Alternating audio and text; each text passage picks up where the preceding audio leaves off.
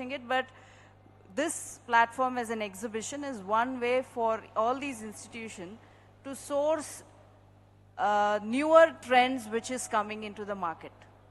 So newer trends which I speak, so you will see if you go to the hall number 1, you will see a lot of exhibitors who are into organic products, who are also into millet-based products.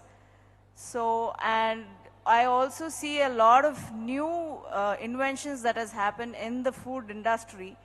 So that becomes the platform for all the institutions, all the visitors who are coming to make a trade with the manufacturer, who's available here, and then take back those products back to their hotels, back to their, like in terms of the hoteliers, they'll take back to the hotels. In terms of other traders or distributors, they take it forward and also export it outside of India.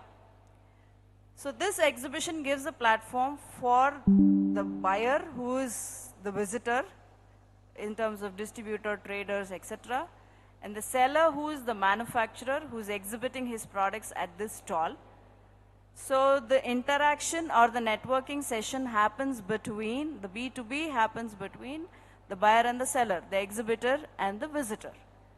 So they discuss the product, they discuss the product range, they discuss what are the prices, they discuss how they could take it forward. Say for example, there's a visitor who's come across from the north or who's come from other part of the world, who's an international visitor. So, but he likes the product, he wants to take it across to his country. So that's the discussion that happens between the buyer and the seller in terms of the range, in terms of the prices, and how they can take this forward to that part of the world. So this exhibition, we, Blitz Events and Exhibitions Private Limited as an organizer, with the platform of Food Affair as an exhibition, we are into the 3rd edition of this edition, and today is our last day of the edition.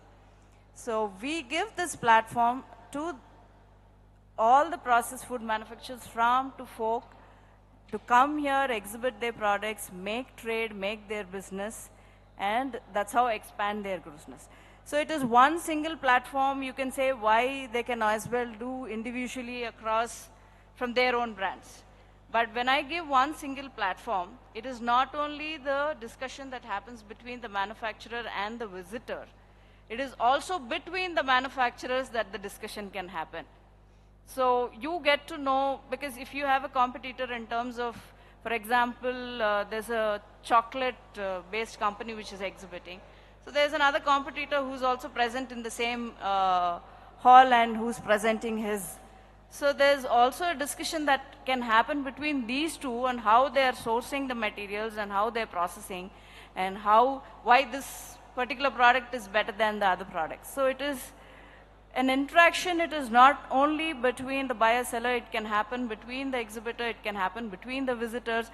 That's how each one of them grow in their own company, their own organization. You also learn a lot. Learning never ends. For me, even being, having worked for the last 20 years, learning never ends. I'm still learning. So the same is with all the distributors and the manufacturers who come here also learn. Somebody is just a startup. Some company is just 1 year old or say 6 months old, he's into the business. So he might have come up with a beautiful product. But in terms of how he has to trade or how he has to discuss business, maybe he's very new to that. So he comes here, he learns, he's seeing how the rest of the exhibitors are doing or how the visitors are speaking. That's also a learning. You learn each thing from, for me, I mentioned this even in the last year, I learn any positive thing which is there from the other person. So that's how we learn, that's how we grow. It is not only a trait, it is also about how business is made, how a product is made.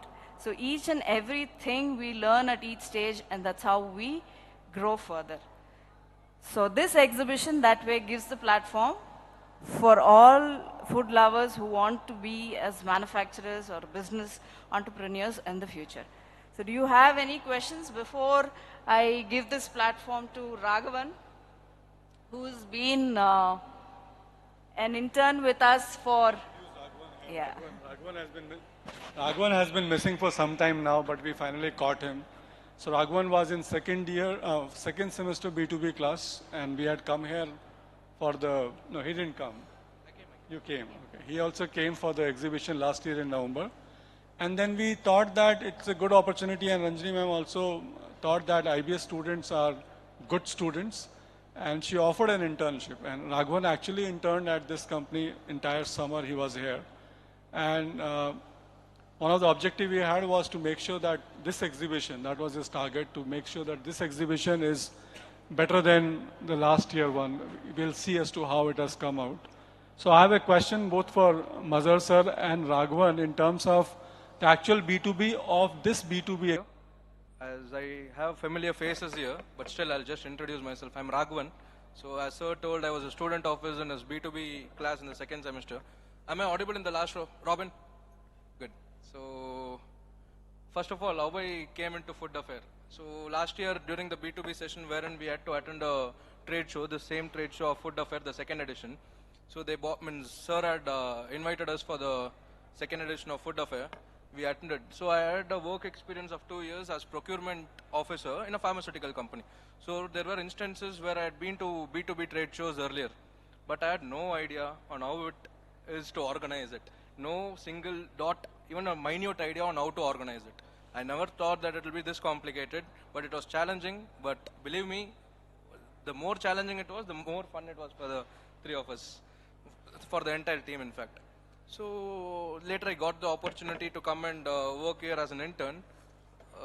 It was a little challenging, but let me be very frank with it, I loved it. Each and every minute working in food affair with the Blitz Events and Exhibitions Private Limited team, each one of them, be it Ranjani ma'am, Shrikant Punati sir, and Mazhar sir, Kishore sir, everyone, each and everyone was so very much supportive. So let me just start it with thanking everyone. First of all, my first thanks goes to Shailendra sir for giving this opportunity to do my internship here. And then of course, I got it. I'll just keep it short for you. Then thanks for Ranjani ma'am, Mazhar sir, Shrikant sir, everyone. I'll keep it short. So we had to pitch. We had to know about the companies that we wanted to come and exhibit. Means we wanted them as exhibitors. We had to filter on who are the potential exhibitors. And we had a few research to be done. We had to know about the company, the products of the company, the different product sectors, what sector they are from, and how can we tie them up here. That is one way of doing it. And the other is trying to bring in through associations. Bring in, for example, IIMR, NutriHub, and KATA for that, Chef Association of Telangana and Andhra Pradesh. So how we had to figure it out, pitching to the exhibitors, that is the potential exhibitors, on making them, means making us sound that we are the right candidate for them, so that they can come here and exhibit in our trade exhibition. So there are many questions.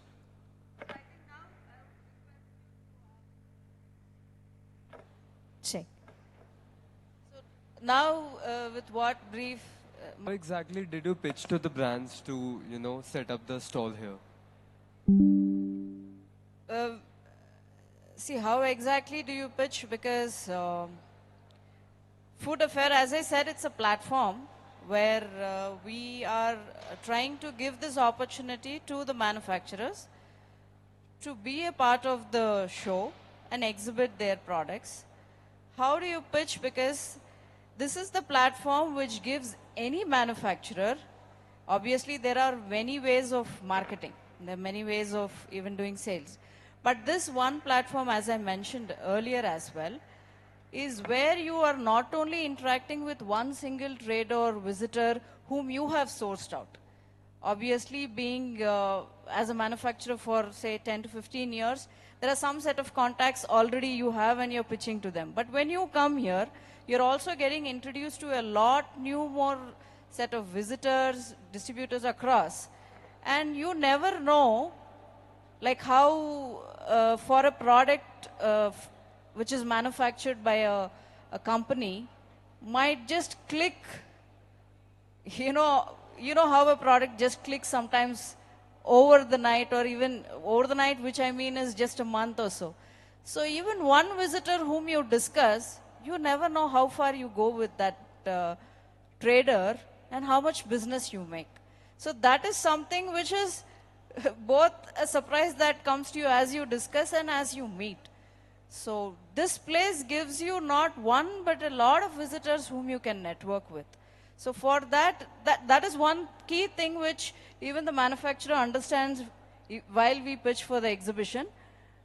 And for example, somebody from the north who's planning to expand his brand in the south, then Hyderabad or even anywhere down south, if there is an exhibition, that is the best platform for him to participate and then make his trade further in south. Because he is going to get to target at least 1,000 to what we've had at 3,000 visitors yesterday. This is the people that he's going to meet. So, and this opportunity you're giving, how each brand again takes it up, makes their business, is up to the product, is up to the manufacturer. Yeah, I think you want to add anything, Raghavan? So there are many trade shows on F&B sector that happen in North, be it in Delhi or Mumbai.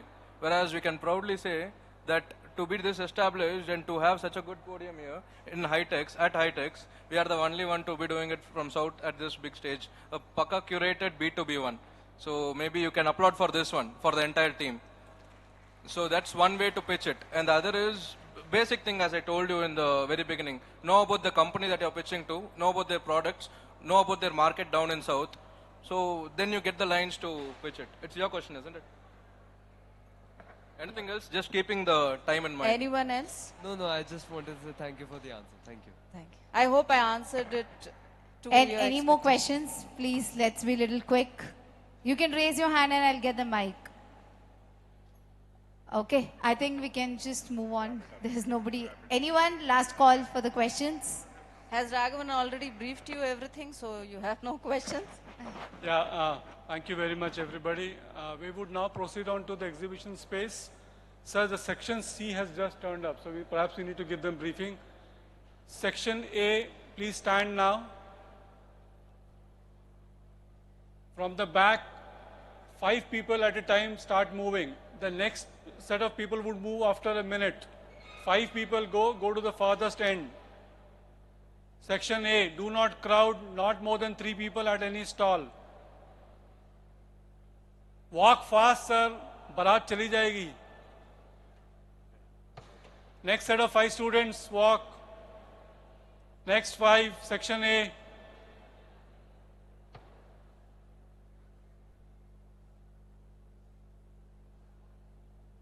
Next set of 5 students, section A.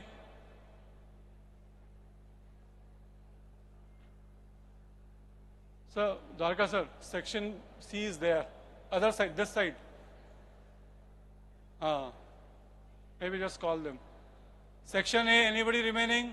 Walk. Section A.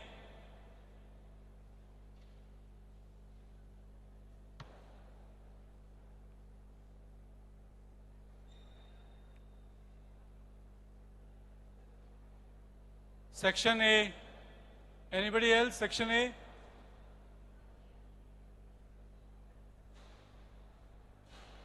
Anybody else from section A? No? Only section B? This is my favorite section, ma'am. Section B is my favorite section. That's why I waited for them. Come closer. Everybody come closer near the screen. Then there should be a lot of questions.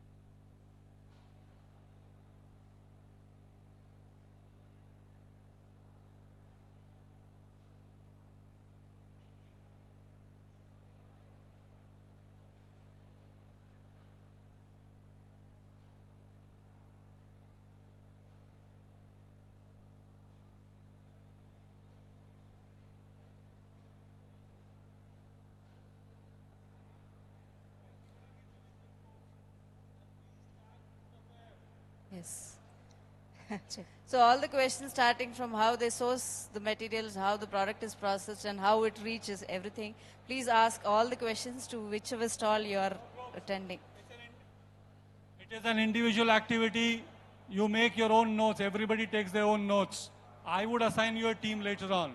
So do not depend on your friends. Individual notes. Go back. 5 people at a time from section B. 5 people at a time. Where is my phone, Raghavan? Yeah. Section B, please leave quickly now. If you have any doubt, you have my number. Call and come here in case you have a doubt. 5 people at a time. Do not crowd. Is this section C now? Come closer.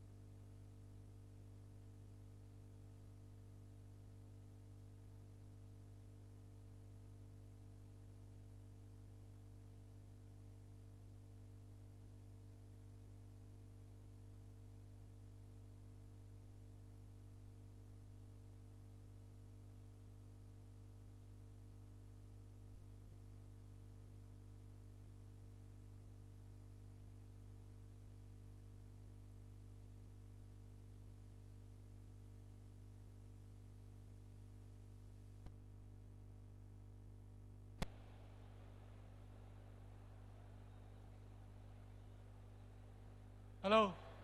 Yeah.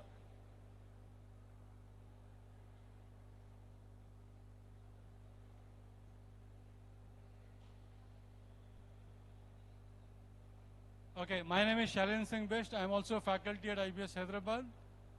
And both of us have been teaching B2B for long, but this is an exhibition. This is experiential learning that we have been organizing for a few years now. Thanks to our friends at Food Affair, Ranjini ma'am, Mazhar sir and others. So you're here to learn. You're here as a guest. Okay?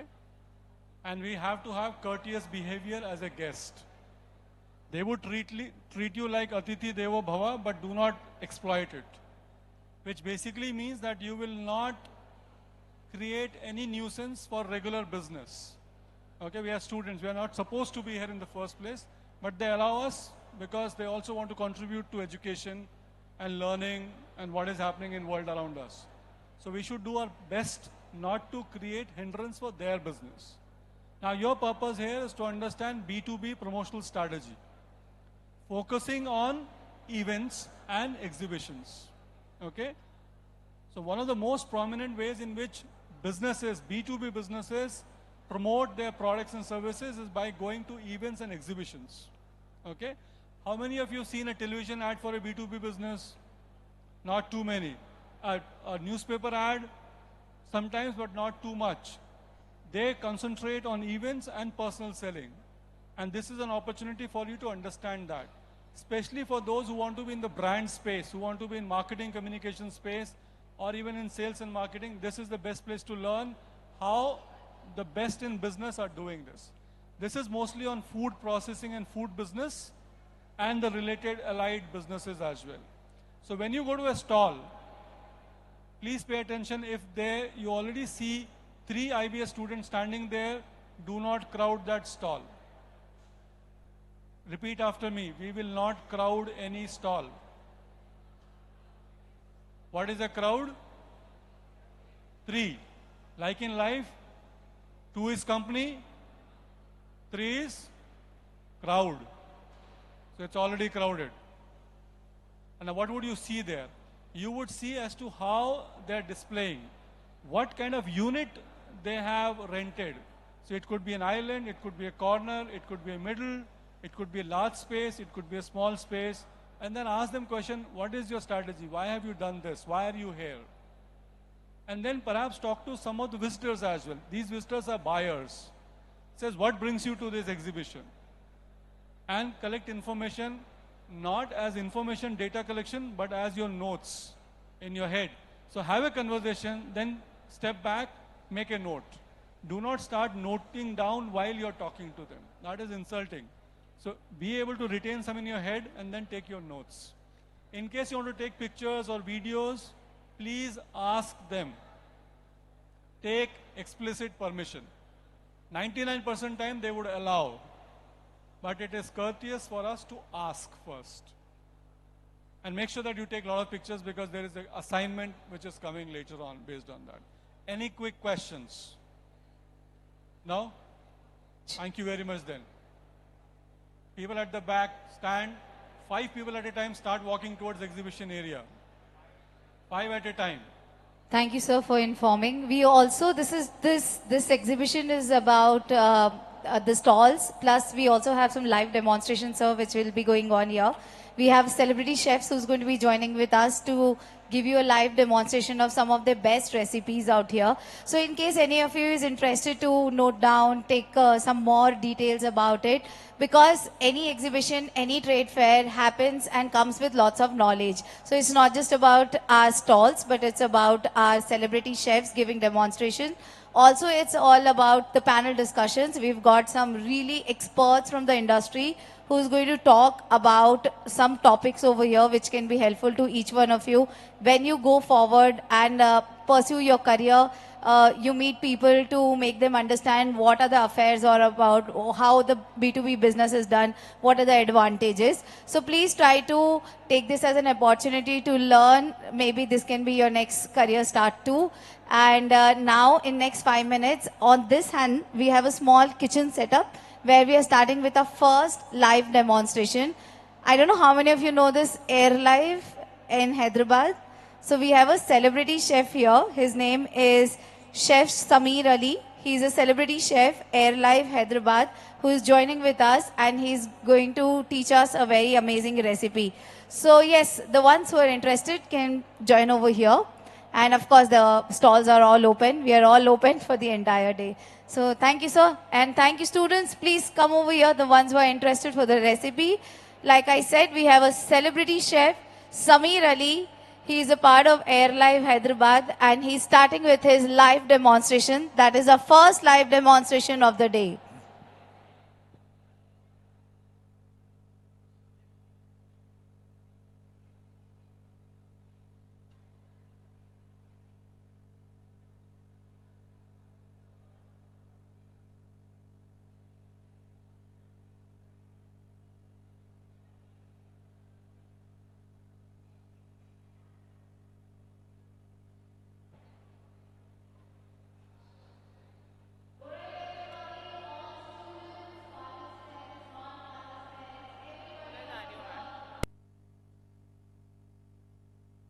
Morning. So guys, today is a very special day because this is the last day of third edition of Food Affair 2026. And today we have only 2 live demonstrations. So the first one is starting now, and I request everybody to please be a part of it because we have a very amazing chef. He's a celebrity chef. I'm sure this place, Air Live, many of us has already been there.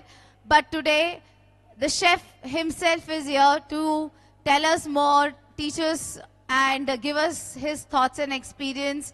Very special recipes coming for all of us out here. I really don't want you all to miss this. So please, I can see a lot of people standing behind. Jaldi, jaldi, please come over here and take your seats. We are starting now.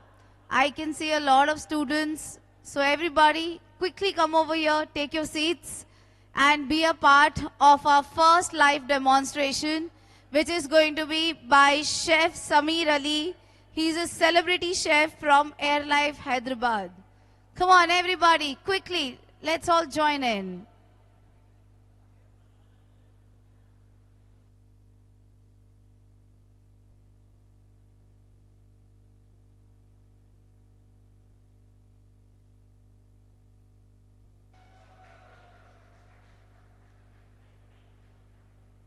All right, students, the demonstration is going to be for 15 to 20 minutes only.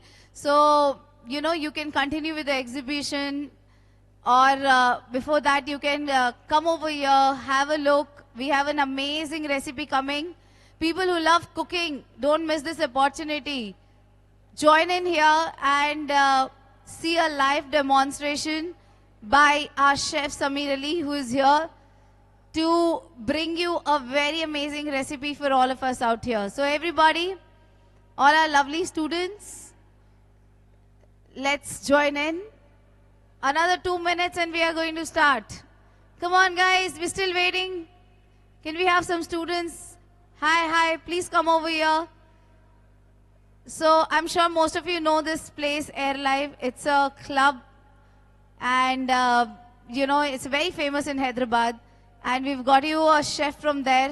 You guys can take lots of pictures, videos. Let everybody know in your project that you got an opportunity to meet Chef Samir Ali, who was a part of Food Affair 2026. So a trade fair comes with a lot of knowledge sharing also. And this is also a part of Food Affair 2026. So can we have some more students who are here? Okay, I think we have good audience. So, shall we start, Chef? Are we good to go? Yeah, okay, no worries.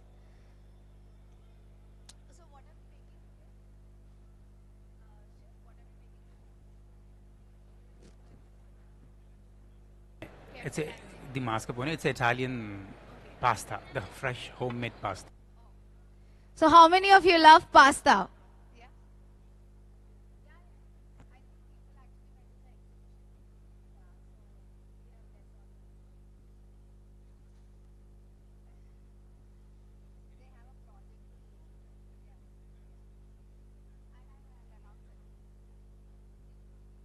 Check. Check. All right, guys. So we are going to be starting now. Can we all join in here quickly? Come on, students. We have lots of chairs here. Front row is almost empty. You guys can start occupying from front rows. Come on, students. Let's take a seat. This is the live demonstration. I don't know how many of you love pasta. Please raise your hand. Wow, superb. So food is something we all are connected with. And today we have our first demonstration is going to be something which you really love, and you will be really interested to see how this can be prepared. And you know, I'm sure you must have eaten different types of pasta, red sauce pasta, white sauce pasta, but today there's something different coming on plate for all of you out here. So let's wait for a couple of more minutes. Let's see if we can have more of them joining in, and then we'll be starting. And how many of you visited Air Life by any chance? Okay, one. He's a party one. Okay. So it's in Hyderabad, located at a couple of places, one Jubilee Hills, one Gachibowli. And today we've got, so this is the third day of Food Affair 2026 for your information. And last 2 days, we had almost 4 demonstrations which happened each day. And we had chefs coming from different parts of India. So we had one from Goa, one from Chennai, from Bengaluru, and many other parts of India who actually showcased their special recipes to all of us out here. Now, how this trade fair become famous, it's not just about, you know, we bringing the exhibition. It's equally important. We bring the knowledge for everybody. So that is why we also had some panel discussions which spoke about what's going on in the industry. Today also we will be having a panel discussion which will also give you some insight about what's going on in the industry and how it can be helpful in bringing customers or bringing the business and how we all can be a part of it. So now the chef is almost ready and our students are very excited to see what's coming in for them. So everybody, can we all please put our hands together for Chef Samir Ali, Celebrity Chef, Air Life, Hyderabad. So let's see what's coming for all of us. Definitely. So good morning, everyone. I'm Chef Samir Ali. So today I'm making cappellacci di mascarpone. That's Italian pasta. It's from the Ferrera, Italy. So I trained in Italian kitchen under Max Chef Milano Orlati.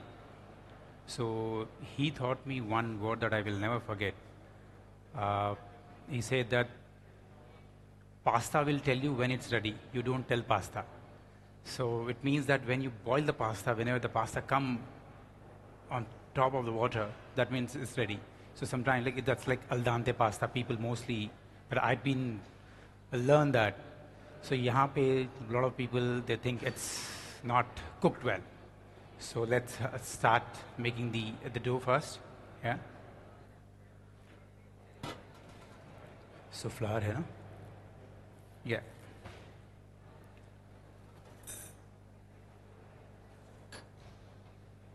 So it's double O flour. So basically, you can use a regular flour also.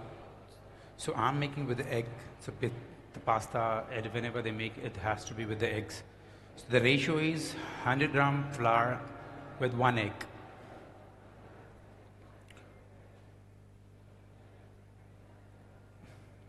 So we're using 200 grams of flour here.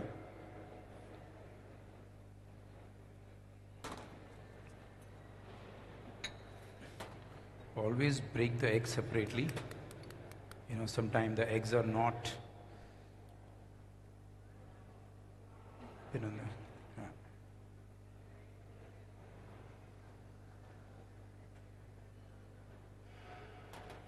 So I'm using 2 eggs here.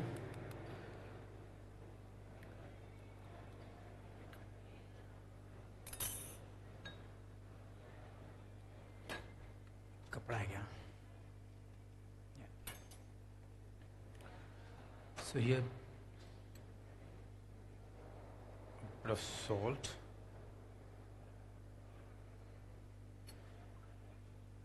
So I'm adding a little bit of olive oil here because, you know, when you put the olive oil, the pasta, when you roll it, it will be smooth. So now we need to knead it well.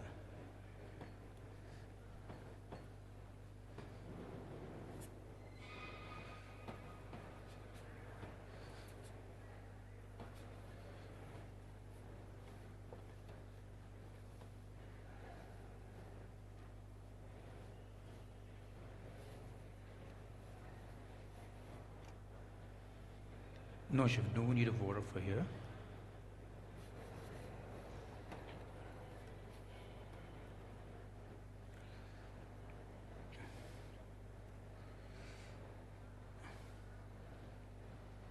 And just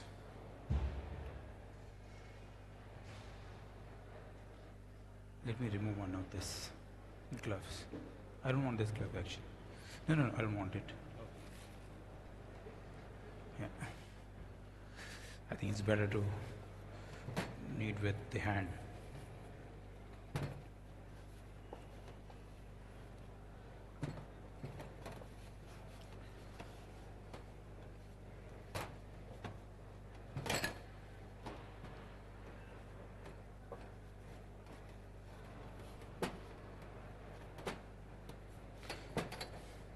I hope students you're enjoying. See, we're making pasta from the base. So all this while, you know, when you try to just buy a pasta and make one, that's different than what we are making here. And the best part is you'll get a chance to taste also. So yeah. And if you have any doubts, any questions, Yeah, our chef is please here. ask. Yeah, our chef is here. We'll make it very interactive. If you want to know anything, if some of you cook, and if you want to know anything about more about this recipe, please feel free to ask. So see, so once then we have to rest it for at least for half an hour, you know, before we make a shape out of it. So I'm making cappellacci. It's like, you know, it's a hat shape. So, and then I'm using the filling. So basically, back then in Italy, people, a lot of they used to use pumpkin filling. So today I'm making the ricotta, spinach, nutmeg, and Parmesan cheese. Yeah. So this is done. So we'll Just rest it for some time in a bowl. Yeah? Yeah. Adi kadana tissue. Yeah.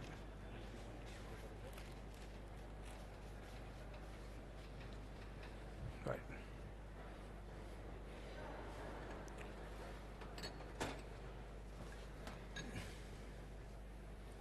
It's a simple mascarpone sauce I'm making because mostly people mascarpone they use it for uh, tiramisu, but it can also be used in pastas.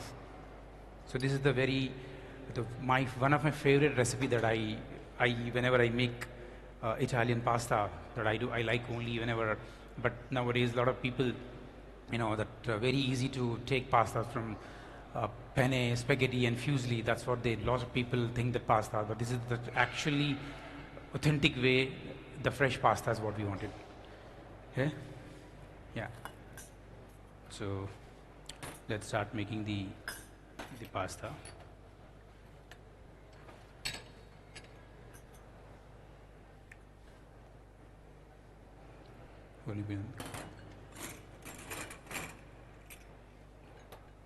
So just cut it.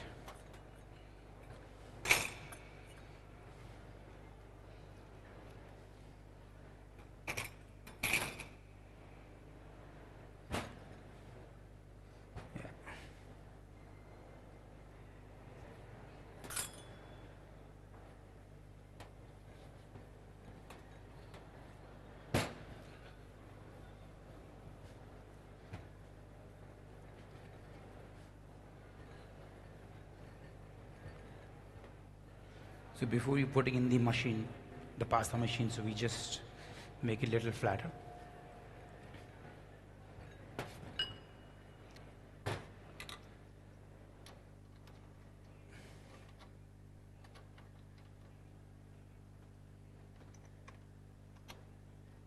Yeah.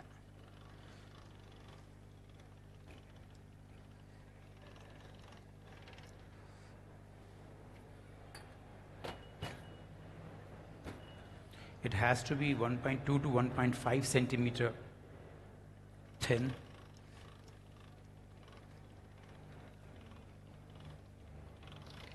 Yeah.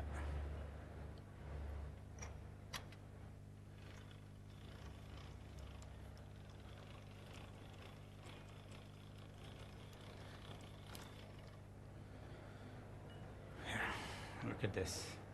So let me just shape it a little more well.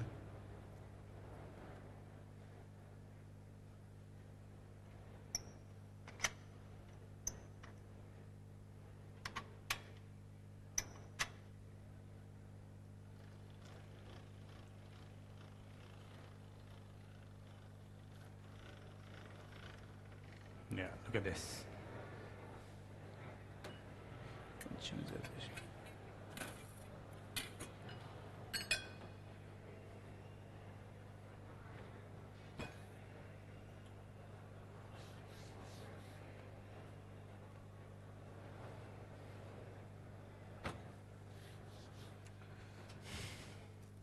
Okay.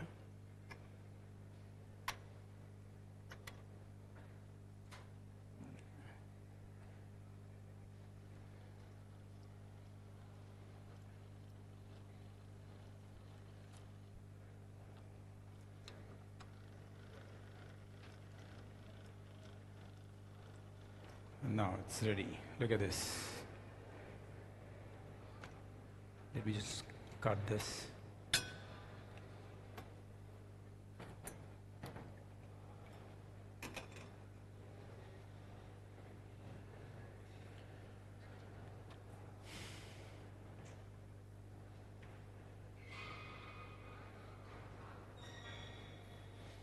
Yeah, so I'll just shape them, cut at the edges.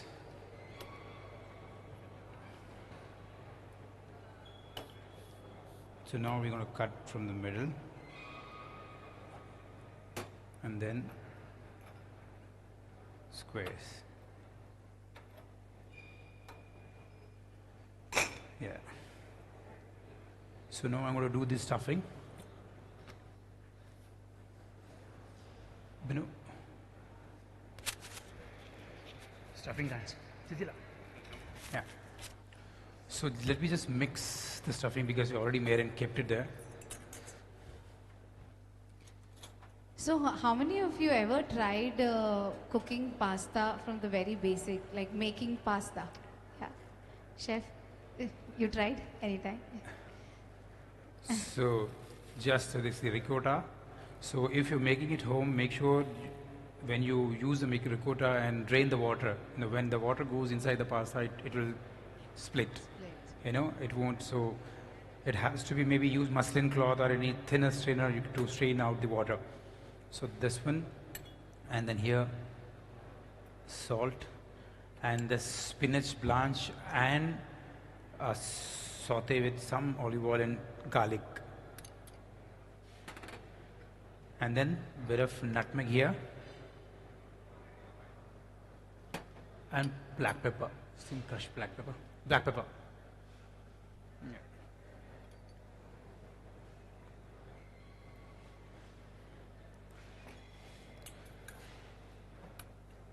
So this is the stuffing.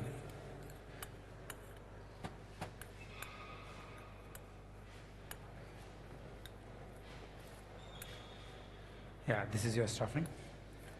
You can use a spoon to fill this, or either I already made it here, so I'm using the piping bag.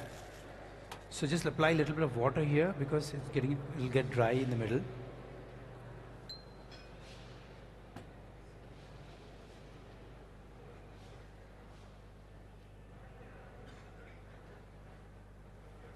Yeah. See, just put in the middle.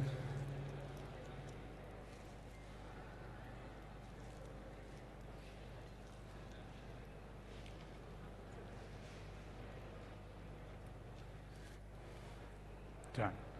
So now fold it this and press them.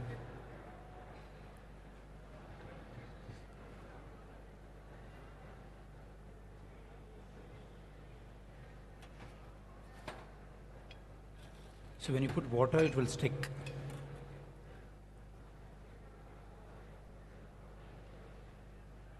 Shape kar de. Look at this. And then I'm just cutting the edges here to get a correct hat shape.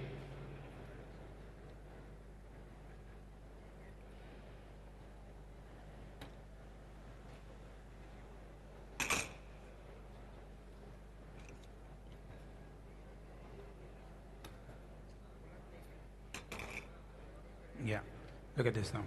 So now just put the tip water here and fold it this way, and see, this has become little hat.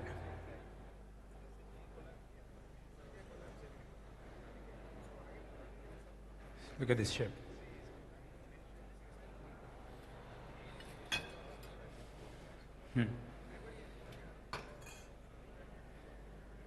So everything has to be, apply little water, shape them this way. Huh? Yeah.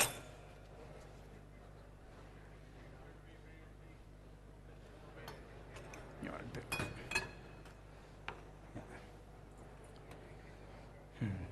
दूसरा cut दे, इसको fold कर दे, cut दे, बाकी का वो. Yes. So you guys, anybody love fresh pastas? You like it? Which pasta you cook? Spaghetti. Okay. I'm talking about the fresh homemade pastas. Like, this is the cappellacci, then ravioli, gnocchi, gnocchi. Yeah. You like that? The potato one?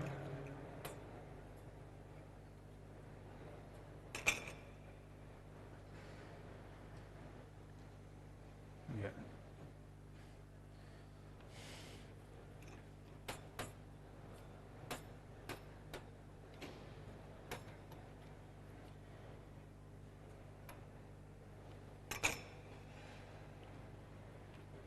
उसको ले लेना Steiner का है हाँ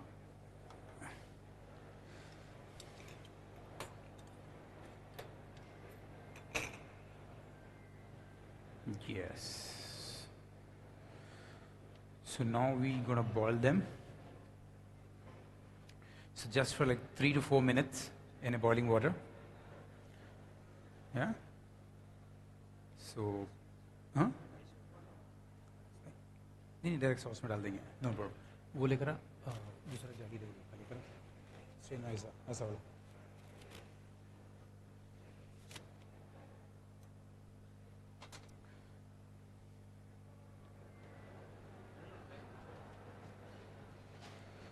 yeah so I'm boiling the pasta here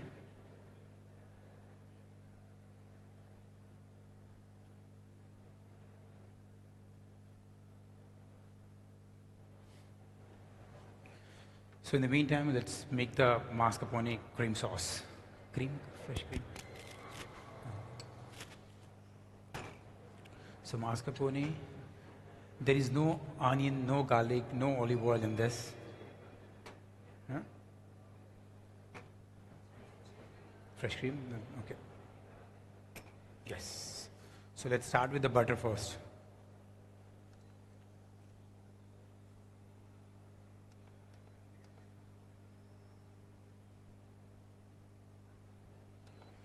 Now we'll throw the tongue on pasta, plating of the tongue.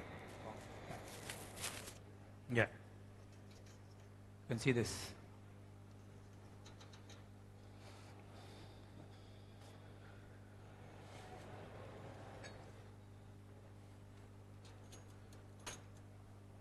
So simple, just melt little butter.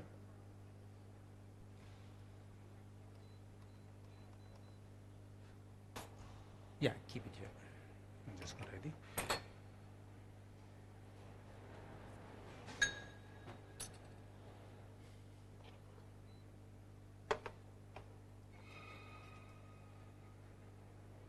And this is pistachio.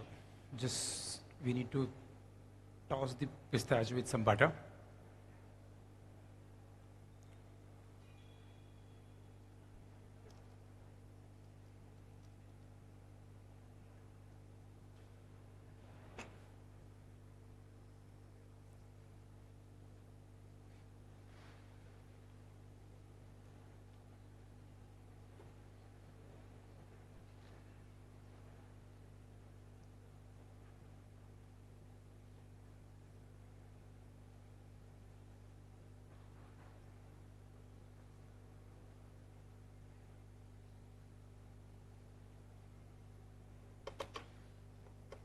So the butter is melted. So now I'm adding cream here first. It's cream. Because I'm going to add mascarpone cheese in the last.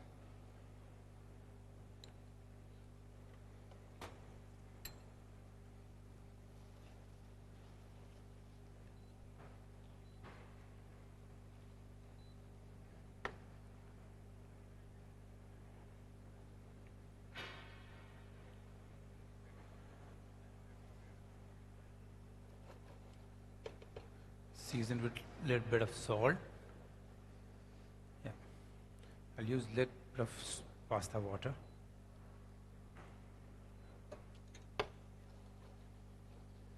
Say this.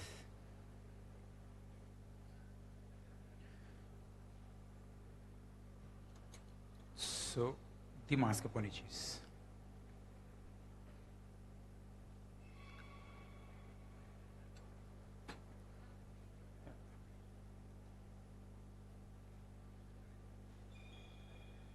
It's a very simple recipe.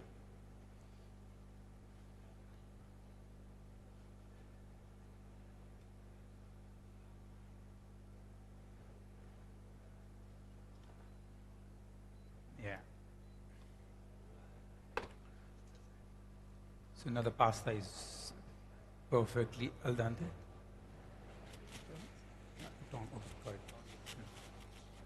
So थोड़ा clean कर देना है. I'll do the plating here. Yeah. clean that up, do the plating. It's clean. Do you know about clean cut? Yeah. So now I'm pouring the pasta here.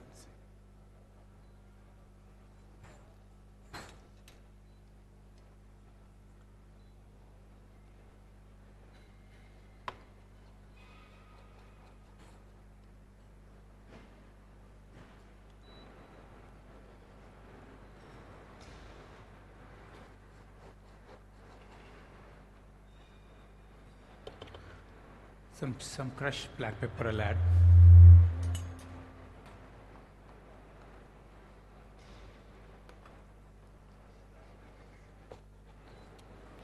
Just toss with the sauce.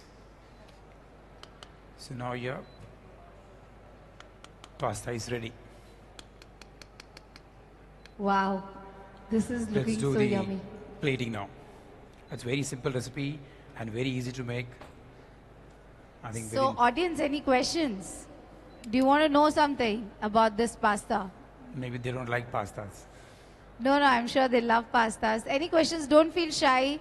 Chef is here for a very short time, so yes, Yeah. take this as an opportunity to ask questions. Okay, I think we'll wait for the plating Yes. and let our chefs try. And let's see. Let's have the reviews.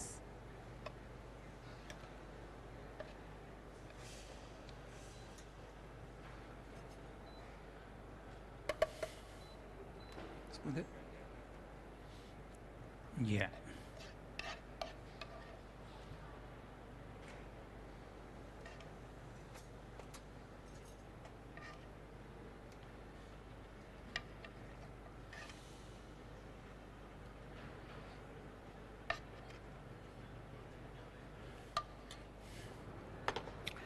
So just do a little bit of garnishing. The chili powder is and some pistachios. Pour some pistachios on top.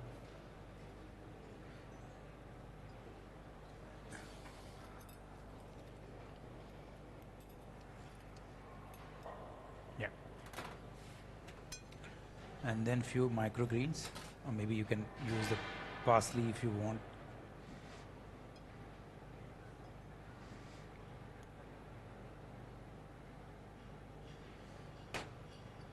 And this is the last chili powder.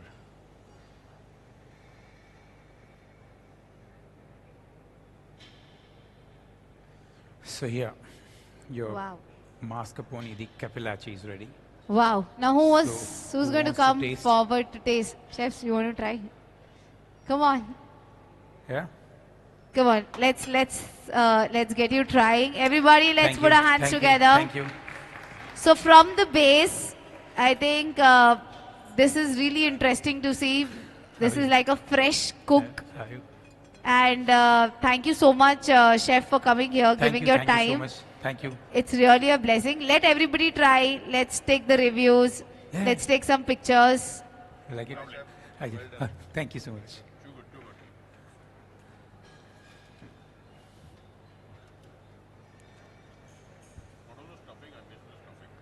It's a ricotta and spinach, nutmeg. So that's even, this is the basic one, and then you can add someone, not chicken, anybody wants to have non-veg also, they can just add, because ricotta has a base that gives you good folding when you made the pasta. Thank you so much. Thank you, sir. I'll see you. Thank you. So, anybody wants to taste it? You have a taste, buddy? Plate jala? Give me that, I'll do the plating. Yeah.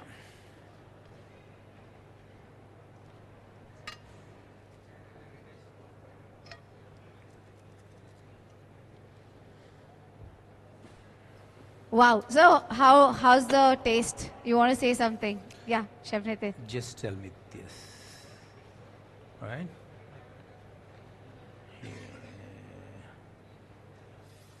So I've tasted the Taste pasta. it. It's, as usual, how it looks, that's how it tastes. So it looks good, it tastes good. Thank you so much. Thank you. Flavors were very well balanced. The texture, the fresh pasta. You can't get better than this. Taste, no? Taste. Ali, you done the great job actually. It is phenomenal. You end up with a nice garnish and also some microgreens as looking so beautiful your dish. Thank you for a nice dish.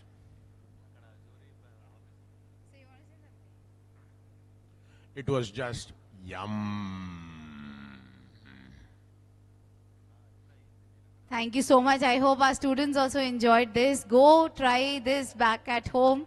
And you guys can, can they follow you somewhere on Instagram, any social media? Yes, you can follow me on Instagram. It's called Fit Chef Ali.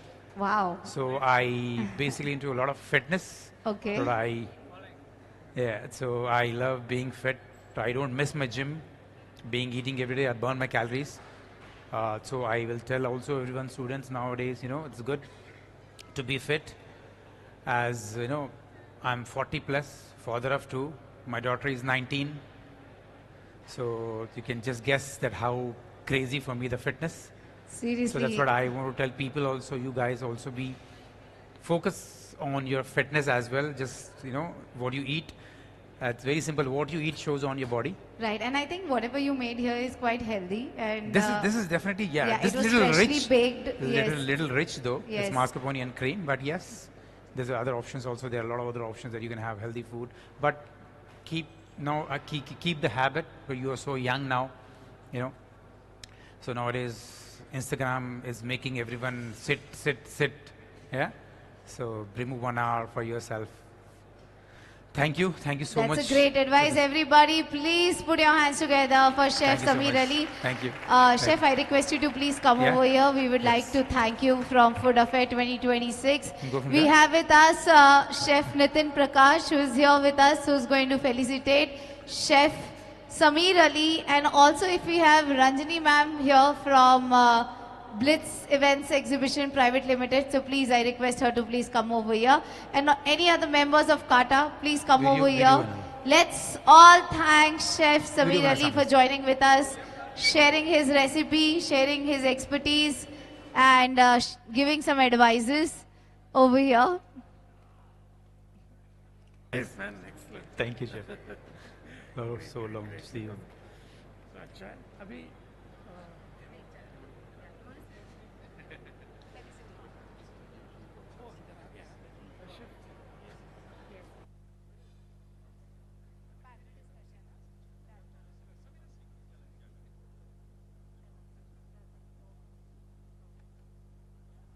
All right, everybody. So let's thank once again Chef Samir Ali, our celebrity chef from Airlife Hyderabad. And as he said, you all can follow him on social media as Fit Chef Ali. So please make sure you, if you like to connect with him, he's there to answer your questions. Thank you so much, sir, for joining with us at Food Affair 2026.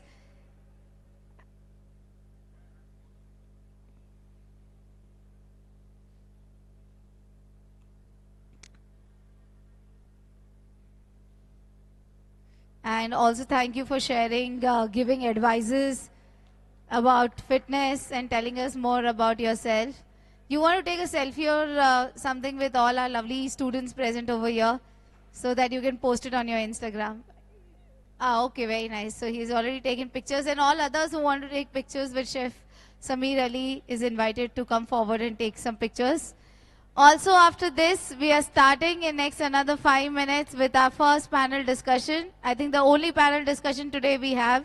It's going to be very, very interesting. And we have industry experts who have joined in with us today to talk about technology and fuel diversification in food production. So I request everybody to don't miss this and quickly come over here for the panel discussion. Let's all join in to the other side where the panel discussion is starting in next 2 minutes. So everybody, quickly, let's all be a part of it. We have some really amazing panelists who is joining with us. They have expertise and knowledge, and I think this topic is very, very useful for all the upcoming budding entrepreneurs and if you're planning for, your own industry in future. So you should really join this and learn more about this. So everybody, students, let's start walking towards this side. On the left, where the panel discussion is starting. Everybody, let's join on the left-hand side of mine. And all others, participants, non-participants, students, everybody, all our guests, our visitors. The panel discussion is about to start. Request you all to please join in here. Post panel discussion, we will have another live demonstration which is going to happen here. But right now, it's only the panel discussion which is going on. And we want everybody.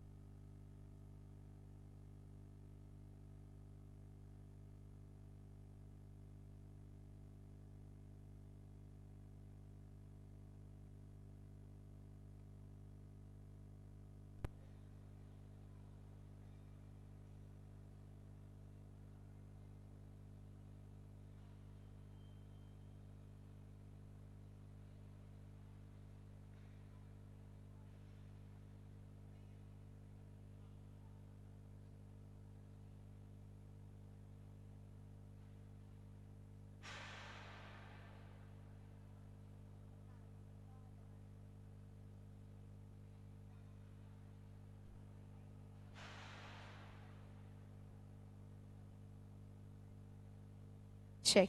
All right, everybody, can we all start occupying chairs over here? You can start occupying from the front rows. We have a lot of chairs empty here. All students, all visitors, our guests, everybody, please quickly come over here. We're starting with our panel discussion. It's going to be really helpful. Very, very interesting.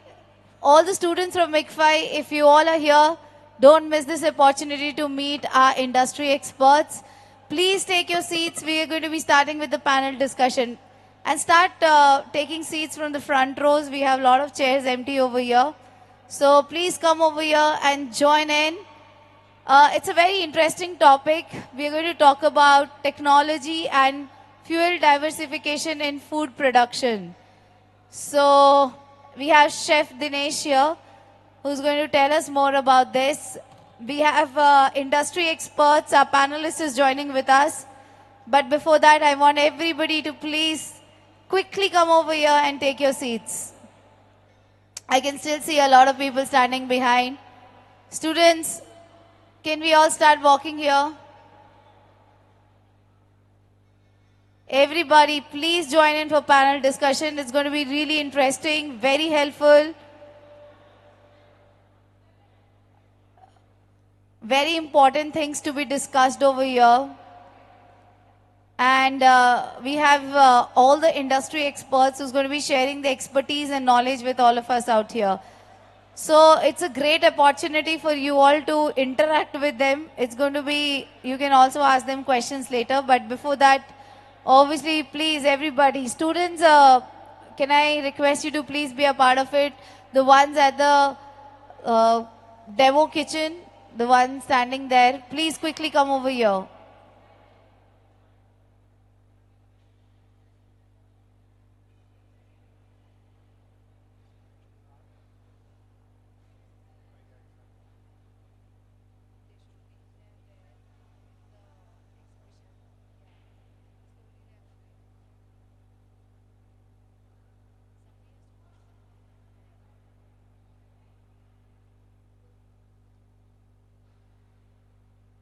Quickly, everybody, please come over here. Take your seats.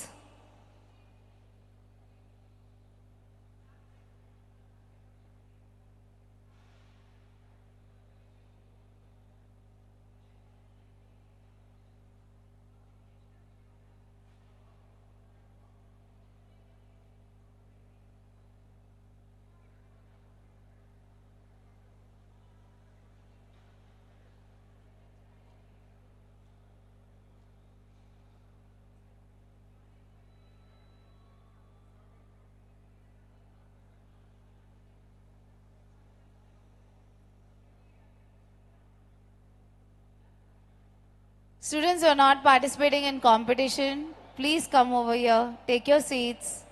We'll be starting with our panel discussion. We have only one panel discussion today, and it's going to be very interesting. So please take your seats. Please be ready. Everybody, let's quickly join in.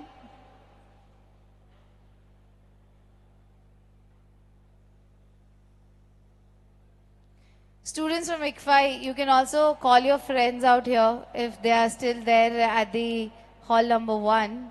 They can be a part of panel discussion too, as it's going to be helpful for them to understand what are the other factors which are involved in B2B, and they can take the notes of this also. So just call all your friends out here. They can be a part of our panel discussion.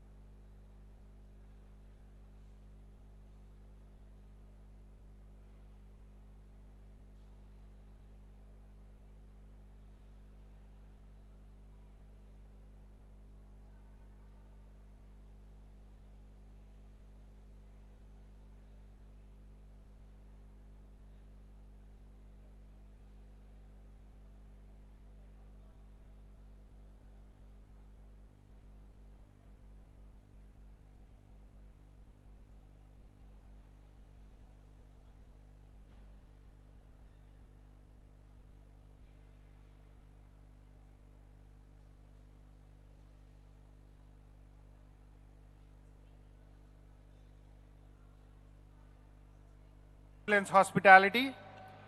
As a panel member, Mr. Avinash from Dana Equipment. Please keep clapping. We should welcome, okay? Mr. Pratik Kotaru from Sri Chakra Gas. And our own celebrity chef, Mr. Sanjay Tumma on the stage. Chef Vikram Simha. थोड़ा जोर से यार clapping. They should get encouraged, okay? You are going to learn how even, without some regular fuel, how you can even cook food, how you can run your business. So this is the need of the hour, and I hand over the stage to Chef Vishwanath. So please take over, and thank you. Hello. Check. Students, there are a lot of chairs empty in the second row, third row, front rows. You all can come over here and occupy this space. We're about to begin in next 1 minute, so we'll just wait for another minute for other students to occupy chairs.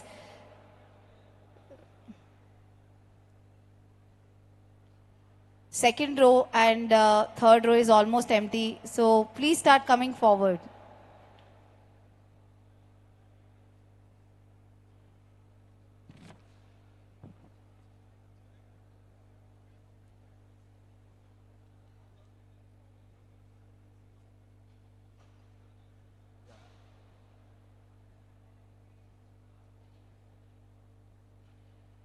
Yeah, second row is still empty. Students, you can come forward, second row. Front rows. We have a lot of chairs. Front rows is still empty. So, yeah, students, you can occupy these chairs. We haven't started yet. We are about to start. So, you all can settle down and then we'll start.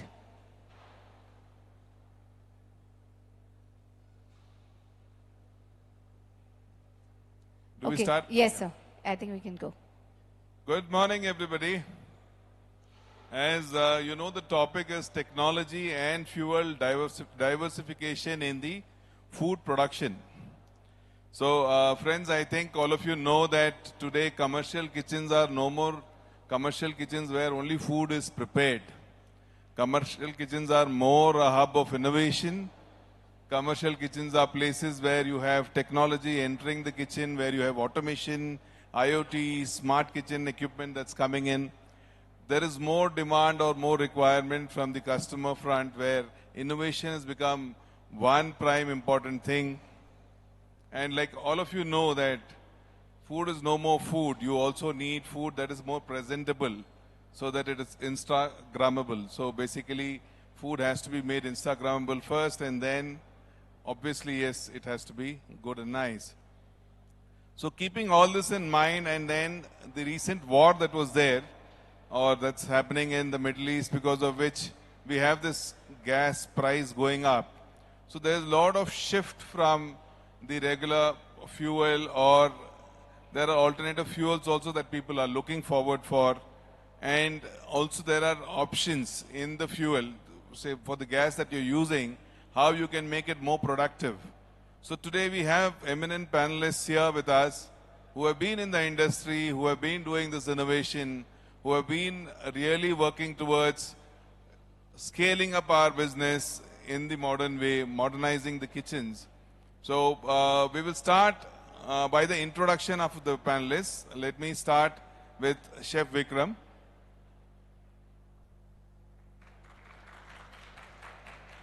Good morning to all the professionals and students who are here in this morning.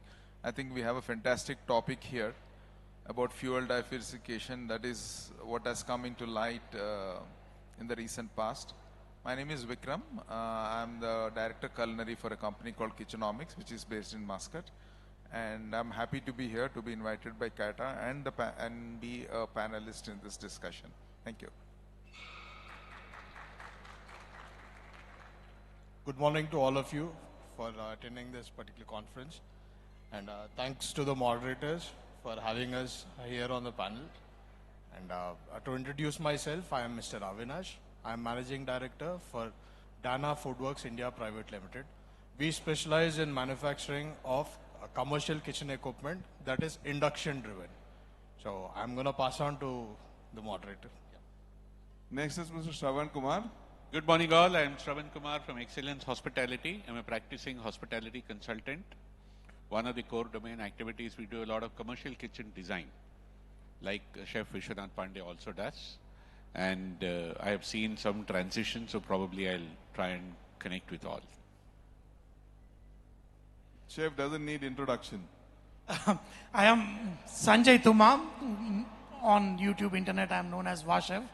And I've been on social media and doing a lot of celebrity cooking shows and all that. Today, I can share some ideas of how technology is influencing the chef's world, and we'll get to that. Good morning, everyone. I am Pratik. I represent this company called Sri Chakra Gas. Sri Chakra Gas is one of Hyderabad's largest LPG distribution company. We also build solutions for our consumers, our customers, on how to save fuel and how to use fuel more efficiently, thereby helping their profitability. I'm going to throw some light on that. Thank you for having me here. Great. So welcoming all the panelists, I'll give you my introduction. I am Chef Vishwanath Pandey and I represent Total Hospitality International. We are a hospitality consulting firm, so we work with hotels, institutions, restaurants, trying to set up their spaces. We'll not take more time now. We will start the panel discussion. Considering that there is so much of diversification and so much of change in fuel that's happening right now with so many restaurants and hotels, the first question is to Mr. Shravanji. You have a mic? Yeah. So how do you see technology and fuel diversification influencing kitchen planning, because as a consultant, operational efficiency, sustainability and return on investment? So what should investors do who are hotel owners or restaurant owners prioritize when they're designing future ready kitchens? Thank you very much. I think that question is more a wake-up call for everybody, including me. And I'll also add to that wake-up call. I'd like to know how many people in the audience are from Hyderabad. Please raise your hands. how many of you are from Hyderabad? Only about not even 10? Okay. How many of you have seen a place called Birla Mandir in Hyderabad? Right, fantastic. That's a great thing. And now you'll be wondering what is the connection of Birla Mandir. Let me tell you, going back, I think I am the oldest person not even in the audience, even among the panelists. I have seen a little more of this Hyderabad. There used to be a hotel called Ritz Hotel in the close proximity of Birla Mandir, and that place was called Hillcrest Road. At that time, there were only two big hotels in Hyderabad. One was the Ritz Hotel, the other was a Hotel Banjara. The Ritz Hotel was producing all their food using firewood. They had a huge kitchen and they had firewood equipment. So all your food used to be made only in firewood. There was no question of anything called pollution, smoke and all that. They were already on a hilltop.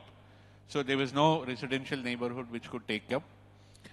And it was only in the late 70s to early 80s that the first time Ritz Hotel had seen something like a gas cylinder getting into that.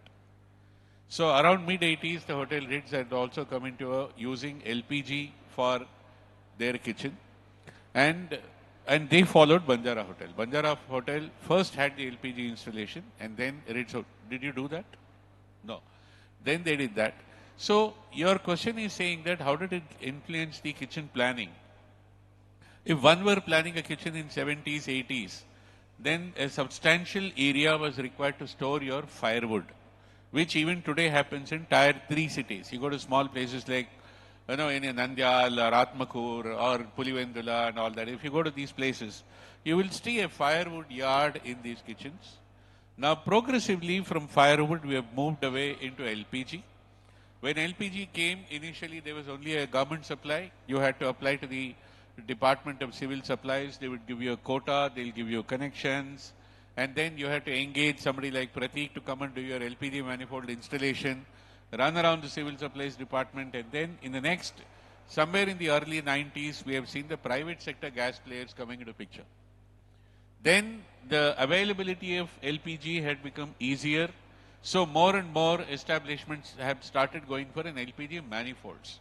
Until then, even though LPG was available, every stove or every equipment had its own individual cylinder connected with a rubber pipe or a tube, whatever you call it, and that was very, very unsafe.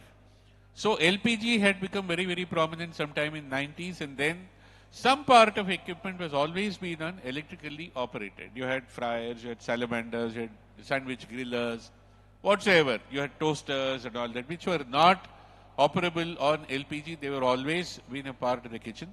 But progressively, sometime in 2000 onwards, the proportion of the electrically operated equipment had started increasing. Then you started getting electrical ovens. Earlier, you only had gas ovens. You started getting electrical ovens, electrical fryers, and more equipment. Now, after 2000, we have seen now the transition. More equipment is becoming electrical in proportion, and now we've seen induction technology is making a very, very deep inroads into the kitchens. Now to go back into the question on how does it affect the space planning or a kitchen planning. 2 years ago or 2.5 years ago, we have designed a kitchen in Hyderabad for one of the project where there is no LPG manifold. The entire kitchen operates on electrical induction fired technology. Progressively, I see this happening, if not immediately in the short term, at least in a medium term, in the next 5-6 years, you might completely move away from LPG, especially the law becoming more and more stringent. National Building Construction Standards, whether it is the oil industry safety directorate or petroleum safety authorities and all that, where the law becomes more stringent, either you follow all the safety parameters strictly or you do away with the LPG. This is the way that I see. So already people who have installed their LPG manifolds within the building setback area, they have to remove them. You can't install an LPG manifold in the setback area.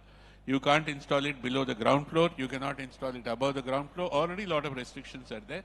So safely, if we move away from LPG, go into induction and electrical technology, that is a trend that I see catching up, if not in the next 2-3 years, but definitely after 5 years. Thank you. Now the question arises whether gas will still dominate the fuel part. So I would go to the chef now. Chef Vikram and Sanjay, both of you could answer. Which is your favorite fuel in terms of cooking? It can be gas, induction, steam. Yeah, I'm actually an Indian chef and I worked in tandoor. So my favorite first fuel, my first love was charcoal, of course. And then because there's no even heat with charcoal, but knowing the fossil fuel consumption and what the hotel rules had, we slowly has to switch over to gas. Gas has become the main source for the tandoors now. Eventually now it is all electrical. If you go to the airports and all, it is tandoor. But my favorite fuel, because we have grown up using a certain fuel, so charcoal remains my first priority because it gives a nice flavor and it gives an even heat and we are much more in control. Then of course followed by gas. Now my favorite fuel is induction. The source of the induction is, the power source for induction is of course electricity. Now induction is my my first love for heating source.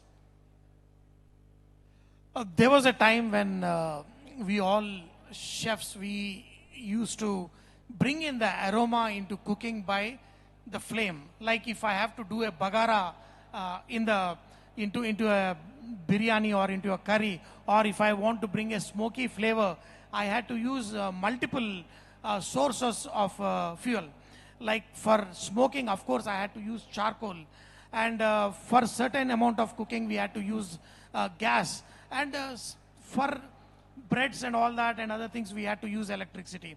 But today, the technology is such that the aromas in food and everything, so we don't have to smoke, the smoky flavor comes in a bottle. So eliminating usage of charcoal and gas and shifting to clean energies like electricity. And I wish the technology reaches a point where solar energy can be used widely in the kitchen also, converting into other electric source. But my favorite is the smoked food, which I sometimes feel very disturbed when the aroma comes from a bottle, and I still want the traditional aroma and flavor to be there. So chef, continuing that question, now as the alternate energy sources are coming in, there is infusion of the smoke flavor. So do you think that's good enough, or you're happy with it, or do you think there is something more that needs to come in? So, there's some, see, now the flavors are coming in artificial forms in many ways.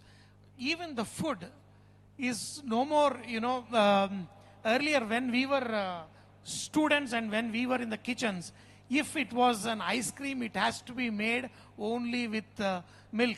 The only way we iced a nice cake was whipping fresh cream. But I think by the time we finished our training, all the artificial like rich and other hydrogenated fats and all those things have come. Since we are of the generation where we actually ate the real food, for me, sometimes it gets very tough when you sell ice cream as a frozen dessert and not real ice cream. And, I hope at least I in my time, I should be eating real food and not other. Superb, superb. I think to add on to what Vishwanath has said, recently I had been to a commercial industrial production, industrial scale food unit, and the biggest challenge which was thrown at the designers and the chefs was to have a ventless kitchen, a flameless kitchen, and a potless kitchen. A pot, no cooking pots, no flame, and no exhaust. Okay, only the heat generation, of course, is going to happen, but there is no vent, so there's no open suction of air. So this was the biggest challenge that was thrown at us, and we had to find a solution around it. I'm still working on it. But going ahead, this will be the future in huge productions, bulk food productions. I think that is something which is coming our way in big time. So one is a potless kitchen, no pots, no pans, no pot wash area in the hotels. Two, no vents, no exhaust, no open suction, just specific for that equipment. And three is no flameless kitchens. There's no open flames. So these are the three new things which will be coming soon. That's where the technology is going to help us. Yeah, thank you, Chef. So, like Chef Vikram said, the kitchens are moving on. They're becoming more efficient, energy efficient kitchens. You have more smarter kitchens that are coming up. So, my question is to you, Avinash, that what innovations are you doing to help the commercial kitchens reduce energy consumption, become more efficient, improve safety, achieve sustainability, and things like that? Sir, until I'm on this panel listening to both of the chefs actually telling their experience about how it's induction and how it's electrical, until then I was under an impression that I still have to do my job to create an awareness. But with the recent energy crisis, I think pretty much everyone had to face the burn of a fuel shortage in terms of the availability itself.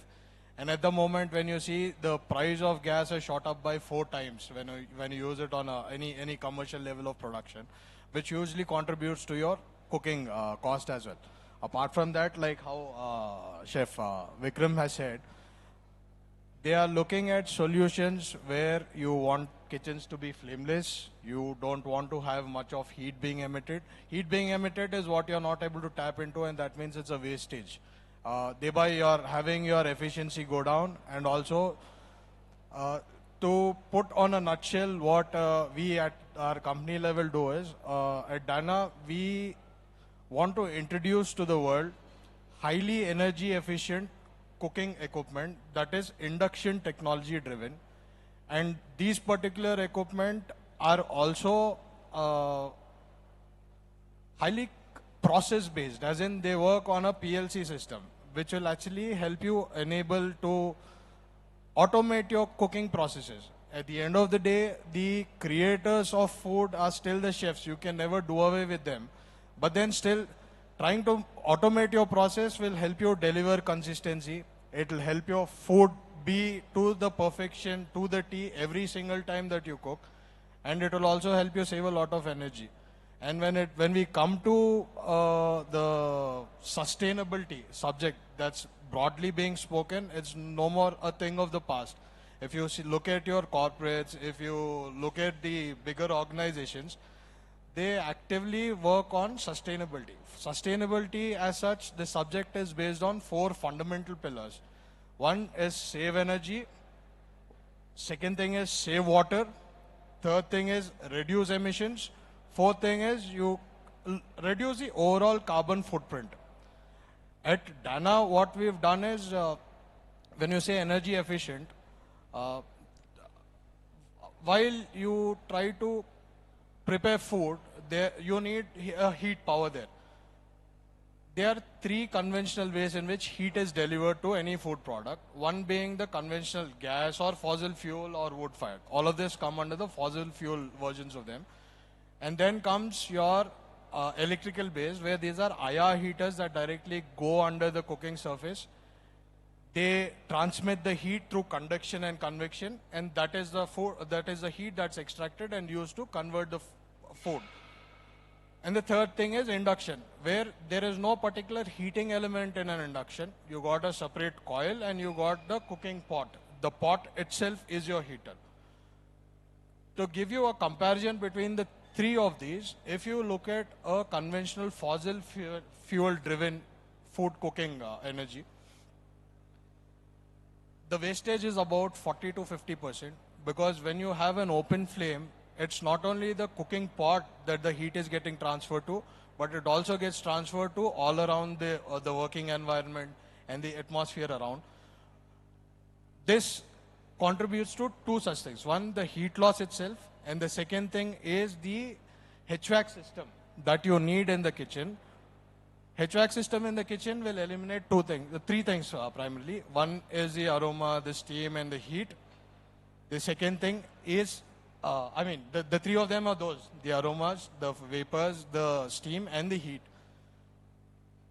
when you go for a particular product, a particular technology, which is helping you control to almost a 5% of heat loss, that is because of the operational things, like when you have this, the devices in it that drive the induction technology, your heat losses are so low, it's pretty much negligible compared to your, thereby they make this induction equipment 85% efficient compared to any of your conventional cooking. To give you an analogy, if you are using a fossil fuel driven burner to cook food, this is going to take you close to about 150 rupees on an average. And if you're going to use the same capacity in terms of BTU on an induction, this may cost you about 380 to 400 rupees depending upon the power price at that place. Yes. Thank you. So, more or less, what you mean to say is you are able to give a potless equipment and also a flameless equipment. Energy efficient, Two potless, things are taken care of. flameless, and you Okay. also reduce on the HVAC load, sir. The ventless. Okay.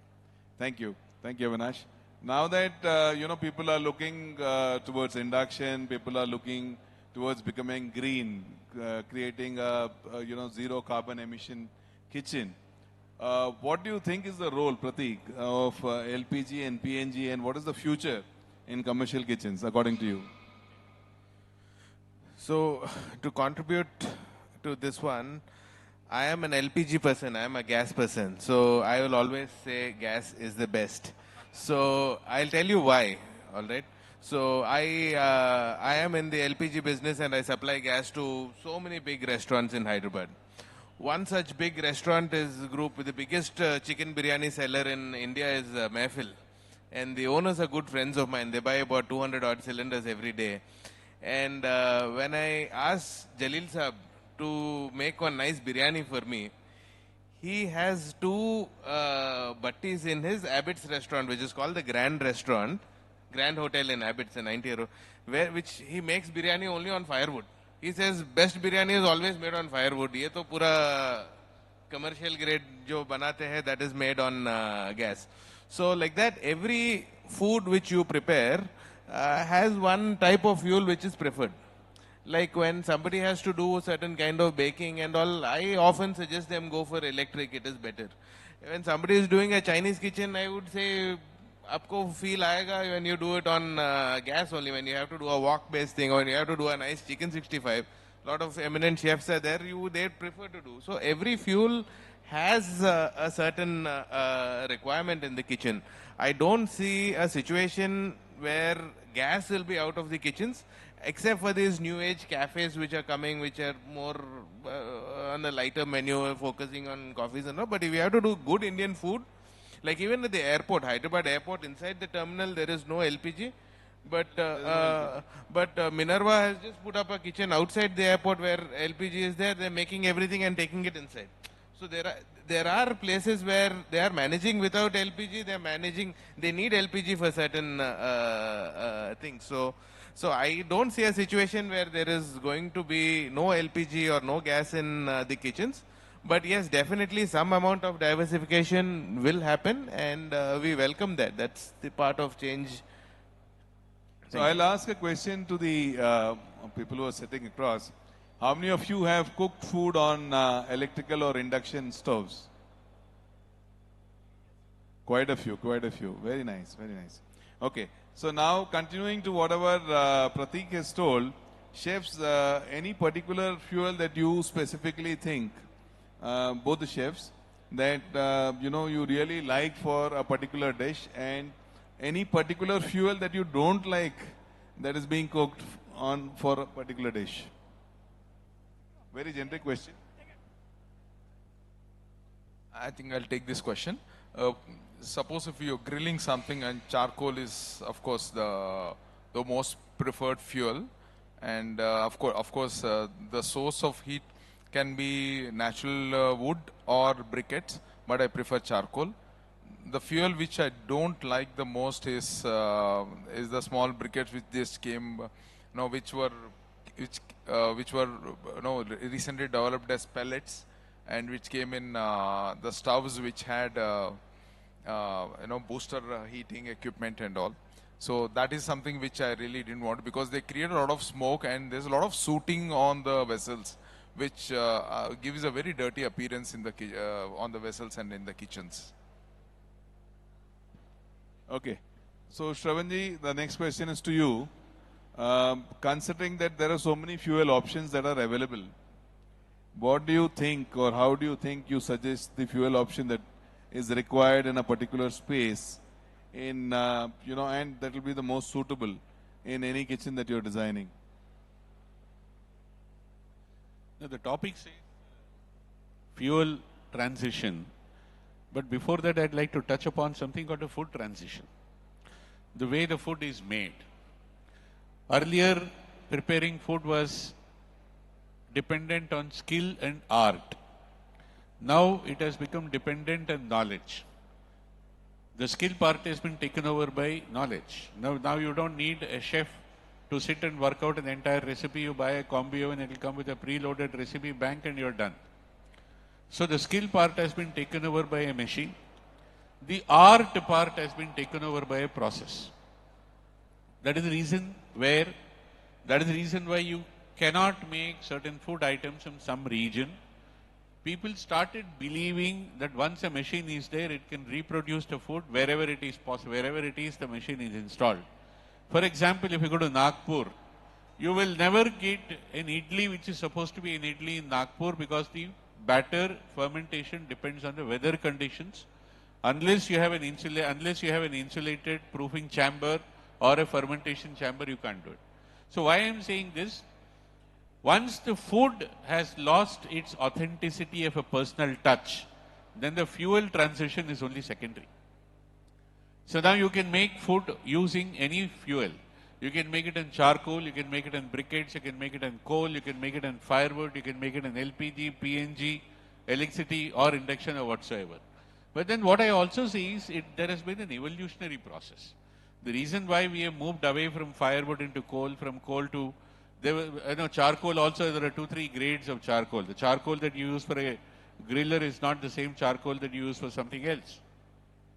Then one was eco-consciousness and availability.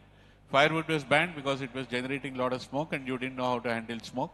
So now we are slowly moving away from fossil fuel into a alternative fuel. To some extent, electricity is also a fossil fuel. The only point is it is produced somewhere else, you are only transporting it. The thermal electricity. Unless you move into a solar-based electricity or a wind energy and all that, you can't do it. There are ways and means that you also do a closed loop where sustainability becomes a part. You still use your organic food waste as a feedstock for generating biogas. This biogas can be used for heating your water, and that water can go into your steam boilers. I'm talking about the bulk range, because the biogas will not give you a calorific value which is required to do finished cooking. So this is going to be an evolutionary process. But yes, government and even the industry is also looking at phasing out the fossil fuels progressively. Like Maharashtra has already banned coal-fired tandoors. And people are still fighting, still people are clueless on how to produce an excellent quality of a roti or a naan in an electrical fired tandoor or a gas fired tandoor. But yes, I'll give a point to Pratik. Yeah, wish you all the best. The gas will still stay. But yes, in our generation, we've seen coal going away. So we don't be surprised if the gas also goes away. No, so what I probably see today is you have a lot of hybrid kitchens where both the fuels are being used. So you have multi-fuels that come into play. You might have a small coal usage, you'll have gas usage, and then you have electrical usage also, which is a good form to go forward. My last but one question would be, what's your view, anybody could answer, on IoT smart kitchens that you generally start seeing that are coming in now? Yeah, okay. So, nowadays I see a lot of, whenever new technology comes in, everybody is scared of new technology. What is AI going to replace my job is, this is the question that is asked in most of the technology world. But I'm sure that impact is going to be even in the chef's world. So the smart kitchens will come in, the number of chefs working in a kitchen will reduce, but it is going to improvise the life of many chefs. See, introducing a smart, before we get into the kitchen, right now every kid is using a phone to take, modify pictures. Even if you want a menu, all you need to do is click images of 10 different menus and you orally you tell, you don't even have to type in, hey, I want to make this kind of food, design a menu, and ChatGPT and AI is designing. So is it going to transfer into the kitchen? Yes. See, what AI cannot do is take the soul out of the food and storytelling of a particular food at the dining table. But it definitely will take over, because see, I want to compare it with a farmer. A lot of times we have seen farmers having a tough time. They have to come in the middle of the night and switch off the bore. And because the current used to be supplied in the middle of the night, they used to come on and off, and we have seen a lot of deaths in the villages. Today, a chef can sit at home and he can control an oven or any kind of foods. Even what we have seen in the processing industry is going to come to the kitchen level. The guy is going to leave the flour in a pot and probably water in another thing, and morning all he does is switch on a button, and by the time morning he comes in, it will bake him a nice croissant or a nice bread rolls or things like that will come in. So a lot of people will think, oh, that's never going to happen. A lot of people thought that people like in the villages, they cannot use digital money, and you have seen how it transformed overnight. And such a similar effect is going to happen in the kitchen world. So what I tell you is, do not be afraid of it. Embrace it. Get into the AI technology. I just want to give an example of my website. I spent almost 1 crore building my website over a period of 10-15 years. Today, I build my website just by giving oral instruction onto your phone. Whether you use Anthropic, you use ChatGPT, Codex, there are so many versions of it coming that what a chef wants, where he had to spend a lot of money before, he can just give an oral command and get it happen. And same thing is going to happen in the kitchen also. While he's getting out of the kitchen in the night, you don't have to worry about temperatures, everything is going to be on your phone. I'm switching, I'm shutting the kitchen down, and whatever is not required will be shut off, where the fuel, is going to be saved. Correct. Similarly, it is going to happen everywhere, and I think chefs should be ready to embrace AI technology and make the best out of it. Superb, superb. So actually, if you see, there are so many equipments that have come today where, chefs, when they're busy, they just give a voice command and the ovens are ready for it to be where, product can be put. You have sensors where it detects what product is being put inside and automatically takes up the program and starts cooking. Once a chef starts cooking on a bread pan, he finishes some cooking, he just has to press a button and then, do his work. In 2 minutes, the whole bread pan gets cleaned. So he really doesn't have to pour water, clean the bread pan and stuff like that. It happens automatically. So his bread pan is ready for the next preparation. So things like that are coming in so effectively. The bread pan has, has the monitors in such a way that you can do 30 kinds of steps. So it will tell you, add ginger garlic paste now. It will reduce the temperature by itself. It will infuse some water if required. Stuff like that is coming in, which also makes it more easy for a chef to, follow the recipe rightly. And also the heat generation from that particular, equipment is lower. So you don't sweat out to really make a beautiful dish. You can concentrate on, braising the whole ingredient and food that you're working on better, and also taking your time to make the recipe right. Very, very nicely put up, chef. Yeah.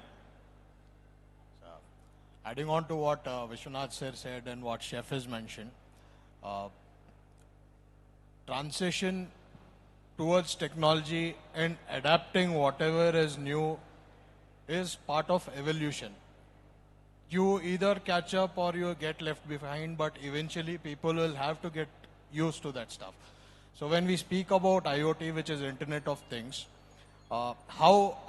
because I am at a manufacturing level and what we put into our products is what I'm very familiar with, I wanted to tell you how this makes life easy and it makes scalability very much possible. Most of the businesses at the moment are more data driven. Previously they were skill driven. When we talk about data, for example, like what chef has mentioned, if you want to make a biryani, there's a step 1 to step 20 that you follow.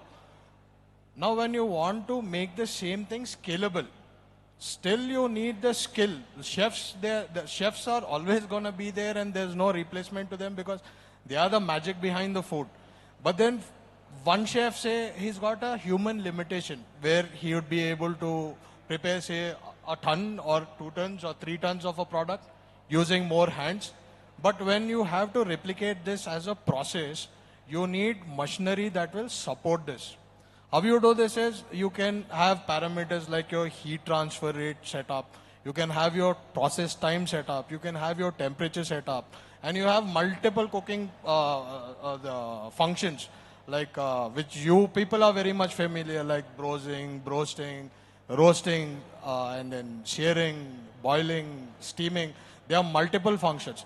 But if a machine can actually help you do that, scaling up is very easy. And this is where the IoT is going to come in, where you can, based on your experience and your proprietary a recipe or a method of cooking, you can fine tune and then you can save it in the machine and recall it at an instance. And you know your machine is ready and it's able to deliver the same process every time consistently. Doing this, a particular chef or a particular brand, say we here at Hyderabad have, they want to set up something in the US or the UK, you can make your thing a process-driven thing, where you can have an SOP in place, use a machine, and deliver the exact same thing every time. Over which IoT also helps you with predictive, preventive maintenance. That means, see, when you're going so much towards technology, when you're depending so much on a electrically driven thing, component failure is natural. Like everything has got its own life and every particular component has got its own life. Overusage due to wear and tear, things go down. That is when, say you have installed a brat pan of 200 kg capacity. Say this brat pan conks off in the middle of the operation. It is going to be a havoc in the kitchen. Because you need to instantly now replace this thing. Or you go back to your conventional ways of having a burner or instantly replace. If you are like redundant and the capex is good at a owner's level, you can always have one more machine. So just in case this fails, you have the other. But not, capex is something that is very sensitive and people will not just buy for it and then see 5 to 10 pieces and say this fails, I have the second one, that fails, I have the... Instead, if the machine itself is able to self-diagnose the thing, and give you an update saying on your phone or your tab or remotely operated, saying it's able to give you an error, saying this component is about to fail, or the running hours are due, or the preventive maintenance is due. The guy can actually go there and reduce the downtime. I understand. So safety, sustainability, both are taken care of. Yes, sir. Okay. So we'll move on to the last question now. It is a question for all of us. See, what happens is recently we have been in the Marriott conclave and they said a hotel takes 5 years to make. So till the time you are on the design board today and till the time your kitchen is ready, it is like 5 years down the line. And similarly for a lot of central kitchens and spaces like that, there's a lot of time that it takes for a greenfield. Greenfield project is a project from the scratch to come up. So now considering that you guys, in case you guys are investors by yourself, and you're setting up a kitchen. So what kind of fuel combination that you think you will take in creating a new kitchen? And by doing that, if you think it's going to be a higher cost or a lower cost, you can determine that too. I hope the question is clear. Yeah. Traditionally, I think the way I have grown up in the past 15 years, gas has been the center stage, but going ahead, electrical equipment, though they are capital intensive, but they are taking center stage. You know, the heating, the source of heat is electricity, whether it is combi ovens or there are cooking stations and all. I assume, but when I was studying my P&L for a few restaurants, we were using like 20% of the heating used to come from electricity and 80% used to come from gas. But but with the latest equipments coming in place and the technology which has been driven into the Indian market and the chefs getting used to this technology, I think it will go 50-50. 50% will be electricity. The electricity will be the power source, but the heating source will be induction, radiation, or in a microwave, or or heating pads or something. 50% is something which the growth will happen, and gas will continue to be relegated. Will get relegated to the second position, is what I feel. Yeah, adding on, see, it's pretty much evident from whatever news we've got or whatever we are being exposed to. We are just looking at a tip of an iceberg when you know a fossil fuel is not available. So you can either welcome the new technology and adapt to it, which is the most sensible thing to do, because this is where we are headed with the ever-growing population constantly, and then with the natural resources depleting, your fossil fuel reserves depleting. Future is not uncertain. It is very much certain that the transition will happen. Inevitably, it's going to happen. The faster we adapt to them, the transition is much smoother, because at the need of the hour, if you try to flip a thing and try to adapt a new technology, it never is a smooth transition. So you might as well be equipped to understand how it functions. Because see, like how Mr. Pratik has said, fossil fuels, that is what has been conventionally used. People are used to it now. People are used to it. They know when you put a burner on a sim or a high, what is the output, desired output that you get in food. But then on the electricity, it's the other way around. The rate of heat transfer is very fast. So it's going to take you a little time before you actually understand. Doing it earlier is something that's always suggested. Shravanji. I think we all have been discussing from a very urban perspective. Then let us look from a rural perspective. You go to a village, all this terminology that we're talking about, induction, electricity and all, is not applicable there.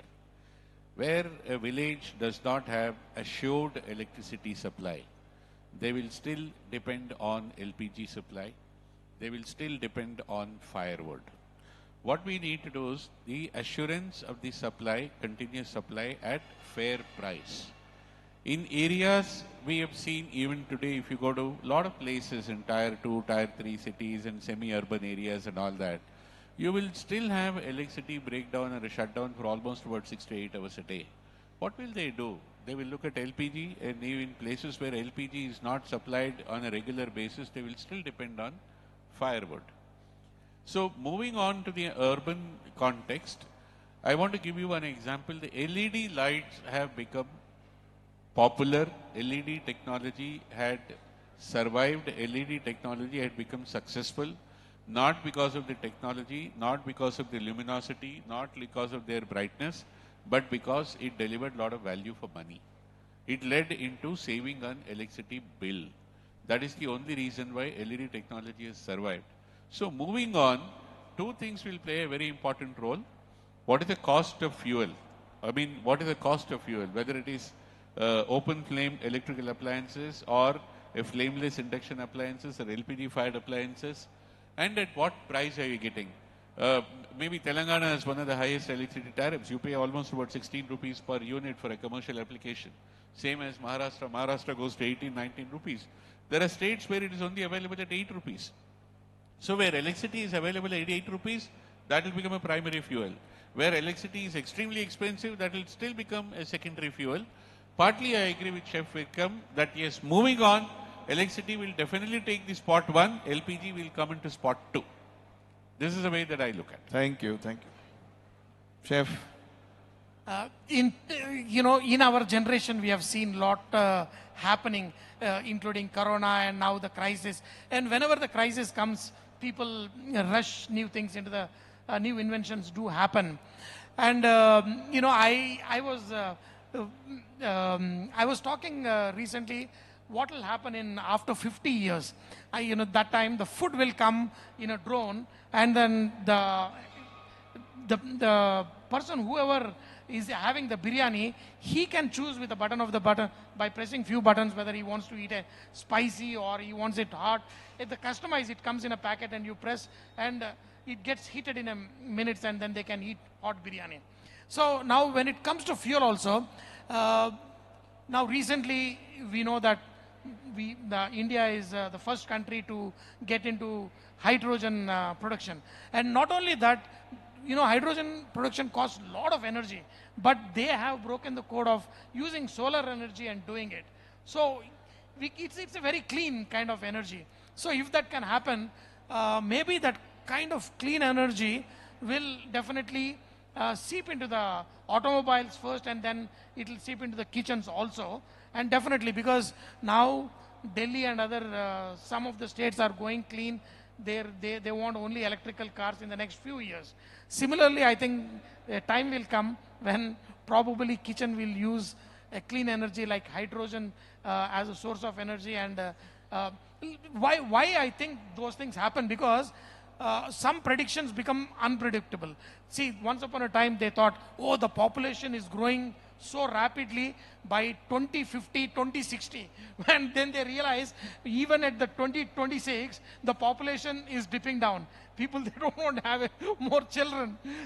And yesterday I was reading one article where the youngsters are no more interested in procreating more babies. So things are changing. So hopefully a clean energy will also come in and replace all of it. I'm sure these are all predictions that we are making considering the situations that we are in today.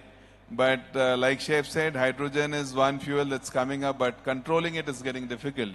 So once that process happens, then it will move on into vehicles and then possibly reach the kitchens too. Pratik ji. Sir, I'd like to throw some light on this topic, not just this one, a little more on LPG and all.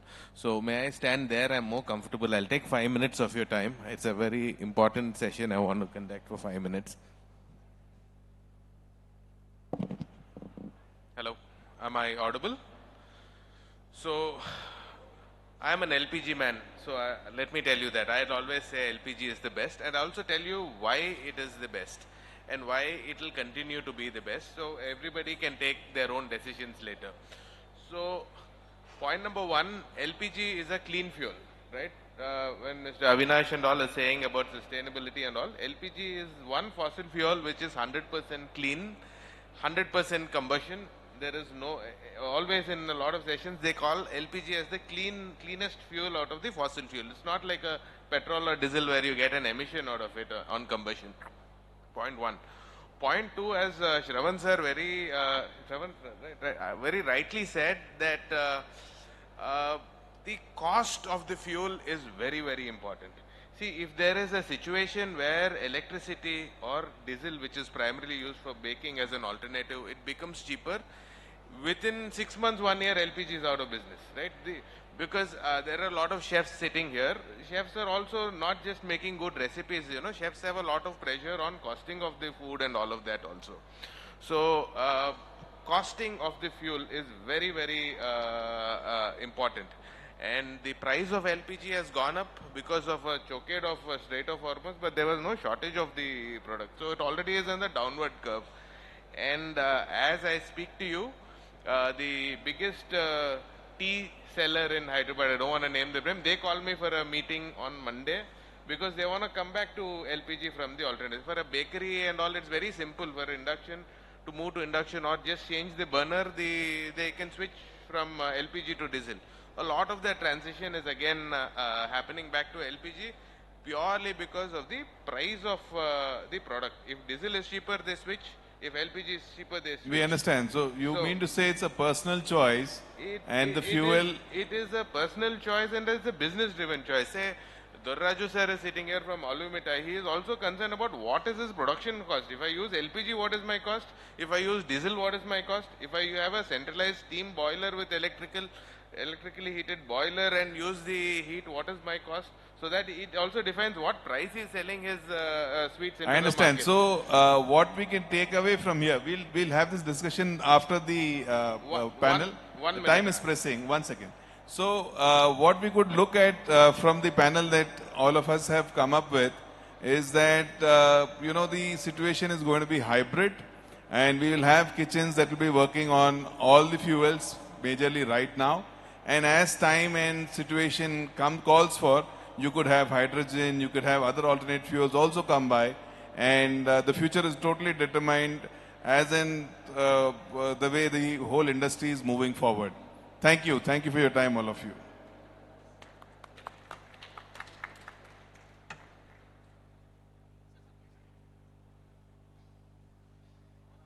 Yeah, big round of applause. It was very insightful and useful at the right time. And I thank Chef Vishwanath.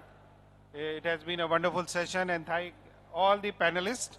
Thank you very much. I invite Ranjani ji on stage for felicitation of panelists, and Chef Gautam, President Kata on the stage. Ranjani ji or Mr. Shrikant. Mr. Shrikant, please come. Chef Yadgiri, Chef Nitin Prakash. Yeah, you can get it here. Chef Ratnakar, you can also help. Yes. Thank you once again. It has been wonderful session. And now let's be ready for another sensational session. Next panel is on digital transformation, colloquium on restaurant business. I request all the people who are standing behind, come to the arena and settle down. It is going to be another interesting session.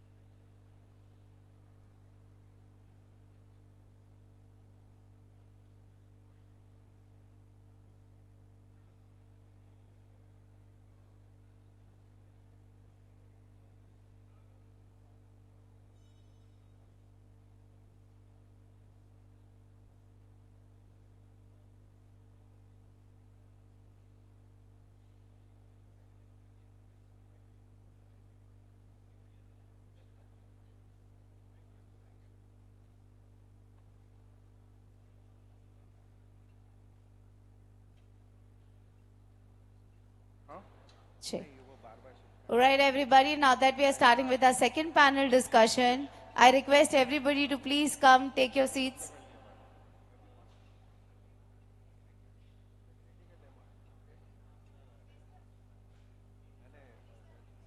Yes, we are continuing.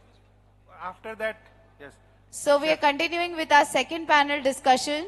Yes. I request everybody to please join in. It's going to be really interesting. So I can see a lot of people sitting and standing behind. So please come forward and take your seats as we're about to begin. And after this, we will have a live demo. So let's get ready. It's again a very interesting topic. So everybody, please quickly join in here. So for next panel discussion, I invite Mr. Shailendra Singh Bist, Faculty IBS, Hyderabad on stage. Please come, sir. Come on, let's put our hands together, everybody, as they walk for us on stage. So Mr. Shailendra will be moderating the panel discussion. Thank you. Can we ask someone to remove 2 chairs? Yeah. Also, can we have all the students out here, I think we have today visitors as ICFI IBS students. You all can come over here, join in with us. Yes. I take the pleasure of inviting Mr. Srinivas Racha, Chairman OpenD, a technology company, AI digital technology company in Hyderabad, doing great worldwide. So thank you for making it. He is the one of the panelists. I invite Chef Timma Reddy, Corporate Chef Konsu, representing industry. And I also invite Ms. Manasi, Product Head of Web Labs. Thank you. Please come. Please, please.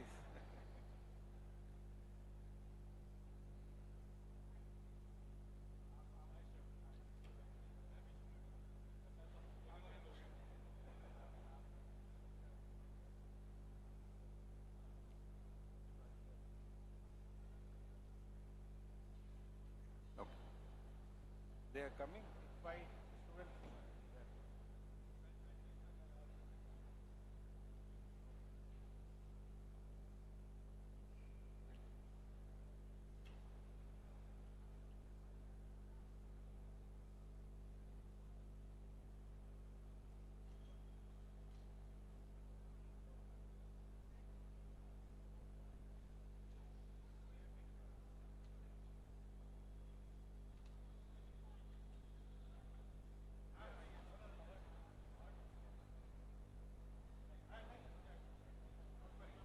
Don't worry about time. Well understood. That chair also.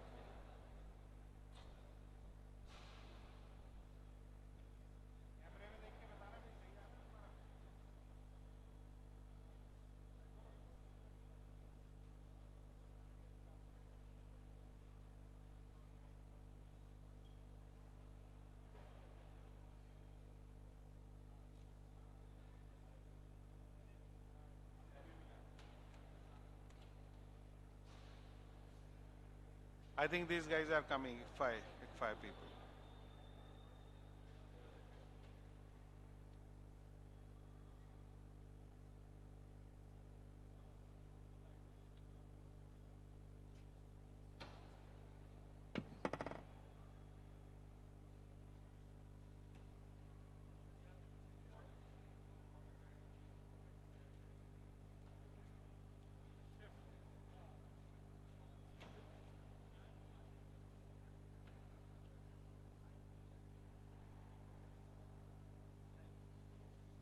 I request people who are standing behind come forward and take your seats. It is going to be a very interesting session.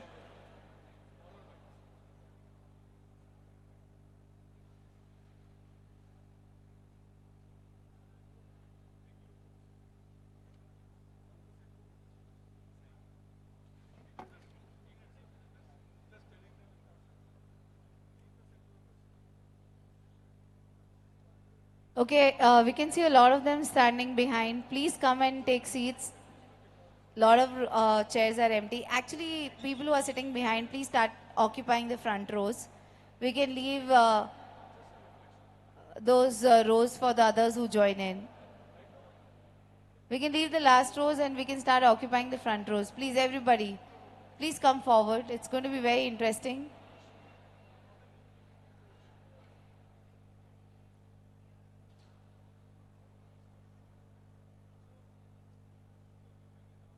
I think there are few students also here from IBS. You guys can join in here. This is a very short discussion. So it's not going to take much of your time. So please come over here, be a part of it. You can explore more opportunities out of this.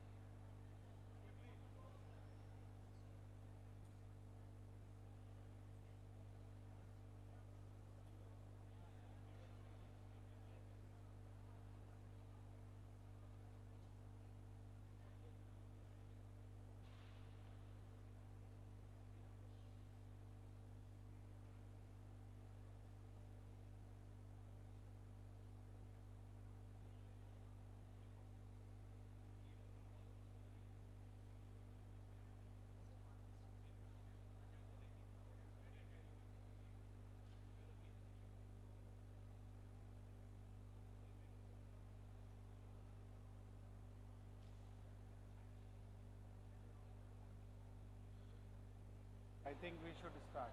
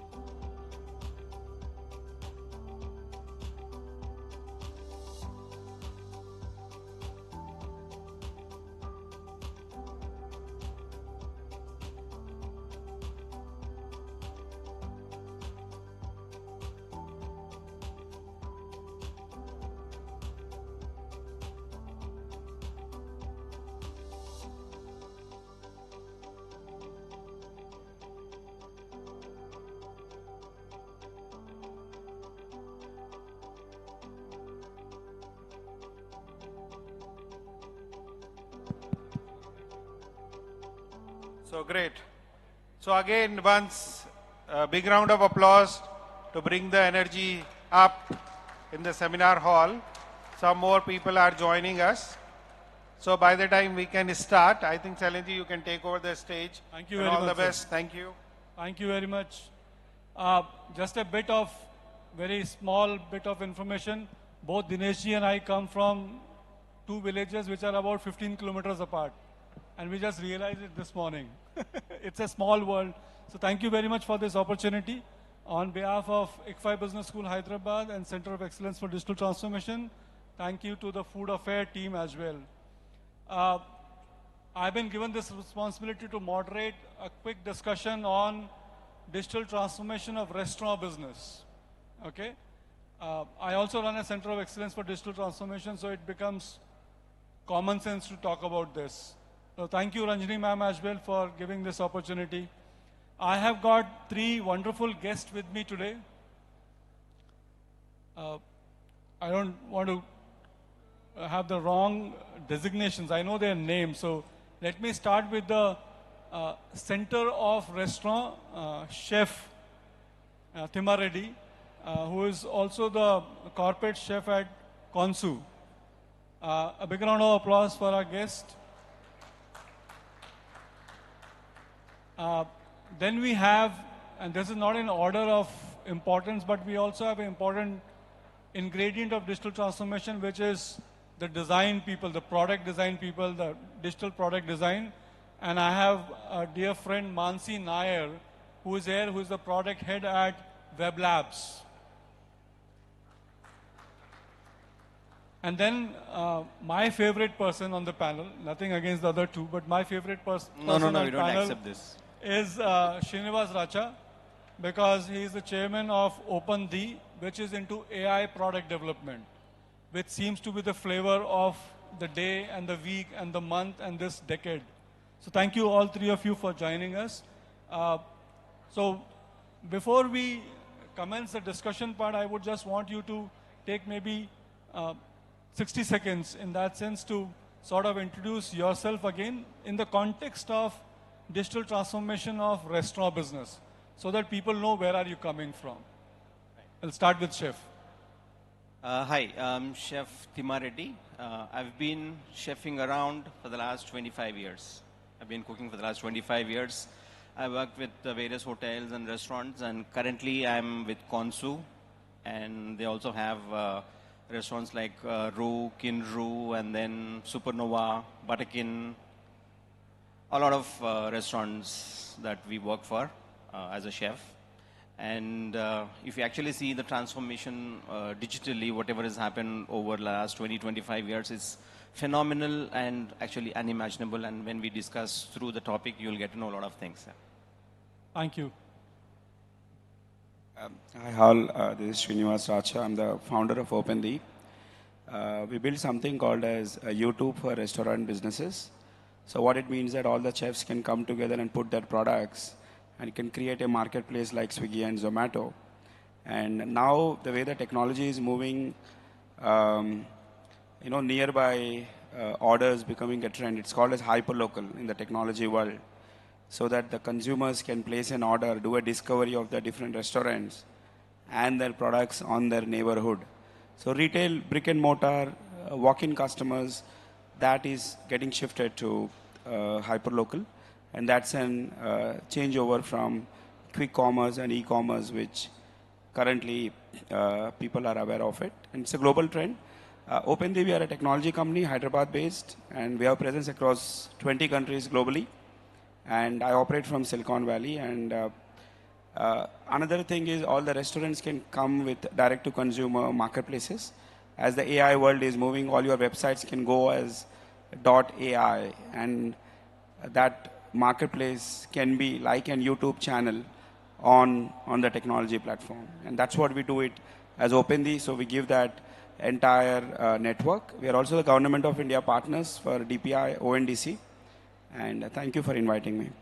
Thank you very much. Am I audible? Am I audible? Okay, great. So I am Mansi from Web Labs, and we are a digitization rather of products and websites. And so we do not specifically focus on food industry, but we work on various industries. And we have designed food affair app, for example. And in terms of food, I think my greatest contribution would probably be, sitting in Consu and having a coffee. Yeah. But apart from that, I also, we also do a lot of, journey mapping and understanding how, food comes from, how people experience food and how we can, connect them digitally. Yeah. Okay. Thank you very much. I also see some of my students sitting in the audience. I would want them to take notes and ask questions at the end of the panel. Are we ready for that? Yes, thank you so much. Like I was discussing earlier, let me start with the chef, because I think for the restaurant business, customers and chef, these are the two people who are central to the entire idea of restaurant. So over to chef, how has your life changed? I mean, you have been in industry for 25 years, but if you reflect back on last, let's say 4 or 5 years post-COVID, especially with the advent of digital technologies, how has your life changed?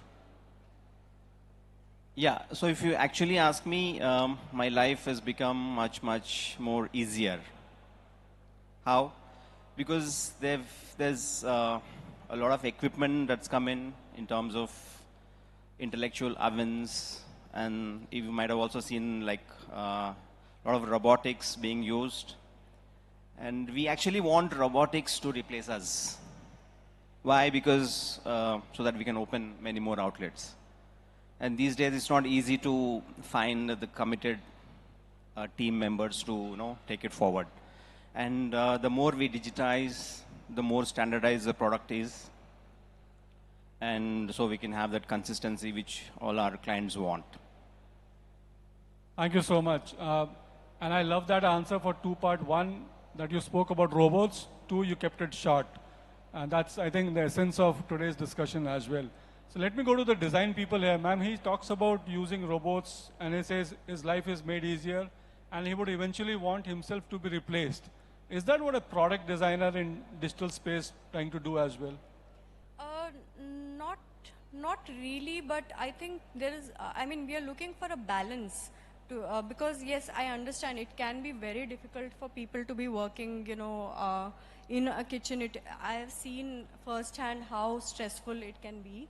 I mean, there's heat, but there's also, customer satisfaction on table that you need to worry about. So, yes, robotics can be something which is very important, but at the same time, I think a lot of people are craving for that human interaction too. Like, why do I have to scan, for example? Why can't I just get a waiter and, just tell him what I want? So there has to be a balance in between those two things. And sort of my goal is to basically prioritize what could be, the best possible thing that I can do for the user, end user who is going to be sitting at the table. Okay, thank you. That's where we come to, like I said, my favorite person, Srinivas, on the panel. Srinivas, how can you make life of everybody in restaurant business better using AI? There are a couple of things. I think there are a lot of chefs here, so let's talk in context to the chefs. If you look at currently, you have KOT systems, right? At a different workstation, you have a KOT system where you get an order. Currently, if you look at whatever the billing systems which are available, Pit Puja, you heard about different, I think there was Focus and all these systems. They are only single retail channel KOT systems, like they are not omni-channel. Okay. So what do you mean by omni-channel is that if you get an order from Swiggy and you get an order from Zomato, right? So the systems need to support those different order categories. Okay. Omni-channel means you can do click reservations. Like nearby, you have a community or a hotel or a corporate, and they should be in a position on a hotel app or a nearby any of the app. They should discover that restaurant, the menu of it, offers, discounts, and also the tables. Okay, someone want to celebrate a birthday and there are 8 people want to be there. And so he should discover, and the slot of that table should also be available. And so that they can do a reservation, they can do some prepayment, and then, the order is confirmed, right? Saravana Bhavan, that, it's a globally a very big food chain. So we were talking to them. The idea was, just imagine in London, in Saravana Bhavan, every 1 hour, 300 people comes. And now in 1 hour, 300 people are coming, but 100 people are only getting inside and the business is happening. Now the question is why those 200 people are not able to generate a business from a restaurant perspective, right? So one of the things is if pre-order is done, just imagine you do a pre-order. So almost 20 minutes per order time is reduced. Today, if you look at people come into the restaurant, they sit on the table and a waiter comes and then you place an order, then it goes to the kitchen. Kitchen prepares the things. Then there is a, you have main course, then you have starters, then you have desserts. And so that half an hour, if you can optimize it with the help of a technology, so probably the revenue, your offline retail revenue is reduced by increased by 30%, right? The second thing is omni-channel, right? If you have a technology where you as a restaurant and you as a chef and your menu with offers is discovered to the people, because today Gen Zs are on mobile and if your business is offline, so you need a technology which can connect offline and online, right? So if that is done, and what happens is you get your own orders, which is called as direct to consumers. So it's your own sustainability, and that's where the AI comes in, and that's where OpenD as a company, we created a YouTube for different businesses, including food business. The way on the YouTube you can create a channel and you can have a media revenue. So all your nearby restaurants, the neighborhood restaurants, are the neighborhood. Every retail business goes online, and all these different technology gaps which are there in the current systems, and that's what we do. Thank you so much. Yeah, thank you very much. I think a lot of my students will resonate with the idea of omni-channel strategies and as to how digital technologies can help us do that as well. But you also brought a very important point about user experiences. So let me quickly go to Nandini here. Mansi here. I have Nandini Nair, who is a current student. So Mansi here. Mansi, if you could, I know you may not have a direct product in restaurant business, but if you could talk about your experience in product design for user experience in other industries, and how does it relate to restaurant business? Because customer or user experience in restaurants is the most important factor for sustainability of business itself. I mean, the average age for restaurants happens to be some about 18 months sort of thing. And if you could improve the user experience, perhaps it could be long. And what digital technology is available for that? Correct. So, I think the closest industry that I can think of, which is doing great in terms of digital technology, would be healthcare. Okay, and there is a lot that could be brought from healthcare to food industry, because yeah, there's a lot that you can bring from healthcare, because healthcare has been into cutting edge technology, and obviously there's a very high stake at healthcare technologies, so you should look at how much deep research and how much serious research goes into healthcare. Think of Dr. Reddy's, for example. Small things like, and we are not just so here we are not just talking about robotics or this AI, that AI. We are talking about how much we can humanize these experiences for people, right? Yeah, and I think somehow even food industry can take what it can take from healthcare is be as high tech and high advanced, but at the same time connect it with human beings and understand that your end user is going to be a human being at the end of the day, and you need to please that person. The one thing is that I'm talking a lot about table. So when I'm talking about end users, I'm not just talking about people at the table. I'm also talking about kitchen. The chef or the sous chef, or even the smallest of the smallest person working in a food industry, in the restaurant industry. I have one question. You've been talking a lot about humanization. Yes. So do you see a disconnect, that there's a lot of digitization and there's no human element that's there? Currently, see, we are in that phase where we are experimenting a lot. Okay, and somehow that is hitting, I don't know how to call it. I would use the word, fine, I'll just say customer satisfaction. But it does hurt customer satisfaction to some extent. Because we are experimenting a lot. Today there is, QR. Yesterday there was, we were talking about, bringing a robot and, asking them to, wait at the table. So yeah, there is a lot of experimentation going on, but I think what we are forgetting is all these things require a lot of, inside research to be done before you bring it to the table. Okay. I think there's an interesting point that Chef made there, and my friend Nair tried to answer it, because I'm going to keep calling Nandita here, but Mansi is here. No problem. So one of the points that we need to keep in mind whenever we look at technology, as a faculty or as a educator, I see technology as a tool for reducing drudgery. I mean, all technology, if you see so far, their role is one, which is to reduce human drudgery. Anything which requires, extraordinary human effort, exertion, if we could make it lesser, that could be the role of technology that we could all live with. Now, it depends on different. I come from Uttarakhand, for example, and for me, if I could have pipe water at home using some technology, I could see great value for all the women who had to walk 5 kilometers to get that water. So that technology has reduced drudgery.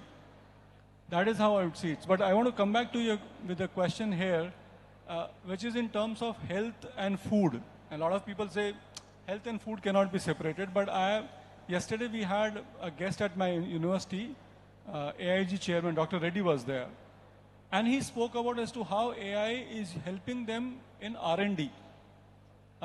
Prevention of disease is what he calls it. And says, boss, so I want to ask you in terms of food business as well, when you are looking at R&D of products and processes, how far technology is being integrated into that? So recently I was discussing with one of my friends, and then he said one very interesting thing. This is the first time in human history that we have started outsourcing our thinking. So far, we have never outsourced that part. We've been outsourcing a lot of systems and process, but our own thinking, did you imagine that we'll be outsourcing to an agent and then it is guiding us in terms of thinking? So if you actually talk about the influence of it on our restaurant business and in terms of our R&D, suppose if it took, say, 20 years or 15 years of me cooking and understanding the flavors and all, now probably it takes a few hours or few minutes understanding flavors and what goes with what. And for example, I want to learn Japanese cooking, what goes well with which sauce and stuff like that. So it becomes very easy for me if I use any of these latest agents that are available. That is one thing. And in terms of our recipe development as well. So if I use AI, it'll just blow my mind away. I mean, the kind of input that it gives me in terms of using flavors and then combination of ingredients and then cooking methods. Probably it would take a trip to Japan for me and then being there, cooking there and all that. Probably so all that effort has been cut off right now. And then, even in terms of our operations, so every process has been streamlined in terms of inventories, in terms of understanding our vendors, in terms of understanding where the material comes from. So a lot of that has been streamlined as well. Yeah, thank you so much. What I also feel, and we have heard this discussion earlier also, is whenever we talk about digital transformation, use of technology, in any business, there is a sense of resistance there. So I want to go to the builder part of it. And so, Srinivas, when you, let's say, approach a business, I'm not talking about the owners who would want to save money, but when you look at other stakeholders in food business, maybe chefs, maybe servers, maybe people who work around restaurant business, how do they see this? Do you find resistance there? And if yes, how do you tackle that resistance and make sure that the businesses are digitally transformed? So I'll give one example, right? In a restaurant, there are 10, 20 waiters, and they like to use their QR code for the payments. Okay, so when the UPIs came, this is one of the very big problem of all the restaurant businesses, where the cash is stopped and people are using UPI. And when the food is done, you realize that restaurant, and I've seen even the scenarios where on the restaurant they say, hey, card machine is not working, so you have to pay on the UPI machines, right? So technology is positive, but also technology has its own,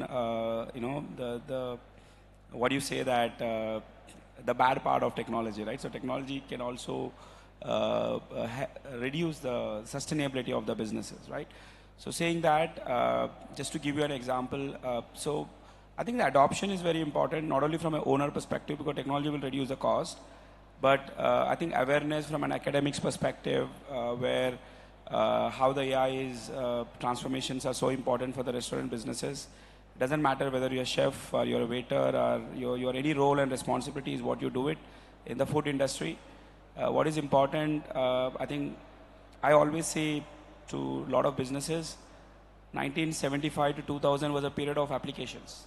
That's where Microsoft and applications like Oracle, these are the applications which created, right? And 2000 to 2025, the 25 years, it was an era of platforms. That's where Swiggy, Zomato, YouTube, and you have Meta and social media. So that's what has came up. So now it is AI for next 25 years, from 2026 to 2050.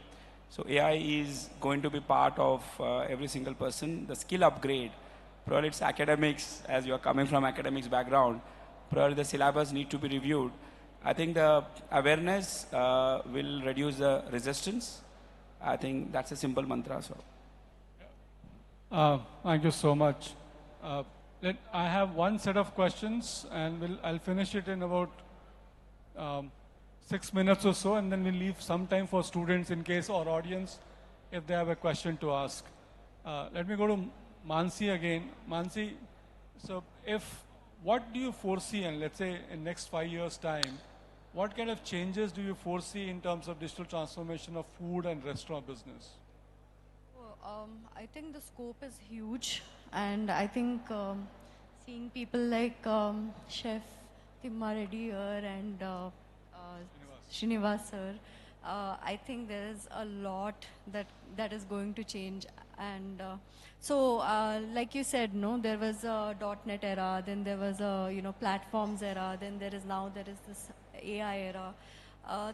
Things have been changing, but the rate at which things are changing today, from this 2024, maybe 2023 to currently, is like really, really fast, right? And what I cannot even imagine, to be honest, what it's going to be in five years. But I think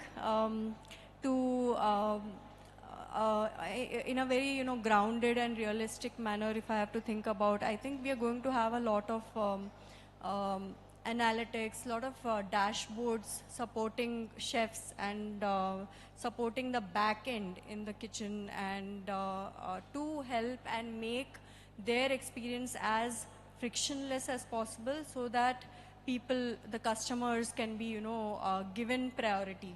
That is what I am hoping.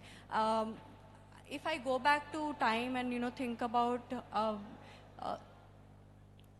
there was a time when we were using horses a lot, okay, and then when there were vehicles, then people were like, okay, vehicles, how are we going to be using vehicles, and then we had to change the entire road system. We had to change how roads are built. We had to change infrastructure, construction, everything, right? So I think using AI will probably, go to that extent, where we have to change the fundamental infrastructure of how restaurants are going to be used, how backend is going to be done, or maybe completely come up with a different experience altogether, and I'm already seeing a lot of other, already, like, we have clients, like, who are, thinking of bringing gaming and restaurants, for example, together, or, some kind of multi-mixed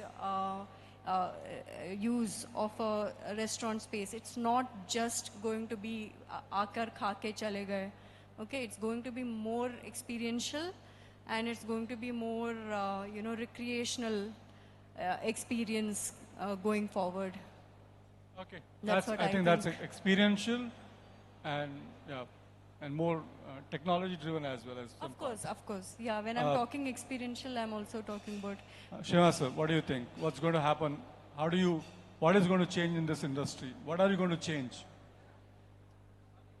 I think, as I said, now we are in an AI era. I think sustainability is the most important one for everyone, either it is a job as a chef, either it is a restaurant as a business, or the new. I'm just talking in context to the audience here. So the fresh graduates who are coming out, right?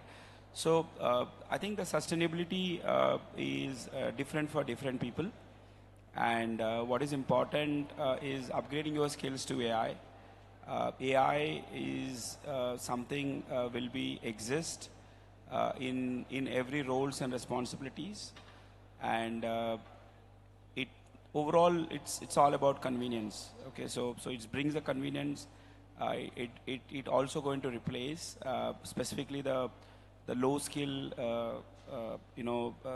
jobs, and I think there are robotic restaurants which are coming up, and if you look at warehouses like the big brands, whether it's Amazon or like different food industry industry manufacturers, right?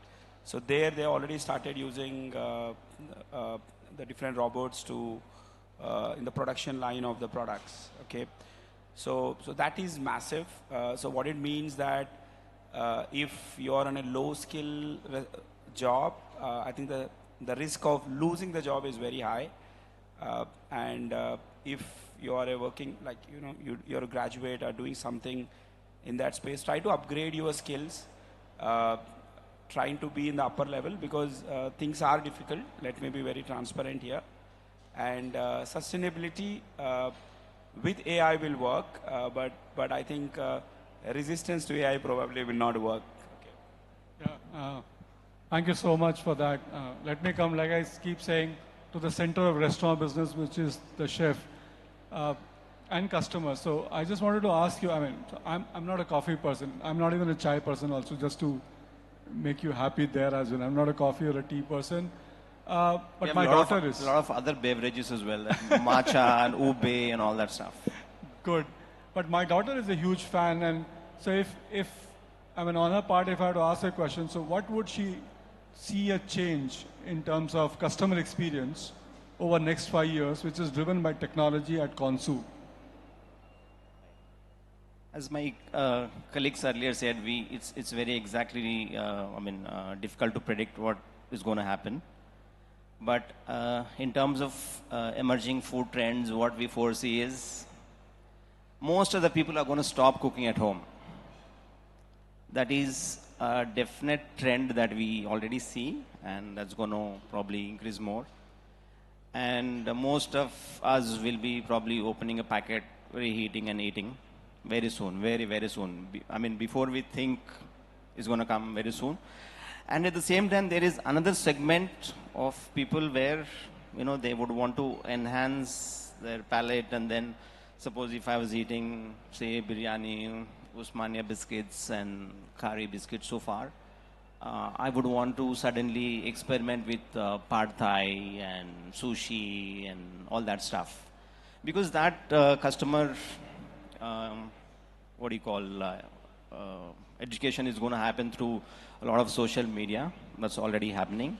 And as a chef and as a restaurant business, we would want to understand the trends and be ready before it happens. So before the curve takes place, and then we want to be ahead of the curve. And of course, in terms of all these changes that we were discussing, I just love one thing from them because living without any purpose is the new living. So I think a lot of trends are also going to emerge with that attitude as well. So let's see where it's going to go. Thank you so much, all of you. I mean, we have just 4 minutes remaining for one or two quick questions from the audience. If somebody could help with a microphone there. One question here. Yeah, get a mic.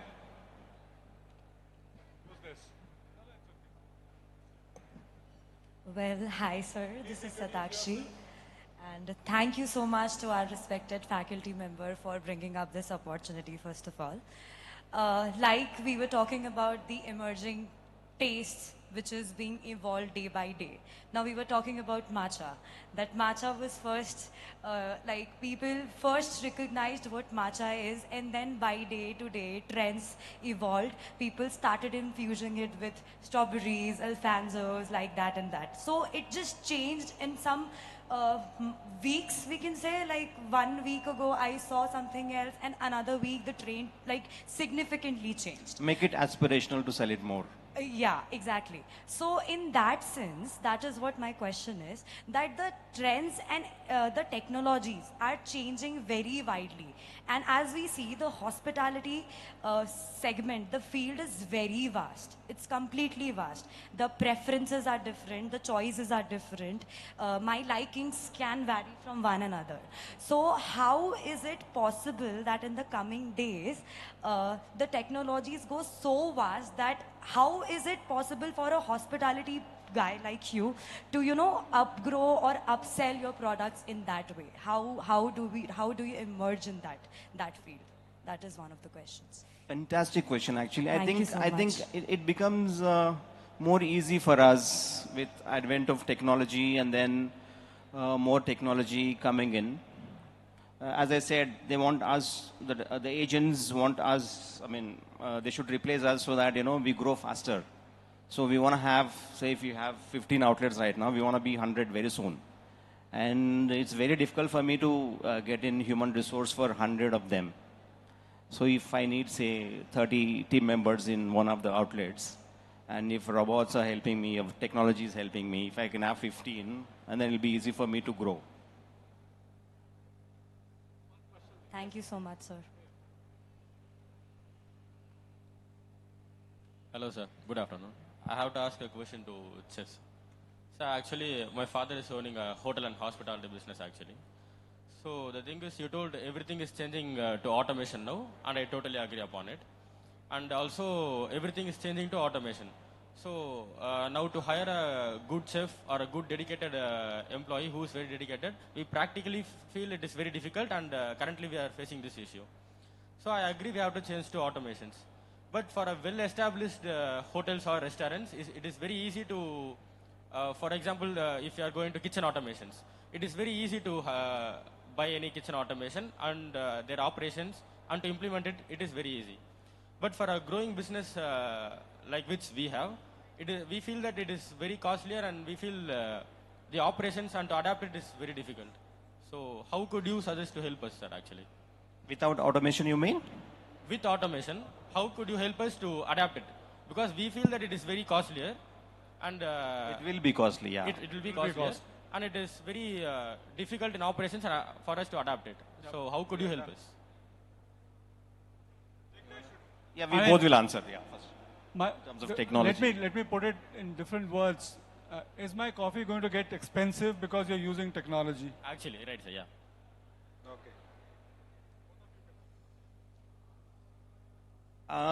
I think initially yes, because AI is not cheap anymore. I think you've heard news like which companies at Microsoft, they've spent thousands of crores, and then they suddenly realized, oh, what did we do? Too many tokens, yeah, in terms of technology. So economic viability, what we're talking about, which will be, one of the important points for F&B business to grow. So I think before you totally adapt to AI or automation, then you should be financially strong enough to support. So till then, I think it's better to continue with the human resources and develop them and depend on them. That's what we've been doing for over the years. I think that we have to continue. Yeah. See, I think the question is more on the growing business. So it might be a startup, right? See, I think you're already going to have a sizable capex if you're running a brick and mortar restaurant, right? So you need all the equipments and table and all the infrastructure. So I think if you look at currently, there are already new age tools available, right? Make your products, push it to Swiggy and Zomato, so that your overall OPEX is reduced, and even you make a cut, let's say you share some percentage of it, but your business revenue traction will start, right? So that is one of the way you can look at it. So other ways, use the digital things. Dinesh has a great channel where, you can use this kind of branding and promotion, because, if you're a new business, you need to go to those different opportunities which are available, adopt to the existing things, like get registered yourself to Swiggy, Zomato, get a brand, or go through some channels, right? There are a lot of regional channels. YouTube is another way of doing it. Digital marketing and pushing through these channels, I think your overall OPEX cost will be lower. So it will be definitely competitive as compared to the new ones. See, food is something where price should not be an issue. If your quality is good and if you give the variety, and you adopt to the new age Gen Zs, who live without purpose, I think your discovery becomes important, and it all depends on whether you put it as a restaurant on a high street as a retail brick and mortar. If you think that is even expensive, higher capex, go for a dark store, right? So. Thank you very much for your questions as well. Over to you, Dilip.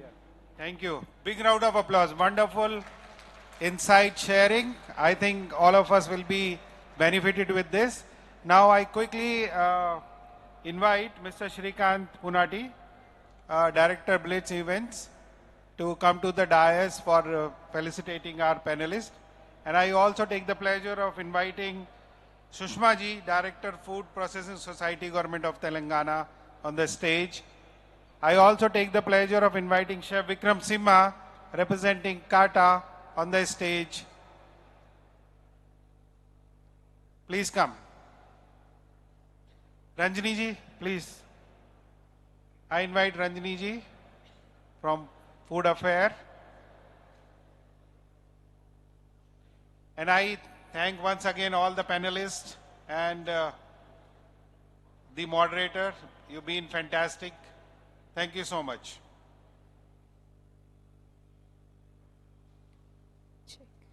Come on, everybody. Can we have one bigger round of applause for all of them out there?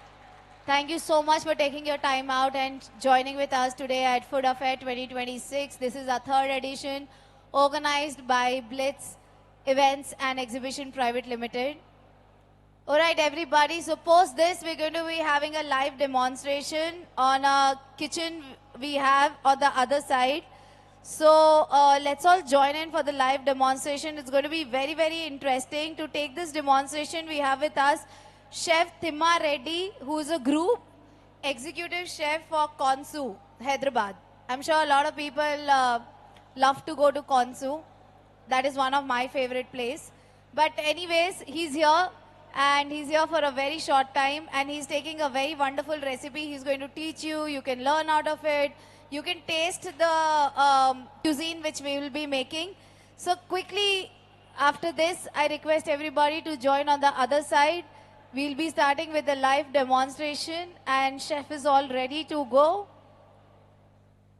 Like I mentioned, his name is Chef Thimma Reddy. He's a group executive chef for Konsu, Hyderabad.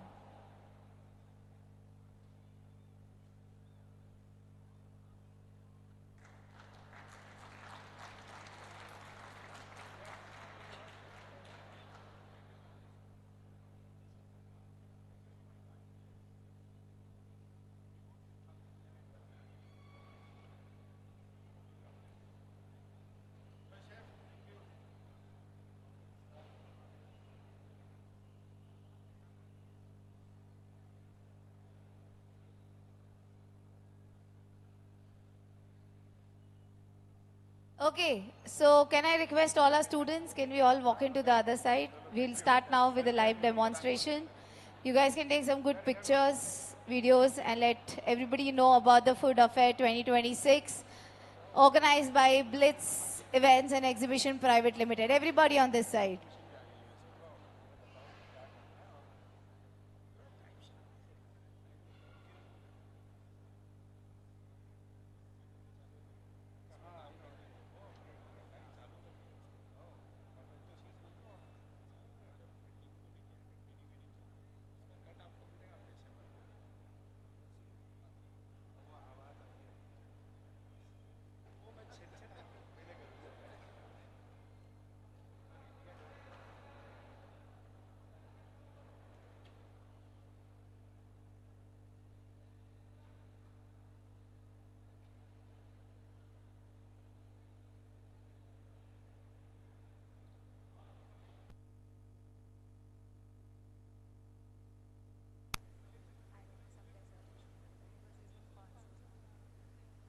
Check.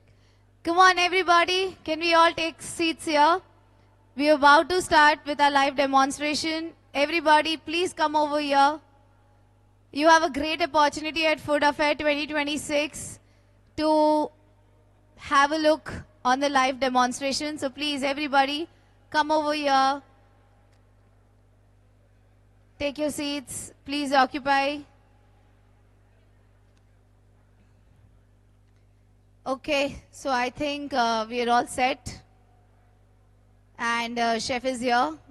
He's ready to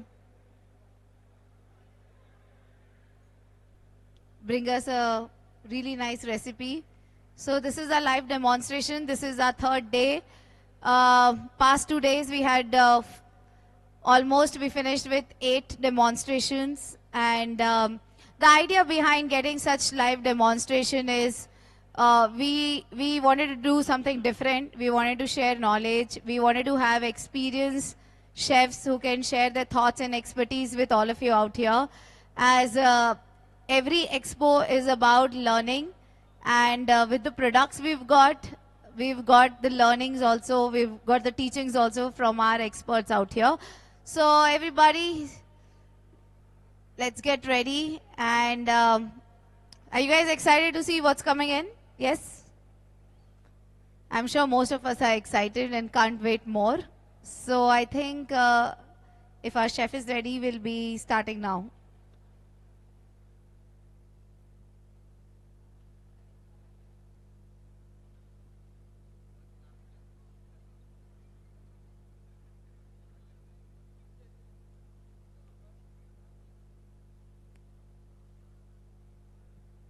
So this is the competition going on, the one you are seeing on screen. We have organized, so from past 2 days, we had 4 different competitions which happened. This is the 5th competition in our day 3. And is happening inside. As you can see, it's a carving competition.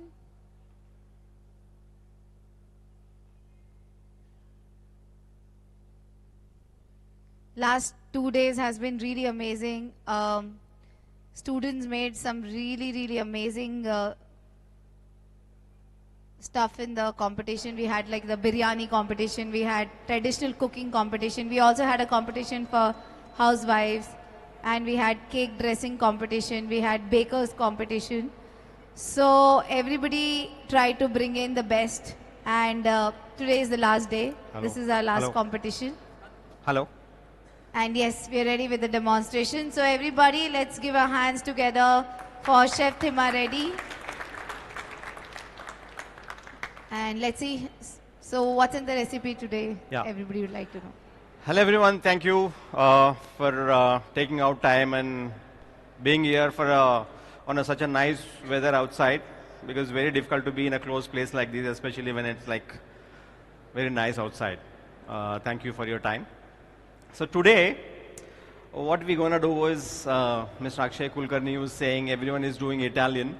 I didn't know that we have to do some other cuisine. So we'll be doing one very exclusive Italian dish today.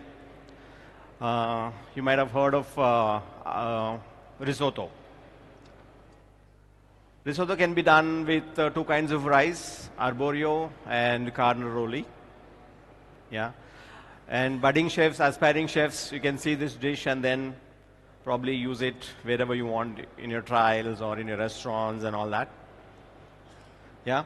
So today we're going to use arborio rice, and with me I have my own team, my own R&D team. I want to introduce them as well. Chef Prashant, Bhargav, and Yash. So my R&D team, what do? We have consus, 14 consu outlets. We have Supernova, we have Uru. So there'll be a lot of food and menu requirement for these places. And it's not easy that you just put one menu and then run it all the time. Yeah, so we keep doing R&D and then come up with new dishes. And that's our job. So the ingredients are ready. I'm going to make a risotto with what flavor? It's going to be butternut squash. Do we have butternut squash?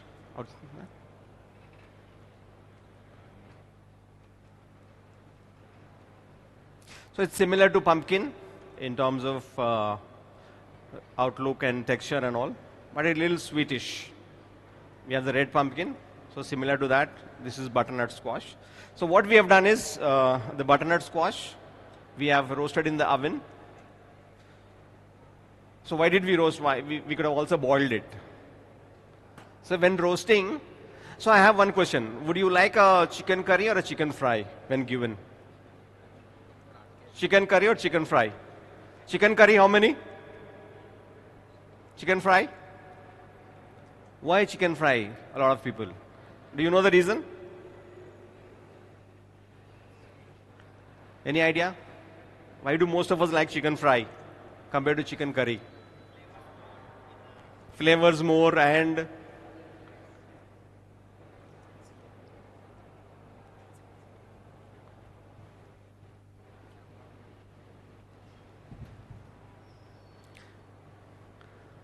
in any fry, what is happening there? Sugars are caramelizing.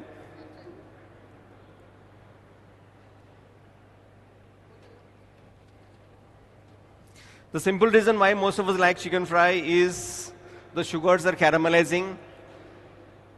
So caramelized sugar give a better taste compared to a chicken which is boiled. So similarly, I didn't boil this. I put it in the oven so that the sugars are caramelized and it gives a better taste. And we have other ingredients like garlic and onion.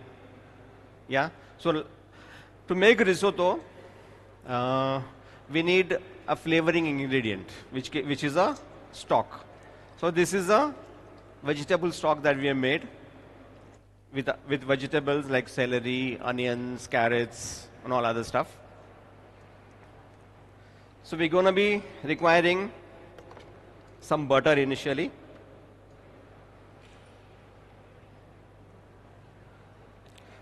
What do Italian cuisine uses in terms of oil? Which oil? Any idea? Peanut oil, sunflower oil. Yeah, you guys are right. They use olive oil, and they have various olive oils in terms of extra virgin, virgin, and pomace. Extra virgin is basically the first press. You take olives, you press it first. It's called extra virgin, and second press is virgin olive oil. So I've taken some butter here. And then after that, I'm going to use some onions. So in Indian cuisine, you generally brown the onions. But in other cuisines like Italian and French and all, what will they do? They just sweat the onions. Is there any difference when you sweat the onions, when you fry the onions in terms of flavor?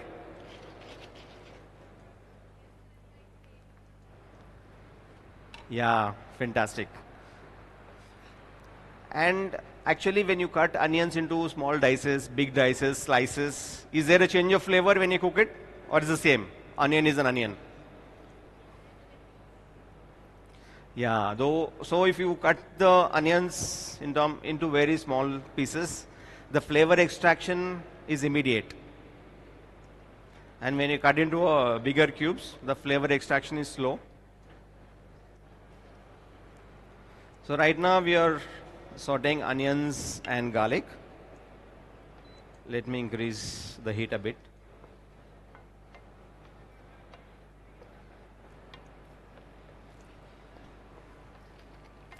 So apart from this risotto, I'm going to do a butter poached prawns today.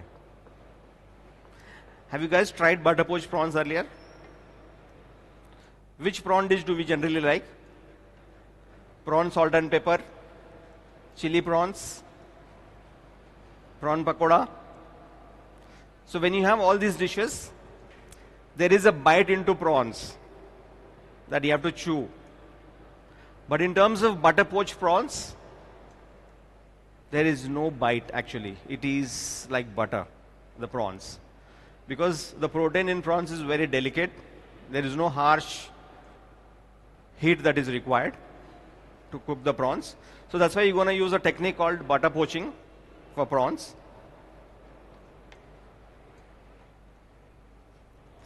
So actually risottos can be made into any flavor.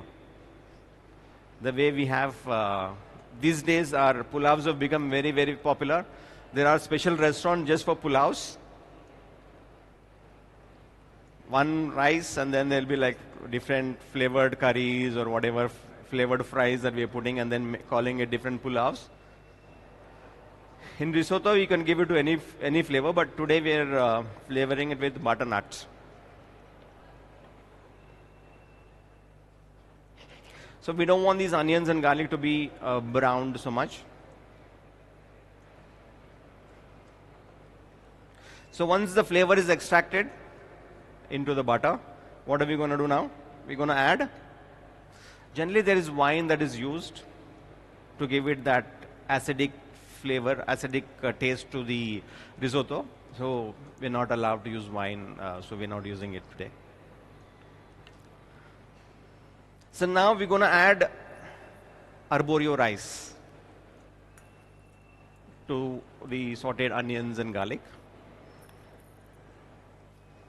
We're going to be like If all of you want to taste, then I'll put a little more rice in here. Do you guys want to? Thank you. So after I put the rice, what do we do? Do we immediately pour water?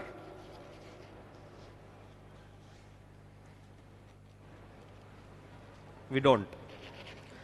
We want to toast the rice. And why do we want to toast the rice? What happens if I directly put the stock in there?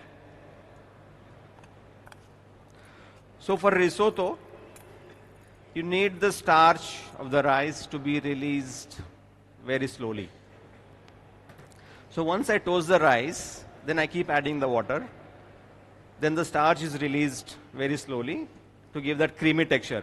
If I don't do that, if I just add entire stock and then leave it, it'll be like our boiled Sona Masuri rice that we generally have.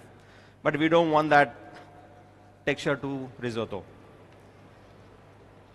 Probably this toasting will take another 3 to 4 minutes. So while this is cooking, I have a few questions for you guys. Is there a method to taste the food? Or is it just non-scientific way of eating food?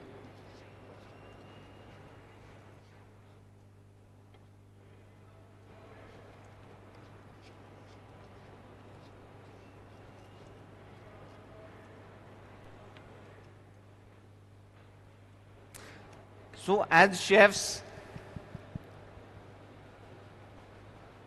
our premium chief guest is coming, Chef Sanjay Tuma.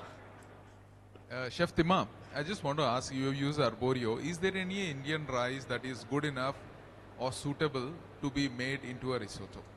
Indian made rice. Indian grown rice, sorry. Because not everybody in colleges or students sitting here can afford or it's readily available to them.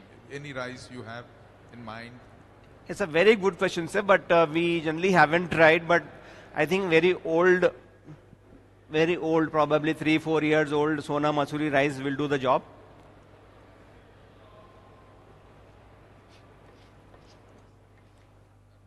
Actually, after going back, I'll do a trial because we'll be saving a lot of money if you're not using arborio rice and if we have an Indian equivalent to it. I think that Kerala red matta rice is sufficiently good. Oh.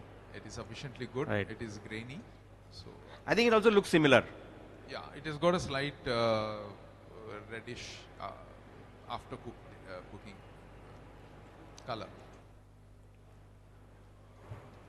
I think Chef Sanjay Tuma is here. So Chef, I was asking if there is a method to tasting food or is it just like we go eat and tell that it's good or bad?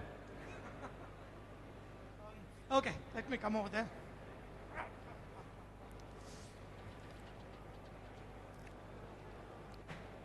Chef, such a wonderful that you're doing a demo.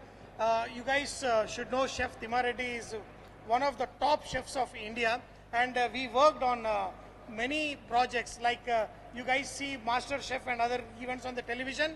So the initial recruitment, every area, he's been a guide to us. He's been helping and all that. So thank you, Chef, for being here. Thanks, sir. I always thought, Chef Sanjay Tuma is like a popular name. People will call him Sanjay Tuma, but everybody is calling me Timma Reddy now. Yesterday they put my name and they put Chef Timma Reddy.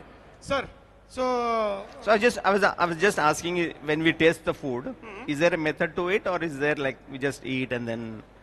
see, tasting the food. See what we do whenever like a lot of companies when I was young, we used to do tasting sessions. So that is the basic foundation how you develop your palate and your taste. So masalas come in. Let's say for example some garam masala or some sambar masala or something like that. What we do to understand the taste, we use it with a flat carbs. What we Right, do is right. mashed potatoes Right, and then right. we dip the spices and all that. That is how we cultivate understanding what exactly taste is. So a lot of times you see in MasterChef and all that, you are given a food and then you taste and you should be able to identify what are the flavors there, what are the ingredients that are used. So more than anything, when you taste, why do people love to go and go to these all Michelin star restaurants and all that? That is because they tell a story. They tell a story. When you eat the food, you have to experience it. So every time I eat, I tell a story about the food, then I taste it, and then am I really getting that flavors or the Right. Yeah. So if you use butternut as you have Yeah. using here, butternut has a very nice sweet flavor. It is not like a pumpkin. It is lot more buttery and tasty. Lot of people, when I used to grow butternut squash in my farm, and I just given for people who have young children, like small kids, few months baby. Right. And they were feeding pumpkin, and once they started giving this butternut squash, the kids, like few months baby, refuses to eat pumpkin and they want butternut squash. Butternut squash. Because they have the taste buds, so they can differentiate with small little flavors. So as a chefs, we all have to educate ourselves on the flavors and all that and the taste. And you keep experimenting, and then that is how you learn to Right. improvise the taste. And when you eat, you have to enjoy the food for the flavors and all that, just not to fill the stomach.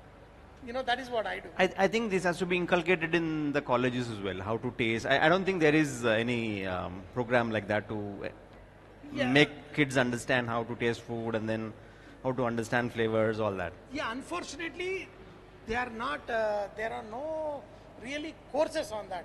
Some people, like we all, as we get old, our taste buds, keep dying. But when you are young, you will be able to taste a lot more flavors and lot more things. So I think it's a good idea that they should start teaching. You guys know that some of those food tasters, they are paid very high salaries because they can differentiate a small little taste also, especially when it comes to wine, coffee, and all those things. People will be able to differentiate. But today, a lot of people, they cannot find the difference between even a cow milk or a buffalo milk. They Right, say, okay, right. this is milk, because that is what we get, all the mixed milk in the market. So as a chef, we have to try different flavors, different taste, and see the differences. A lot of people, they use chili powder as chili powder.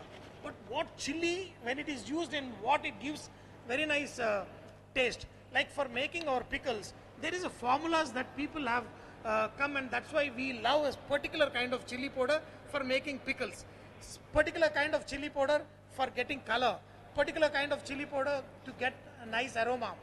So once a chef understands, wow, nice.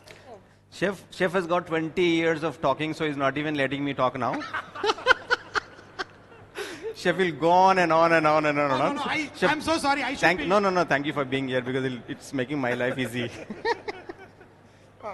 So chef, So now the rice is toasted enough, and now we're gonna add stock which is hot.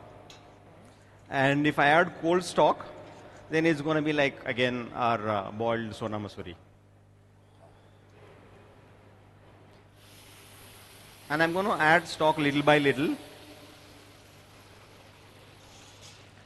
because only after this stock is absorbed, then I'm going to be adding more stock to it, because we don't want the boiled rice consistency, we want that creamy texture to it. texture. So the al dente kind Yeah, of. right. So can you explain the students what al dente means?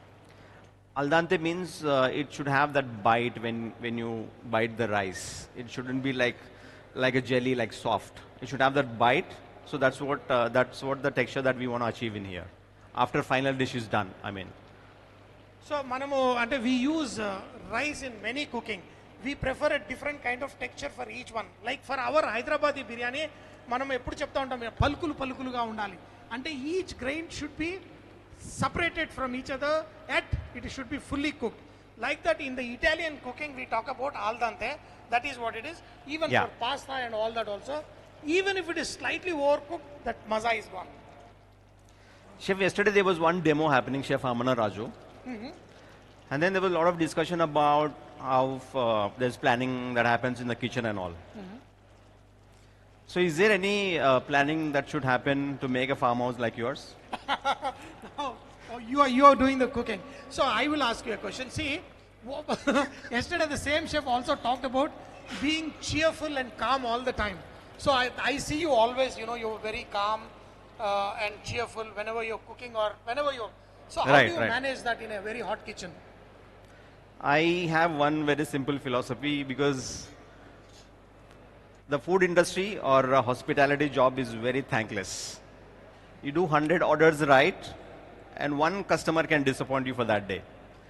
So the environment can get very, very, very, very bad. So it's very important as a leader to maintain that very good environment so that everyone delivers their best. So I always try and achieve that in my kitchens and wherever I work. Chef, wonderful. See, I always believe, one thing, that somebody's food is somebody's poison. Because in my career, there are so many times I've cooked one pot of, for example, let's say a dal. And the same dal cooked in the pot, it goes at the same time to 2-3 different tables. One guy will call the chef and he'll have tears in his eyes. He says, this taste reminds me of my mother cooking. She is dead for 30 years. She used to make exactly like this. You will feel very, very, you'll feel moved about it. You'll feel very happy about it. But there's another customer who will eating the same dal and he'll tell, this is the worst dal I have eaten. How did you become a chef? So good, everybody takes it. When something negative like that happens, how do we need to handle it? So it'll be very difficult for a fresher who comes into kitchen and that kind of environment. But as a seasoned professional, we might have seen those kind of situations a number of times. And we know that we have to be calm and there's no other way to go about it. We can't pounce on the customer.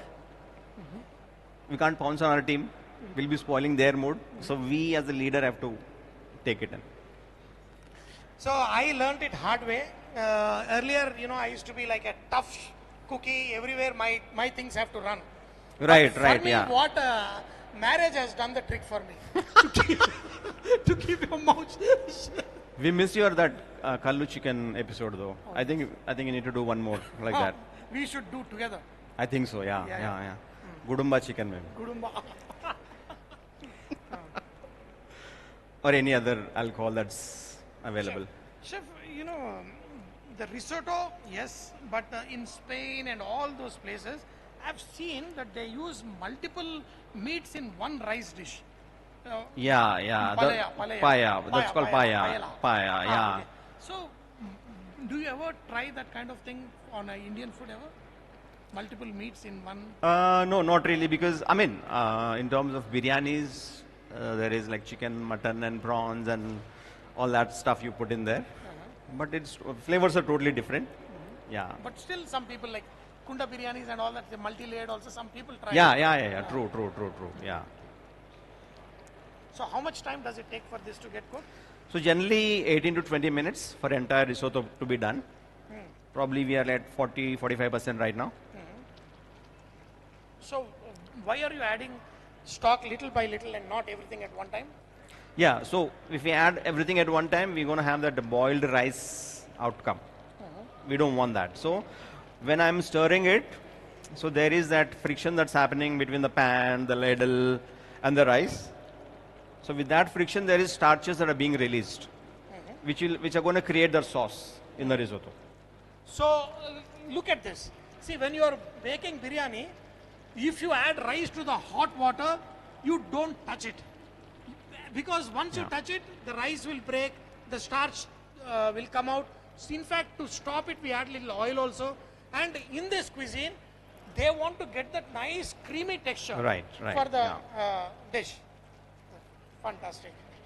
So, what else are we doing after? Yeah, so halfway through, then we're going to add our pumpkin, butternut squash puree that has been roasted and pureed. If we add it before rice being cooked, then it's going to be further delayed, the cooking of rice. So, why do you say roasted butternut squash and not just boiled or something like that? Yeah, so I just had one question with them. Why do we, all of us like fried chicken and not chicken curry? So it is just the browning of the meat or anything that gives more taste in terms of that. It's called Maillard reaction when sugars are browned in any food product. So Maillard reaction is often we define it in the meat, but it happens on any sugars. Right. So any food product, when you cook, which color it turns to? Apart from brown or black, it's not going to turn into purple, pink, red. Only reason is because the sugars are getting caramelized and then giving that brown color. So even for the spices and all that, we kind of, we call it blooming. Spices and all that, we kind of slightly heat the spices so that the aromas get activated. Right. So, Chef, I had one question. Yeah. The spices extraction is better in hot water or hot oil? Some in hot, in water and some in oil. So But a lot of people prefer it in slow cooking in oil because the oils get into, but there are certain herbs and all that, whether it's like a mint, whether you add in the starting of the cooking or you add it in the oil, the aroma remains for a long time. Whereas some herbs like basil, right, if you heat, the aroma will be just it's gone. The fried basil has no flavor, absolutely, just fried almost. That's it, it's gone. I think you've worked with ITC initially, right? Yes. So I think there is some training that happens in terms of spices when you're using, when you're making biryani, or is that a secret? You're not supposed to share? There is no secret with neither Chef Thima Reddy or Chef Sanjay Tuma. We always, see the beauty about we being as a chef is we don't keep any secrets. We want to train the next generation of chefs. We want to share any ideas and everything. So if you have any questions, you can shoot, and then we'll be more than Chef Thima Reddy will be more than happy to answer them. Actually, yeah.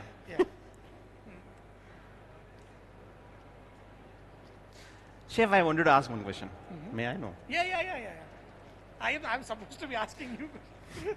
You've been shooting for the last 20 years? Yes. Videos? Yeah. So how did you get that idea of starting videos? Because you started when no one else was even thinking about shooting videos and stuff. Okay, see, everything, whatever we do, sometimes we don't know the foundation, the seed has been sown long ago. See, when I was in Delhi, with Chef Vikram Simha, we both were in ITC Welcome Group, and we were management trainees. Management trainees means, they treat us a little bit special. Wherever we go, we are like, so there a film crew came. They wanted to have a model on one of the shoots. So I was like, that time other management trainees not there. I was there. I said, I'll be a natural pick. I went. And those guys, they picked up a commie trainee, and that guy was a Punjabi, fair and a little bit tall. So, my color of the skin was not accepted for that. So I was like having always that. But you're fair enough, chef. No, with little bit makeup, but. So I developed a little bit of grudge. It brought down my confidence level. Am I not that good looking that they did not pick me? They picked up one fair, tall guy and all that. So that revenge I got. I took it when I had an opportunity, when a camera and a cooking got together. I accidentally bought a camera with a friend and all that. So this is a thing is, opportunity is not something that you have to wait for somebody else to give you. You have to go and grab an opportunity. It doesn't know opportunity when it knocks your door. When it knocks your door, pick that thing. So when I got a camera and food together, then I started this Varava on YouTube, and then came onto the television, and then now, everywhere. So everybody try, experiment different things when you are really young, and you don't know what you pick up on the way, and then you'll be very good at it. So one thing I did is a lot of people will, at the age of 35, 40, 50, they come to me and ask, hey, It's what too late, have? is it? Too No, late. no, it's never too late. They come with a nice business idea which is totally irrelevant to what they have done all these years. What I say is, whatever you do in your life, let it be a stepping stone for what you're doing. That will make you much more stronger in that. See, let's say I'm a chef. If I wanted to do something else out of which I have starting something new, entire learning has to begin from zero. Right, right. But I am a chef. I bought a camera together and then I build on that. I put it on YouTube and all that.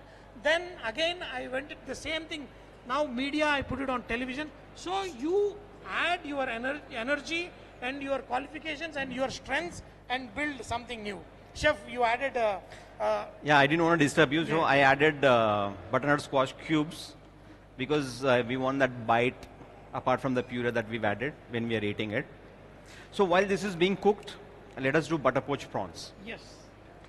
Absolutely. Oh, wow. Chef, okay, I just want to add a few words. See, here we added butternut squash paste. At the same time, we added cubes. Why? One will give a mouth feel.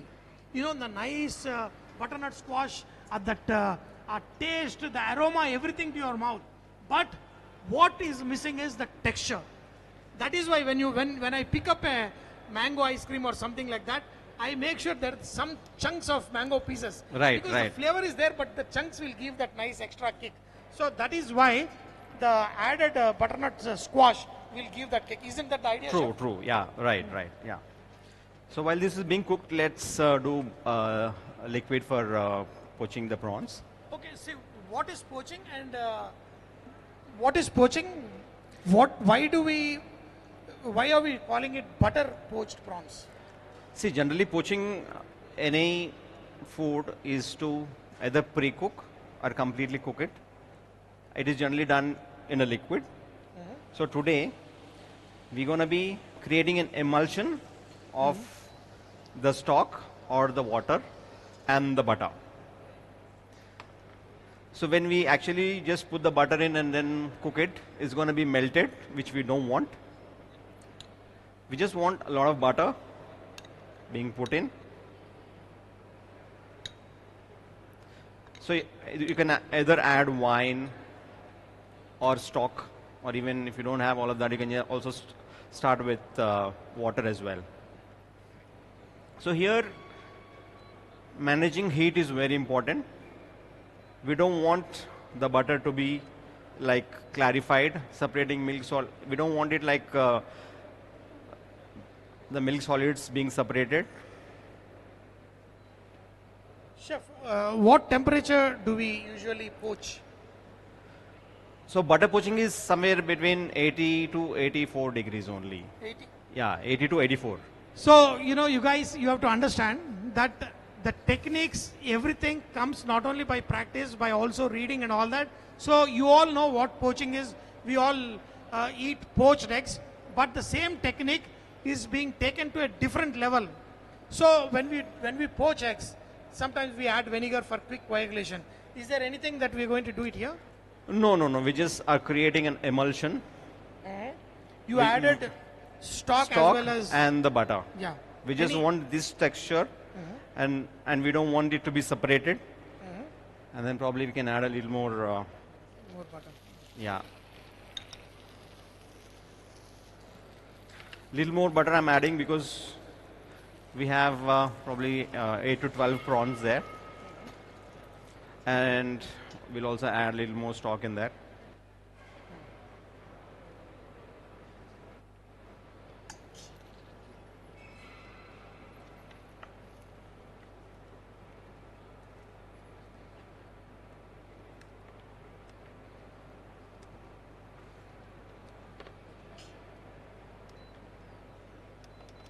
So now you're going to watch cooking happening in butter. What happens when you heat butter? You get ghee. When you cook it for a while, it converts into ghee. But here, the butter will remain butter and it will still cook seafood. Sir, Yeah. Chef, so okay, now we're going to cook. Now you're using prawns. Right. Is there any reason that can we do chicken and can we do other meats or? Excellent question. I wanted to cover this point and tell everyone that, you know, the protein in the prawn is very delicate and it cooks very easily. And if you want to use this poaching to any other, probably we can also do fish, but not chicken and other red meats. Because the temperature is only 80 degrees and you will have to extend the time till 40 minutes, 45 minutes to cook something like that. Like sous So vide. we can make this with other meats, but the time will take too long. So it is preferred to use delicate meats like prawns and fish. Right. Some certain fish. Yeah. So now the poaching liquid is ready. Here we can also add any other flavorings if we want to, like chopped parsley, or if you have lemon rind, all that. Chef, I always had a tough time to understand the flavor of parsley myself. So can you explain the, of course it looks like coriander, but the aroma part, you know. See, for us who are used to very strong flavors like mint and coriander, parsley is very, very, very subtle. But there is a flavor to it. So there is curly parsley and flat leaf parsley, and also both of them have a different flavor to it as well. So right now this is approximately less than 100 degrees because we don't have a thermometer to measure it. And at this temperature it's going to take close to 8 minutes to cook.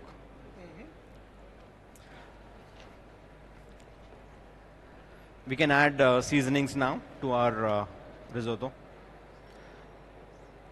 We can add some salt.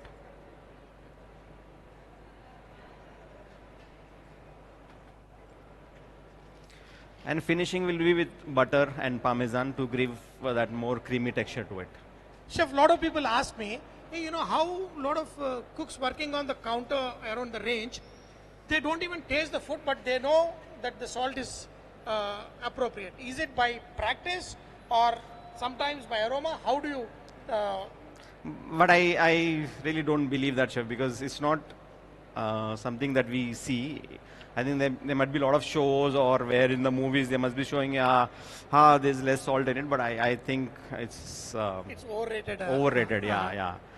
Unless until you taste it, please don't give it to your guests, please.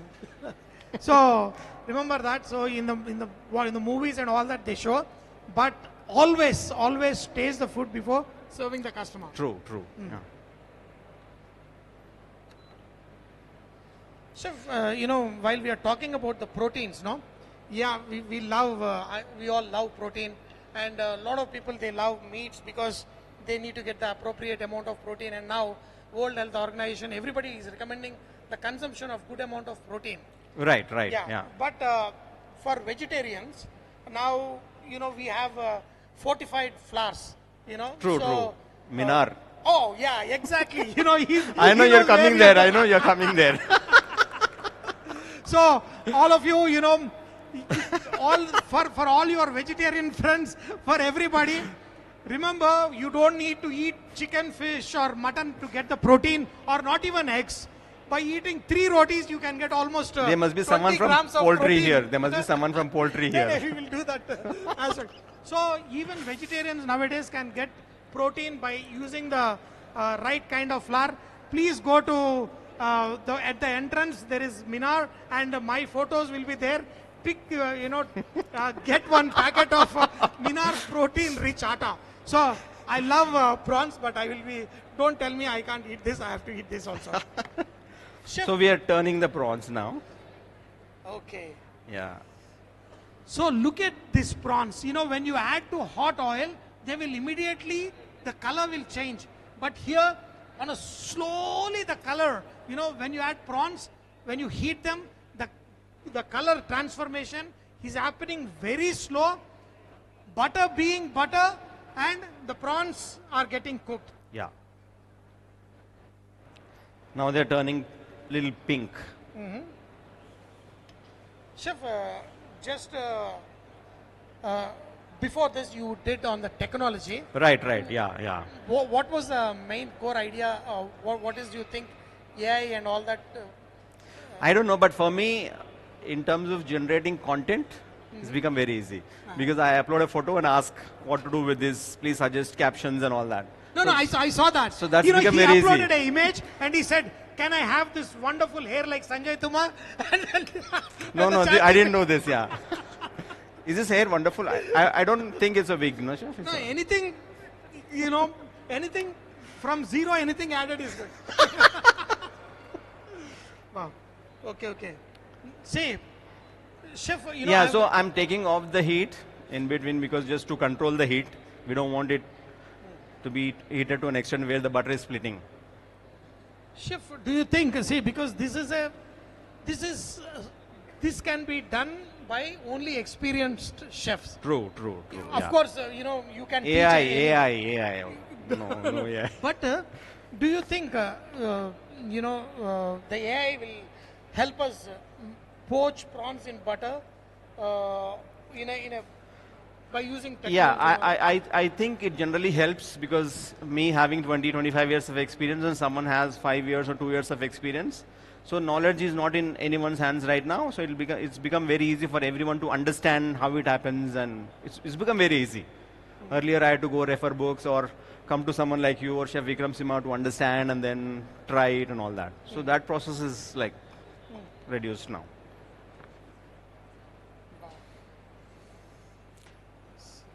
But I can't become like you in terms of generating content, even if AI is helping me though.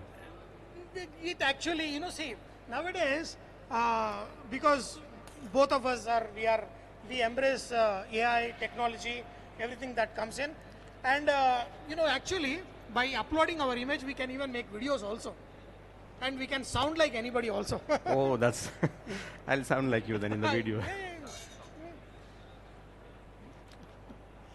Nice. See, So it's almost done now. It's just gonna. It is not a simple plates. cooking. Only 2. See, Get more.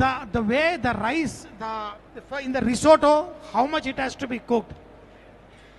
How much stock you need to add. At what point you add butternut squash puree, and what point you add the cubes of it so that it comes out perfect. Wow. I'm further reducing the heat. So the bubbles should come, but they should not break rapidly, or they Right, should form, right. and they should come and boom slowly. Yeah. Not blast. So in this, you have to watch that. What is blocking? This is blocking.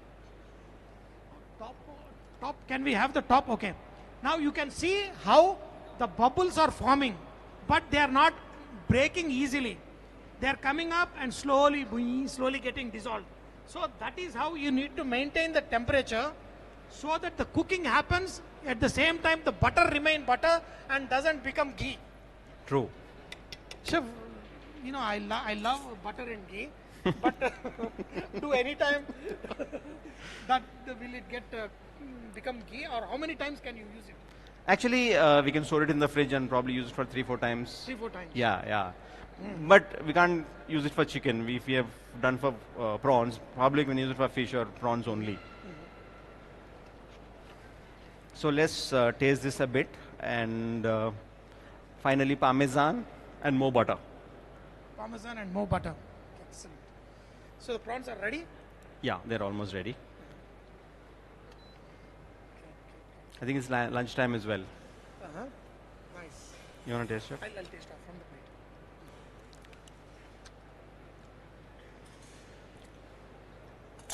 Actually, it can cook a little more.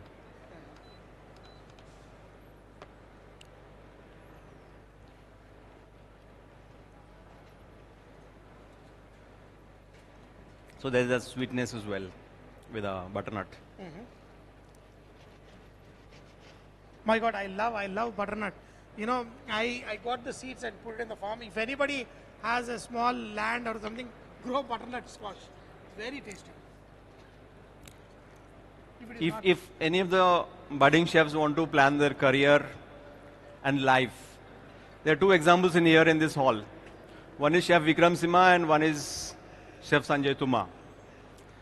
They had a fantastic career as a chef and fantastic career. I don't call it a career, life outside the chef fraternity. You should go to their farmhouses. You'll be blown away. One has got ducks, one has got rice growing. It's like probably the kind of life everyone wants to retire with. Yeah, yeah, Yeah, you have to because- accept, yeah.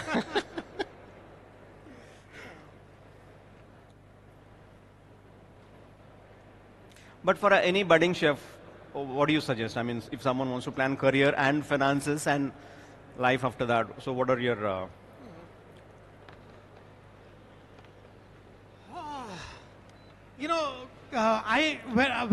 For me, when I became a chef, it is not something that, it is a career that happened very late in my life.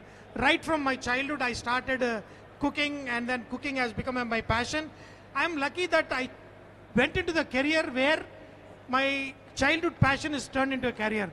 But I keep telling everybody, you may not be lucky that you will get into the career where it was not your passion, but start loving whatever you're doing. Put all your interest, energy, and try and see. And in every profession, there are areas where you will thoroughly enjoy it. And Right. once you find it, I'm telling you, the career, everything will be like a full fun. It's not like you will wake up and you would want to go to work.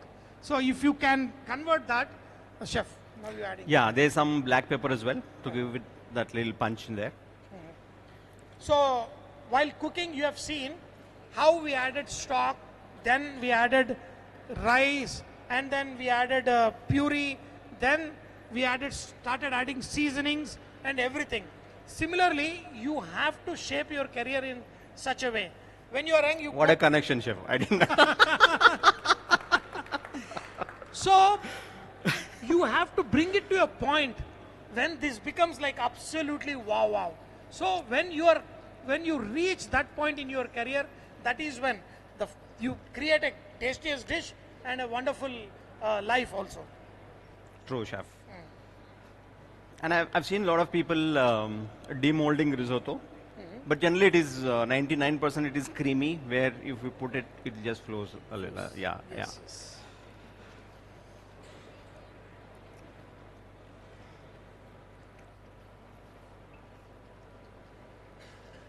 So now we are done with it. So let's add a little more butter, and this is the finishing. And once you add butter, there's generally no further cooking that's there. So I switch it off, the flame. See, today you guys are not just learning a recipe, you are learning so many techniques. For everything, chef is explaining when to add. Now, And there's a lot of parmesan. So this parmesan and butter and the butternut and the starch from the rice will create that saucy texture. So now there is no flame that is there. It is just the heat from the pan and the rice creating that. So generally there is a bigger pan, and then you're supposed to toss it and create that wave. Yeah, so that's the technique that you call it, that the rice is done and right texture and consistency. already I can see how beautiful, creamy. Oh my God, this is. And a little bit of parsley that you really like.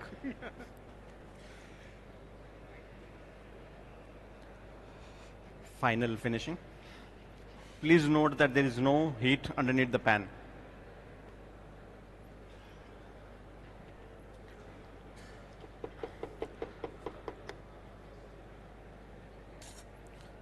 Butter has to melt. It should not cook when you add. Then the cheese has to slightly, it will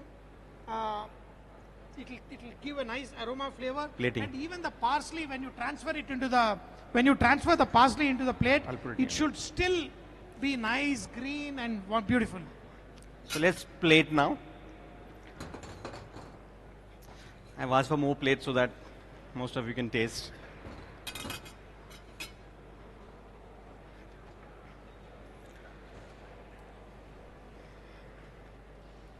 So can you see that creamy texture that when you pour? So I'll put a ladle in each.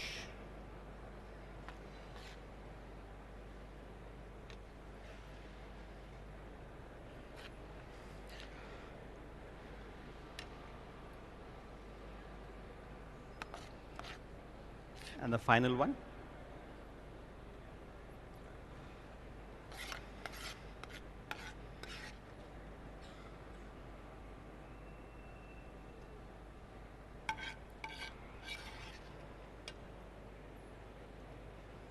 And on top of that, we're going to put some prawns.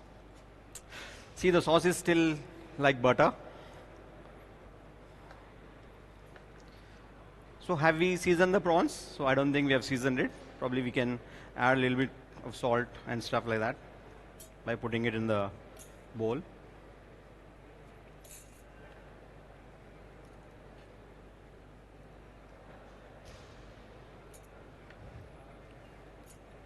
Look at every aspect, every technique. See, he did not add salt to the butter. There might be some salt in the butter, but to make it perfect and butter not, we have to reuse butter. So remove, and now we can freeze the butter and use it many times we want. True, yeah. So the seasoning is happening after we remove it from the butter. So yeah, so little bit of salt because it's salted butter anyways, and some parsley in there. Yeah, so just mix them.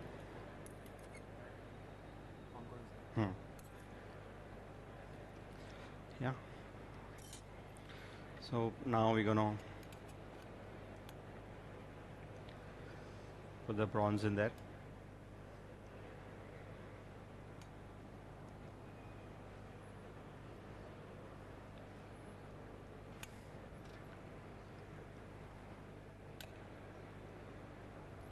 So chef, there is doneness of prawns that is generally being explained. So it is in either C shape or totally O. So when it's in C shape, it's just done. And when it is in O like this, it is beyond just done. I'm not saying overcooked because I'm just using big pan. Very. Give a big hand already because such a delicate cooking and every aspect you have seen how butter and everything, it becomes so creamy and it is so wonderful. And chef, how many plates can I have? 4. I thought of asking how many prawns, but now I want to ask how many plates can I have? So we're gonna put a little more of parmesan on each. Yeah.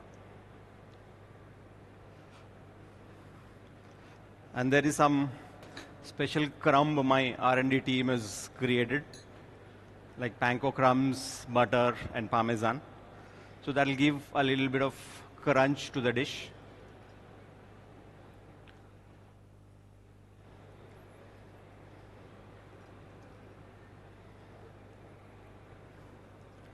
And finally, some extra virgin olive oil. Is this one?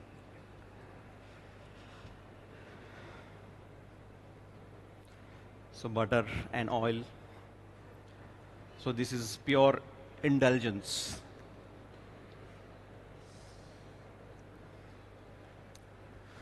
So this is the dish.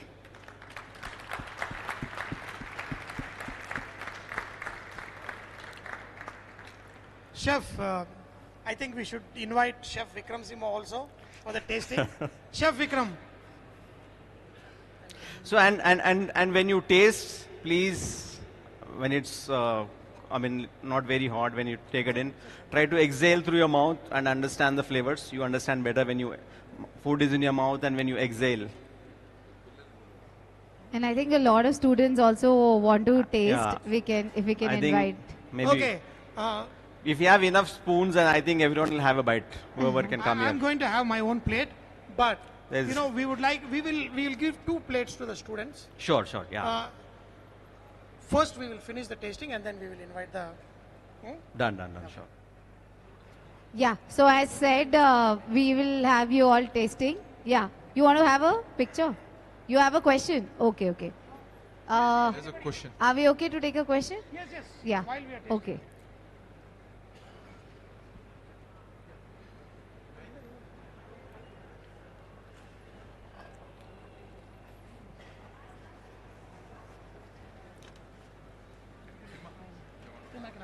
Chef, what is the standard portion size to serve risotto for a single person? See, generally it is 180 grams of meat if it's a protein, and then probably say 100, 120 grams of starch, and another 60, 70 grams of vegetables. Yeah, generally. But if you go to different restaurants, there are different portions that are being served. If it's a bar, it's different. If it's a nightclub, it's different. If it's a fine dining, it's like probably 3, 4 small pieces. It'll be 80 grams sometimes. So it depends on each outlet and their business strategy, how much they want to serve. But universally, it is 180 grams of meat. Yeah. So let me taste this. Your Chef. your general expression that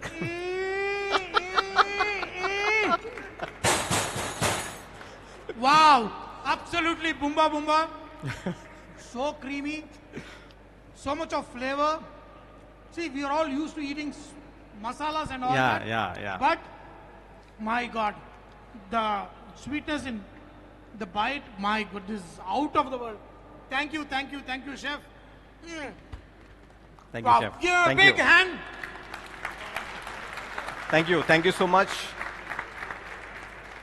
We have another question. Please shoot. Chef, prawns also can be poached in water as well, right? Then what's the difference between poaching in butter and poaching in water? Is there any difference? Poaching in butter and poaching in Water. see, it's again just the temperature play. When you poach in water, the temperature is generally more, and you can play around there. But in butter, you have to be a little more careful because there's an emulsion technique that is involved in here. If you cook a little more, then your cooking technique is gone for a toss. See, like in water, poaching is a lot more easier. But in butter, you have to maintain that texture of the butter. So, little more experience, little more effort has to be done. So, you have seen this. You have to go and try it yourself and see whether you can poach something in butter without converting it into ghee. Ghee, yeah. And also the flavor that you finally achieve is different in water and butter. Yes, it's like very creamy and smooth. Okay, we have one more question, please. Good afternoon, chef. I am from Vayans College. I have a question that how you are going to manage the taste and the time management when you are cooking the multiple dishes. Fantastic. So there's something called as mise en place, where you entirely set your processes and systems in place. You have probably half done things ready and your sauce is ready. So you need to know how much time you want to finish the dish in 20 minutes or 10 minutes and all. So accordingly, you'll cut the pieces into so much size. And then when the order comes, you dish out accordingly. So for me, if it's taking 4 hours or 5 hours to make one gravy, I can't be making it when the order comes, right? So I have to have it ready. I also have protein to be processed and in a bowl and other vegetables in a bowl. And when the order comes, I combine everything. I know that it's going to take 10 minutes to cook and then finish it off. Chef, there are a lot of demonstrations that happen. A lot of chefs, they have cooked wonderful recipes. But you have chosen a recipe where there are so many techniques. Right. At Yeah. every point of it. And the last, the bread, what you have done. Breadcrumbs, When you- R&D my team, God. yeah. Yeah, it is. No, when you add on top of it, there is a soft, creamy texture, the bite of the prawn, and also the slight crunchiness on top. So, Right. Thank you for Thank you, chef. Thanks a lot. making this wonderful. So, madam, please. Is there any difference in taste and texture of prawns which are poached in water? Is there any difference in taste and texture of prawns? Poached in water and butter. Yeah, definitely. So butter is a different product. It's got a different temperature levels that you can take it up to. And the cooking happens differently. And even the flavor profile is also totally different. When you I think probably when the students will taste, they will realize more. True. So I think in the interest of time, we'll close it over here. Thank you so much, Chef. I request Thanks a you to lot. please come over here. I also request Chef Sanjay Tumar to please come over. Let's felicitate and let's thank. I want to thank Food Affairs and Chefs Association of Telangana and Andhra for this opportunity, because there are a lot of chefs out there and not all of them get this opportunity. I thank all Chef of them. Tumma. Thank you so much. Thank you, Chef Tumma. And Chef Timma, I mean, you made it so well that Chef Tumma has already finished his lunch. He Oh, I ate up didn't the whole realize. Oh, plate. thank you so much, chef. It means it is really good. Yes. It's an honor for me. All these days he was tasting, today he's eating properly. Chef, run. So please everybody join for felicitating Chef Timma Reddy, everybody. Thank you so much for joining with us at Food Affair 2026. This is our third edition. Thank you, chef. And this is organized by Blitz Events Exhibition Private Limited. And for all others, we'll take a quick lunch break. We're breaking till 2:30. From 2:30 sharp, we're going to be starting to give away the rewards and awards. So request everybody to please join back sharp at 2:30 to join in for the rewards and awards. Thank you.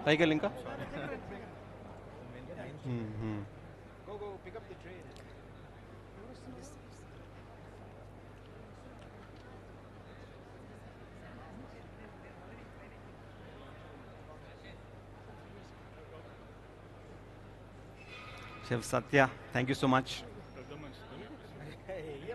Thank you, chef. Honored.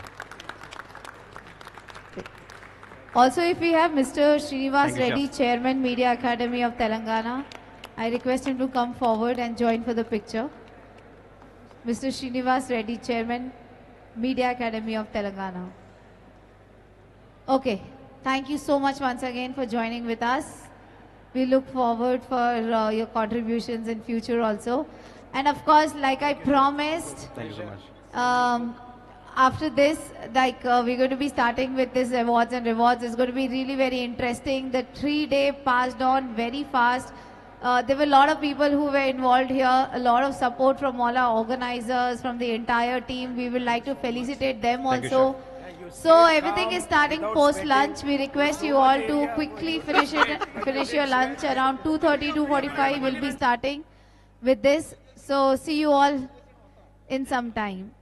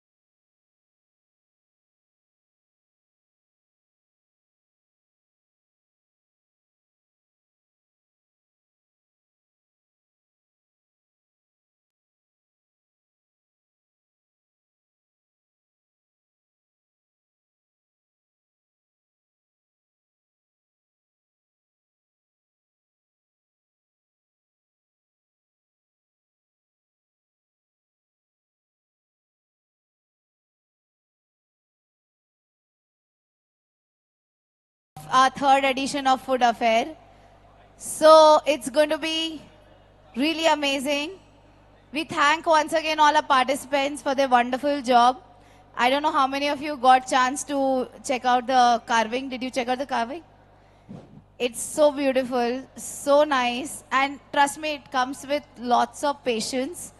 So, and now we have decided to give away the rewards and awards. I know it has been a tough competition. Let's see who's going to be winning. So, can I request everybody, we are starting in next 2 minutes. Everybody quickly take your seats unless and until you come over here. Maybe you might miss out on the chair because once we start full-fledged, you might not get space. So everybody, please quickly come over here, take your seats. We are ready to start. Come on, students, participants, where are you? One of you will be winners. Some of you will be winners. So please come over here. Yeah. Students నానా food ఇటు side కూడా ఉంది, ఇటు side వెళ్ళిపోండి. మీరు food అటు side last తినలో అటు side వెళ్ళిపోండి. Competition back side please. అటు సైడ్ కూడా ఫుడ్ ఉంది, వెళ్ళిపోండి అమ్మా. టోకన్స్ ఉన్నా టోకన్స్ లేకపోయినా అటు సైడ్ వెళ్ళిపోండి, నో ప్రాబ్లం. నేను తిన్నారు కదా అక్కడ లంచ్ అక్కడ ఎందుకు అరేంజ్ చేసి వెళ్ళిపోండి.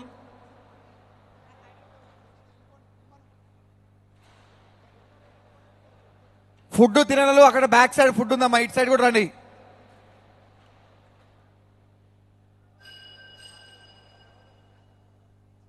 We're going to be announcing. Check. We are going to be announcing all competition the back gold side. winners, all the carving winners. So back ఏర్లో మీ కాంపిటీషన్ బ్యాక్ ఏర్లో ఉంది రండి.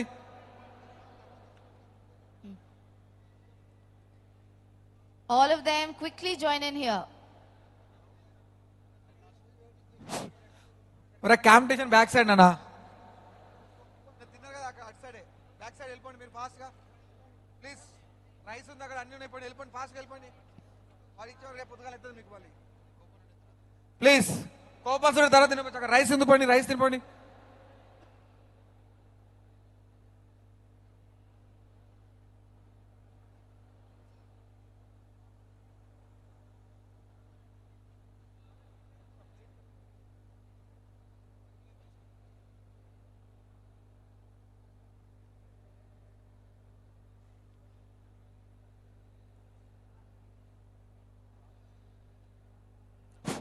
जो लंच किया वो जाके बैठो भाई please students.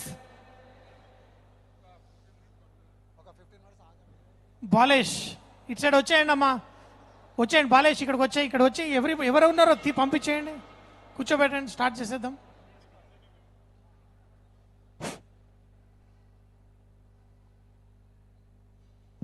Chef Yadagiri and team. Hello I'm here present. కాదు ఈలోగా జూరీని వీళ్ళని అందరూ పిలిపించేద్దాం.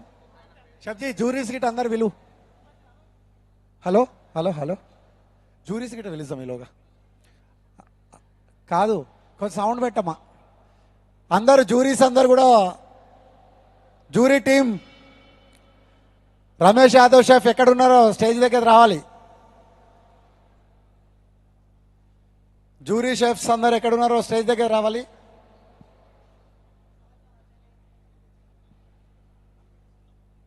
పెట్టించేసి ఫాస్ట్.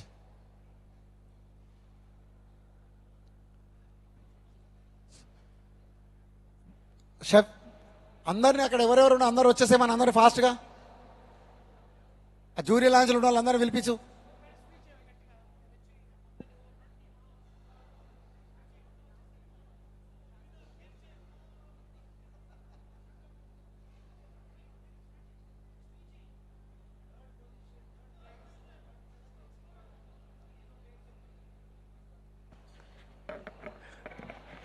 హలో కాలేజ్ వాళ్ళందరికీ ప్రిన్సిపాల్స్ అందరికీ విజ్ఞప్తి ఏంటంటే పిల్లల్ని తీసుకొని రండి. ఇక్కడ ఆల్రెడీ ప్రైజ్ డిస్ట్రిబ్యూషన్ అయిపోతుంది. తొందరగా రాకపోతే మీ గోల్డ్ మెడల్ సిల్వర్ మెడల్ అన్నీ మిస్ అయిపోతాయి. మరి ఎవరికి వేరేలోకి వచ్చేస్తాయి. రాజు అనే పేరు మీద నలుగురు ఉన్నారు, ఏ రాజుకు వస్తుందో ఎవరికి అర్థం కాదు, కన్ఫ్యూజ్ అవుతారు. తొందరగా వచ్చేయడమా ఫాస్ట్. భోజనం ఒక పూట మిస్ అయితే దొరకదు, కానీ మళ్ళీ గోల్డ్ మెడల్ మిస్ అయితే మళ్ళీ సంవత్సరం మళ్ళీ దొరకదు బాబు. Please and dice.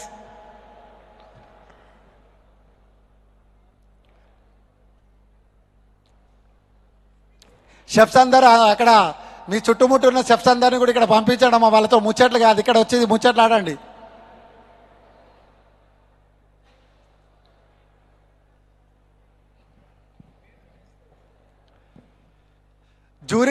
జూరీస్ టీమ్ అంతా ఎక్కడ ఉన్నారో స్టేజ్ దగ్గర రావాలి. ఇంతే నలుగురే ఉన్నారా జూరీస్? అంతేనా?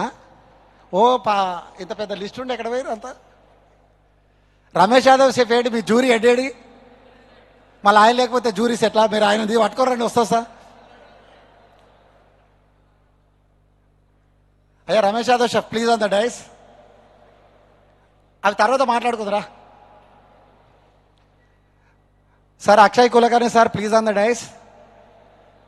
All juries please on the dais. అందరూ మొత్తం జూరీస్ అందరూ కూడా పైకి స్టేజ్ మీదకి రావాల్సిందే కోరుచున్నాం.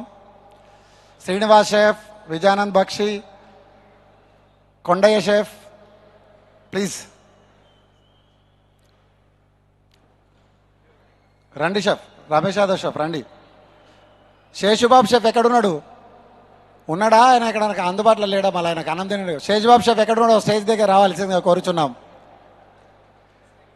రమేష్ యాదవ్, శేషుబాబు అందరు కూడా స్టేజ్ దగ్గరికి రావాల్సిందిగా కోరుచున్నాం. సంజయ్ తుమ్మ షెఫ్, విక్రమ్ షెఫ్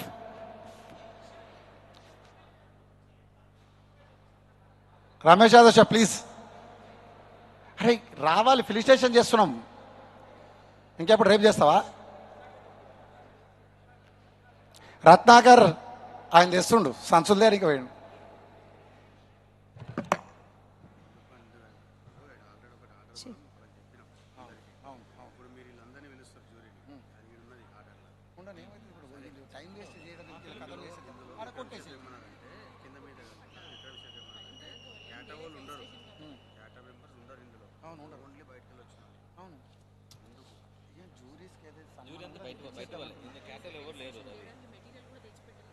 మరి అప్పటి నుంచి ఏం చేస్తున్నారు?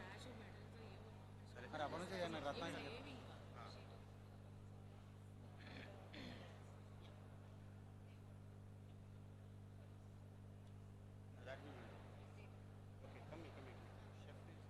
ఫస్ట్ జూరీస్ వరకు సన్మానం చేసేద్దాము. రావాలి టెస్ట్. ఇంకోటి ఏంటంటే ఫుడ్ అఫేర్ వాళ్ళు కూడా ఇక్కడికి జూరీస్ అందరూ కలిసి షెఫ్ని సన్మానం చేస్తారు. ఫస్ట్ షెఫ్ని చేసేస్తాం అయిపోతుంది. ఆ జూరీస్ అందరూ కలిసి షెఫ్స్గా చేయండి. షెఫ్స్ తర్వాత వీళ్ళందరికీ చేయండి. మీ ఇక్కడ ఉన్న జూరీలు కూడా గౌతమ్ సార్, సంజయ్ తుమ్మ వచ్చేసి పిలిపి చేసి సన్మానం చేపిస్తే అయిపోతుంది. ఇంకోటి ఫుడ్ ఫ్యాకల్టీ వాళ్ళని కూడా పిలిచి శ్రీకాంత్ గారు, రంజన్ మేడం, శ్రీకాంత్ మేడం అవి రాని అదే done done. Take this one. అసలు రత్నాకర్ అస్సలు డీలో అందుకు ఎప్పటి నుంచో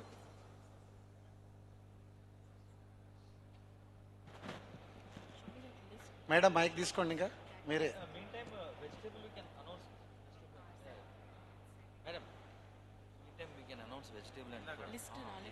ఇంకా లిస్ట్ రాలేదా?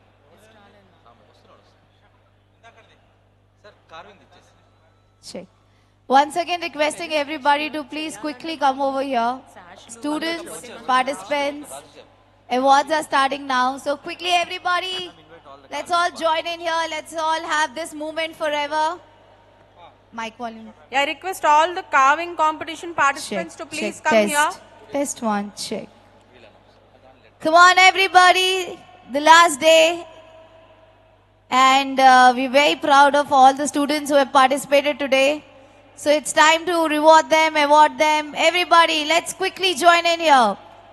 Participants, non-participants, guests, chefs, our jury, our organizers, everybody, please come over here. This is like the last segment of our 3-day Food Affair 2026. And we would like to felicitate, we would like to give away the awards, we would like to recognize the hard work of all the team which were behind for making this possible, successful. So here's a moment. We want everybody to be a part of it. The entire team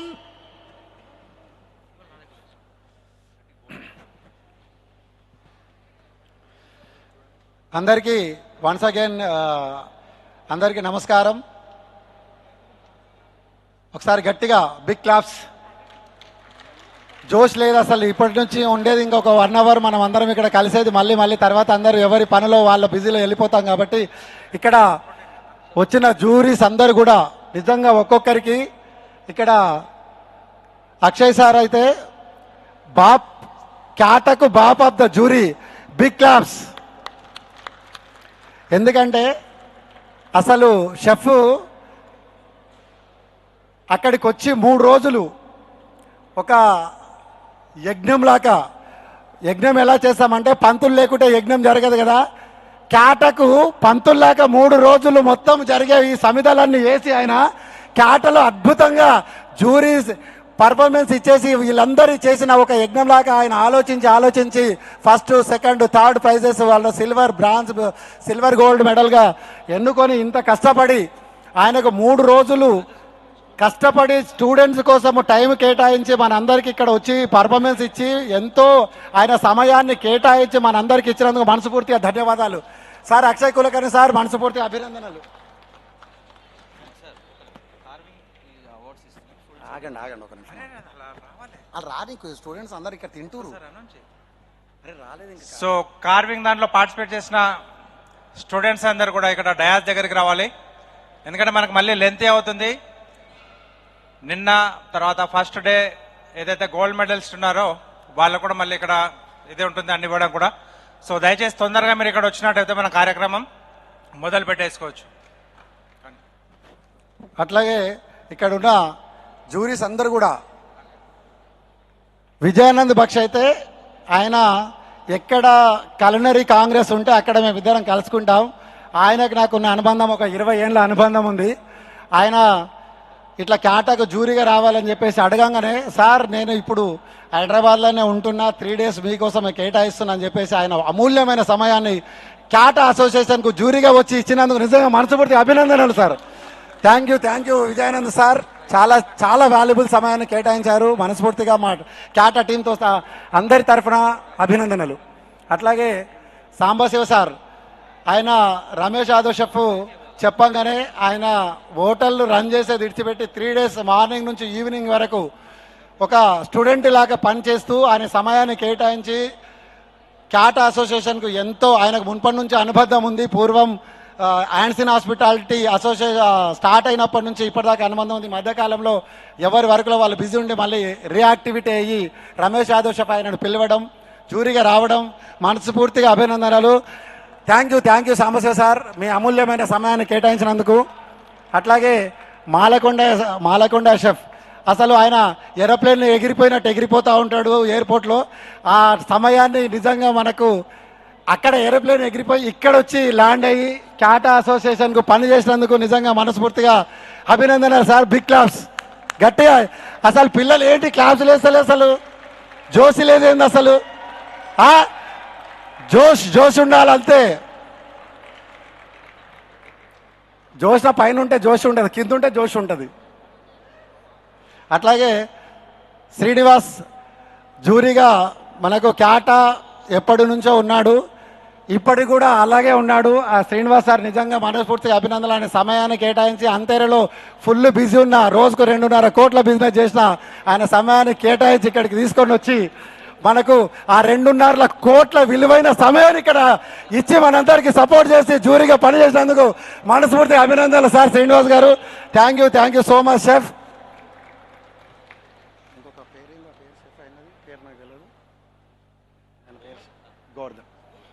అట్లాగే Govardhan chef అయితే అసలు ఈ మధ్య కాలంలోనే గోవర్ధన్ మనకు దొరికిన క్యాటకు ఒక ఆనుమత్యం అని చెప్పొచ్చు. అతి తక్కువ సమయంలో ఎంతో అమూల్యమైన సమయాన్ని కేటాయించి క్యాటాలో ఒక జ్యూరీగా ఉండి ఆయన సమయాన్ని ఆడ చూసే కత్తి మీద సానే ఉన్నట్టు ఉంటుంది ఆయన డ్యూటీ. సమయాన్ని కేటాయించి ఇక్కడికి వచ్చి క్యాటక్ అసోసియేషన్కు సమయాన్ని కేటాయించినందుకు నిజంగా గట్టిగా బిగ్ క్లాప్స్ అమ్మా.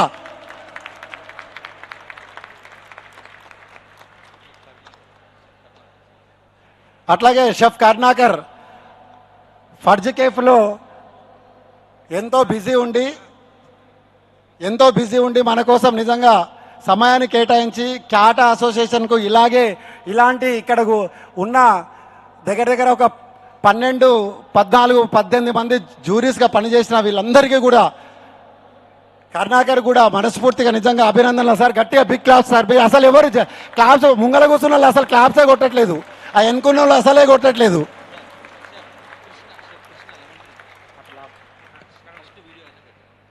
అట్లాగే లెమన్ ట్రీస్, లెమన్ను పిండి అందరికీ పులుపు తినబెడితే ఎంత రుచికరంగా ఉంటుందో ఇక్కడ జ్యూరీగా చేస్తే కూడా అంతే రుచికరంగా ఉంది. ఏ పెప్పర్ సాల్ట్ వేయకపోతే లెమన్లో రుచి ఉండదు, ఏ దానికి అందం ఉండదు. లెమన్ షర్బత్ చేసినా, ఒక స్నాక్స్ తిన్నా, నిమ్మకాయ నంచుకుంటే ఎంత రుచికరంగా ఉంటుందో. అక్కడ ఉన్న లాస్ట్ జ్యూరీ చిన్న వయసులో కనబడతాడు కానీ ఆయన చాలా టాలెంట్ పర్సన్. నిజంగా మనస్ఫూర్తిగా గట్టిగా జోరుదారు తాలిబై. ఇగో ఇక్కడ మాకు ఒక ఆనిముత్యం ఈమె కూడా డాక్టరేట్ చేసి, అర్చన అంటారండి, డాక్టరేట్ అర్చన అని చెప్పేసి ఒక బిరుదు సంపాదించుకొని క్యాట కోసము 3 రోజుల నుంచి ఆమె అమూల్యమైన సమయాన్ని కేటాయించి, ఇంత ఉల్లిపాయ ఎట్లుంటుంది, చిన్నగా ఉంటుంది కానీ దాన్ని కొరికితే ఎంత ఘాటుగా ఉంటుందో ఆమె టాలెంట్ కూడా అంతే ఘాటుగా ఉంటుంది. ఆమె టాలెంట్ కూడా అంత అమూల్యమైన ఘాటుతో క్యాటా అసోసియేషన్కు నిజంగా అమూల్యమైన సమయాన్ని కేటాయించి అందించినందుకు మనస్ఫూర్తిగా అభినందనలు madam. Thank you so much. తాళి లేదు భయ్, సప్పట్లు కొట్టండి. అసలు ఏమైంది? ఇప్పుడే మంచి బగారా రైస్ తిన్నారు, మంచి ఫుడ్ తిన్నారు. అక్కడ మంచిగా టాలెంట్ అయిన ఫుడ్, ఆహారమే ఆరోగ్యమైన ఫుడ్ పెట్టారు. ఇక్కడ ఫుడ్ అఫైర్ వాళ్ళు కూడా అద్భుతంగా పెట్టారు. మంచి బగారా రైస్ వచ్చింది, పప్పు వచ్చింది. ఇంత మంచిగా తిన్నాక ఎంత జోష్ ఉండాలి అందరిలో.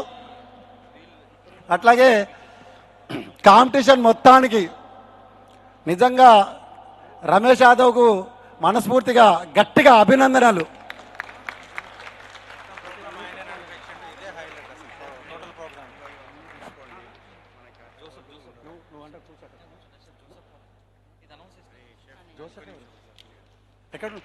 Chef Joseph on the please on the dais. అట్లాగే రమేష్ యాదవ్ గారు నిజంగా ఎంతో అద్భుతంగా, అసలు ఈరోజు ఇంతమంది స్టూడెంట్స్ వెనకాల బ్యాక్ బోన్గా పనిచేసి క్యాటాకు హార్ట్ ముక్కలాగా పనిచేసి క్యాటాను ఈరోజు ఈ లెవెల్లో తీసుకొచ్చినందుకు నిజంగా మనస్ఫూర్తిగా అభినందనలు షెఫ్ రమేష్ యాదవ్. ఎందుకంటే ఇంతమందికి పోగేసి వర్క్ చేసి ఒక స్టైల్ అయితే అందరినీ నిన్న రాత్రి లీగులో చిన్నపిల్లను పరిగెత్తించి మళ్ళీ ఒక పాతకాలపు నాటి జ్ఞాపకాలను గుర్తు చేసి అద్భుతంగా డిన్నర్ ఇచ్చి ఇంతమందిని ఆనంద పెట్టిన సీనియర్స్ అందరికీ కూడా నిజంగా సార్ ఎంత చెప్పినా వర్ణనానికి అతీతమైన సేవలు చేసి క్యాటను ఒక గొప్ప వ్యక్తిగా గొప్ప లెవెల్లో తీసుకొచ్చినందుకు మీ వంతు కృషి చేశారు. ధన్యవాదాలు. Thank you. అట్లాగే ఆంధ్రలో చిన్నంరాజు షెఫ్ అంటేనే ఆయన మనిషి ఏమో పొడుగు ఉంటాడు, ఆయన పేరేమో చిన్నంరాజు.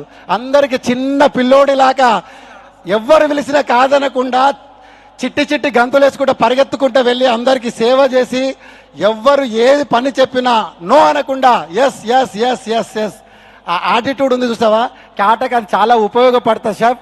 చాలా థ్యాంక్ యూ చిన్నంరాజు గారు. అట్లాగే జోష్న, అసలు ఎవ్వరు లేకపోయినా నడుస్తుంది అన్నట్టుగా జోష్న లేకపోతే జోసే లేదు.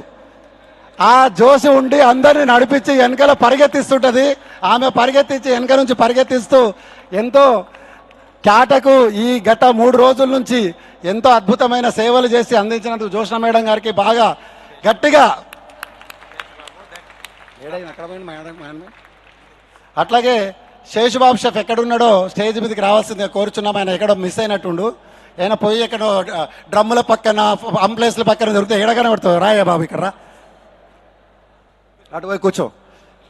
శేషుబాబు షెఫ్ అయితే విజయవాడ నుంచి ఈరోజు క్యాటా ఒక పొజిషన్కి వచ్చి నెక్స్ట్ లెవెల్కి వెళ్ళడానికి మొట్టమొదట ఫస్ట్ ప్లాట్ఫామ్ ఇచ్చి హోటల్ పేరు ఏం పేరు అది, ఈస్టర్న్ హోటల్లో మనకు ఒక ప్లాట్ఫామ్ ఇచ్చి ఈరోజు ఇక్కడ ఉన్న కొంత సీనియర్ షెఫ్లందరినీ కూడా కనెక్టివిటీ చేసి క్యాటను ఇంకొక లెవెల్కి తీసుకెళ్ళి ఈరోజు విజయవాడలో ఎన్ని వర్కులు ఉన్నా, ఆయన డ్యూటీలో ఎన్ని ఇబ్బందులు ఉన్నా ఆ డ్యూటీకి సెలవు పెట్టుకొని వచ్చి క్యాటకు వచ్చి ఆయన సేవలు చేసి రమేష్ యాదవ్కు షెఫ్కు సపోర్ట్ చేస్తూ షాడోలాగా పనిచేసి ఈరోజు క్యాటని ఈ లెవెల్కు తీసుకొచ్చి కాంపిటీషన్ అద్భుతంగా సేవ చేసినందుకు మనస్ఫూర్తిగా శేషబాబు షెఫ్కు గట్టిగా ధన్యవాదాలు. Thank you so much. అట్లాగే నిజామాబాద్ నుంచి ఇక్కడ దాకా వచ్చి ఆయన ఎప్పుడు ఏరోప్లేన్లో ఎగిరిపోయినట్టు ఏడ చిక్కడి దొరకడన్నట్టు ఉంటాడు మా రత్నాకర్ గారు. నిజంగా ఆయనకు కూడా మనస్ఫూర్తిగా ధన్యవాదాలు. క్యాటా అసోసియేషన్కు ఇంకా సేవలు ఇక్కడ ఉన్నాయి. ఈడ మీకు పైకి వెలిసి కూర్చునబెట్టింది ఒక లెవెల్ అయితే మీరు శ్రమ చేయాల్సింది ఇంకా చాలా ఉందని మీ మీద బరువు బాధ్యతలు పెట్టడానికి నేను పిలిపించి సన్మానం చేయడానికి మేము నిశ్చయించుకున్నాం తప్ప దాన్ని మీరు చులకన చూడొద్దు.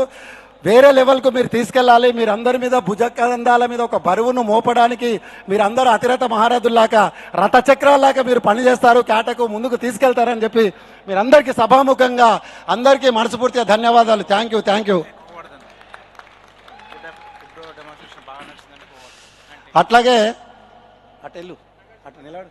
అట్లాగే ఈరోజు డెమో సెక్షన్ ఇంత అద్భుతంగా జరిగింది అంటే మొట్టమొదటి కారణం ఇస్ ద గోవర్ధన్ వాళ్ళ టీం అందరికీ నిజంగా మనస్ఫూర్తిగా ధన్యవాదాలు. Stay please on the dais Govardhan. అట్లాగే ఎంత కష్టపడి వాళ్ళ టీం ఎక్కడ ఏం పని చేసారో తెలియదు కానీ అందరు షెఫ్లు వచ్చేలో పాడ రిక్వెజేషన్ రెసిపీస్కి సంబంధించిన కావాల్సిన బ్యాక్ వర్క్స్ అంతా కూడా రెడీగా ఉంటే డెమో ఒక ఎట్లంటే రాజమౌళి సినిమాలో కెమెరా ఎంత అద్భుతంగా పనిచేస్తుందో అంత అద్భుతంగా అక్కడ కెమెరాలను సెట్ చేసి ఫుడ్ అఫైర్ వాళ్ళు నిజంగా ఆ సెటప్ను చూసి సీతారాం సార్ కూడా మీ డెమో సెక్షన్ మాత్రం బ్యూటిఫుల్ ఉందని చెప్పేశాడు. నిజంగా గోవర్ధన్ టీం అందరికీ కూడా మనస్ఫూర్తిగా ధన్యవాదాలు. చాలా బాగా టీం వర్క్ సపోర్ట్ చేశారు. అక్కడ ఉన్న ఏ షెఫ్కు కూడా ఇంత ఇబ్బంది పెట్టకుండా డెమో కంటిన్యూటీగా చాలా బాగా బ్యూటిఫుల్గా వర్క్ చేశారు. చాలా సంతోషం. భోజనాలు లాస్ట్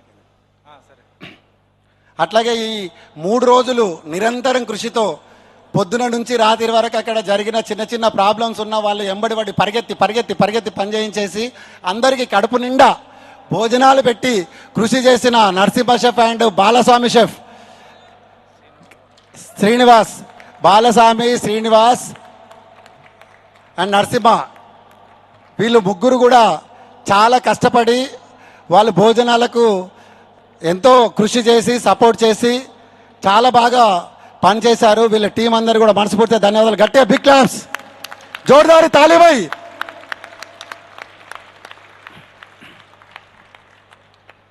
ఇక అందరికన్నా ముందేంటంటే అతిరథ మహారాజులందరినీ కూడా రకరకాల స్టేట్స్ నుంచి ఇక్కడికి తీసుకొని ట్రాన్స్పోర్టేషన్కు ఇబ్బంది పెట్టకుండా ఏ వ్యక్తులను మనసు నొప్పించకుండా వాళ్ళందరినీ కూడా ఎందుకంటే వాళ్ళు ఒక లెవెల్కి ఎదిగిన గురువులు కాబట్టి వాళ్ళందరికీ సేవ చేసి ట్రాన్స్పోర్టేషన్లో ఎక్కడ ఎయిర్పోర్ట్ నుంచి హోటల్స్ నుంచి ఇక్కడ నుంచి మళ్ళీ హోటల్ నుంచి మళ్ళీ ఫుడ్ నుంచి మళ్ళీ రిటర్న్ పంపించేంత వరకు కృషి చేసి ఎవరిని ఎక్కడ కూడా ఇంత మనసు నొప్పించకుండా చాలా బ్యూటిఫుల్గా మేనేజ్ చేశాడు. బాలే chef please on the dice.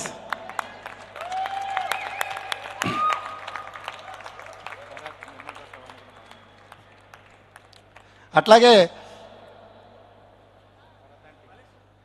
Bharat and team Bharat కూడా మెమోంటోస్కు ఇన్ఛార్జ్గా పెట్టి ఎక్కడైతే ఫిల్ స్టేషన్ చేయాలని చెప్పేసి ఆయన కూడా ఒకరోజు మధ్యాహ్న గ్యాప్ ఇచ్చినా కూడా చాలా బ్యూటిఫుల్గా వెనక నుంచి బ్యాక్ సపోర్ట్ చేసి పనిచేసిన Bharath team please on the dais.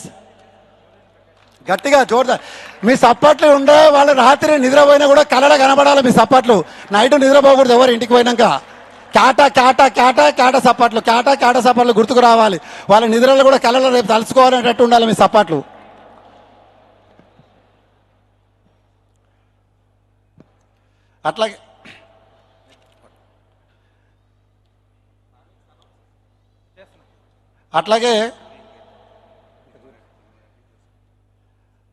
అట్లాగే జూరీ ప్యానల్స్లో ఉన్న షెఫ్ తిమ్మారెడ్డి అట్లాగే జోసెఫ్ ఎక్కడున్నా స్టేజ్ మీదకి రావాల్సిందే కోరుచున్నాం.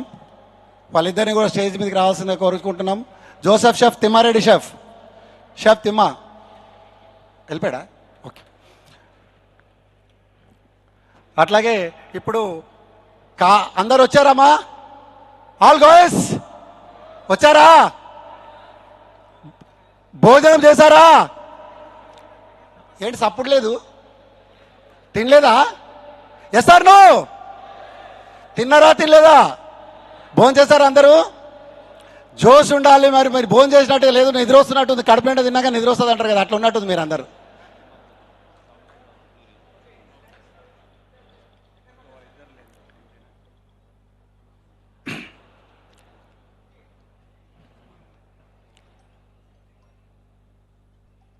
ఇప్పుడు కార్వింగ్ చేసిన టీం వాళ్ళందరికీ కూడా ముందు వాళ్ళకి అనౌన్స్మెంట్ చేసి వాళ్ళందరూ కూడా చేసి వాళ్ళందరినీ పిలవడానికి సిద్ధంగా ఉన్నారు. కాబట్టి వాళ్ళందరికీ వీళ్ళు అనౌన్స్మెంట్ చేస్తారు. ఇక్కడ వాళ్ళు చేసిన వాళ్ళకి టీం హ్యాండ్ ఓవర్ చేస్తున్నా. కాబట్టి వీళ్ళందరూ కూడా వాళ్ళకు కార్వింగ్ టీమ్స్ అందరికీ ఇవ్వడానికి సిద్ధంగా ఉన్నారు. Okay, thank you.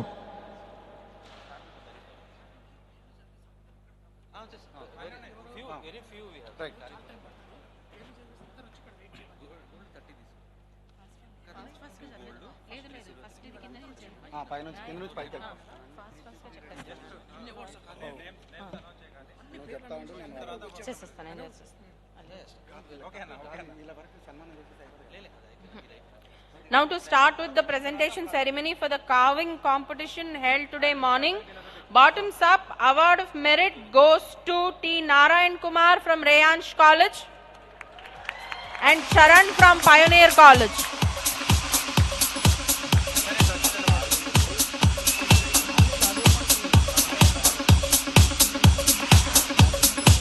Come on everybody, let's give a loud applauses. Let's welcome them on stage. Next for bronze medal, Vijay Reddy from Trinity College, Nandu Gaud. Okay, Vinay Reddy, Nandu Gaud, Honish, Chennai Samrita, Yashwant from Pioneer, J. Satvik from Chennai Samrita, A. Praveen, Rayansh College, P. Pavan, Chennai Samrita, K. Vignesh, IIHM, please come near the dais. Everybody please walk up to dais. Students ఎవరెవరి పేర్లు అయితే చదువుతున్నామో వాళ్ళు వచ్చి ఇక్కడ wait చేయండి. ఏమేం medals గెలుచుకున్నారో వాళ్ళని ఒక్కొక్కటి చెప్పి పైకి పిలుస్తాము. సో మరొకసారి కార్వింగ్కి వచ్చిన వాళ్ళు పవన్, విఘ్నేష్, ప్రవీణ్, సాత్విక్, యశ్వంత్, మునీష్, నందుగౌడ్, విజయ్ రెడ్డి, చరణ్ అండ్ నారాయణ్ కుమార్ అందరూ వచ్చి ఇక్కడ వెయిట్ చేయండి. ఒక్కొక్కరు పిలిచినప్పుడు పైకి వచ్చి అవార్డులు తీసుకోండి.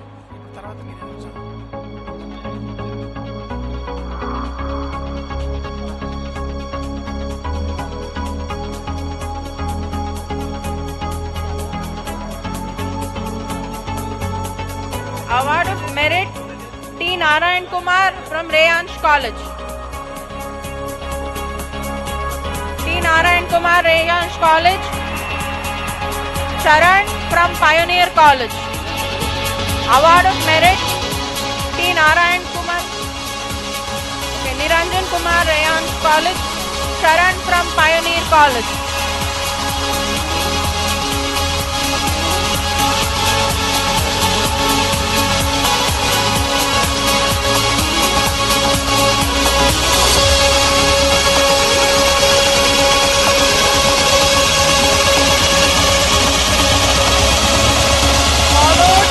Bronze medal winners, Vijay Reddy from Trinity College,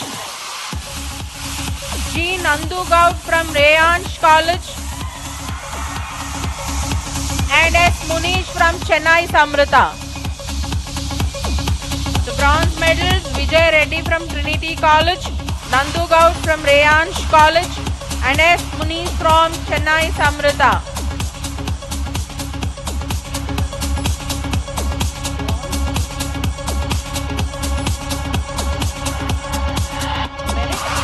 Come on everybody, let's all applaud for the ones who are on stage, the winners today. Bronze medal winners, S. Munish, G. Nandu Gaud and Vijay Reddy. Next category, silver medal winners in the carving competition, J. Satvik from Chennai Samrita Institute of Hotel Management, Yashwant from Pioneer Institute of Hotel Management, and A. Praveen from Rayansh College of Hotel Management.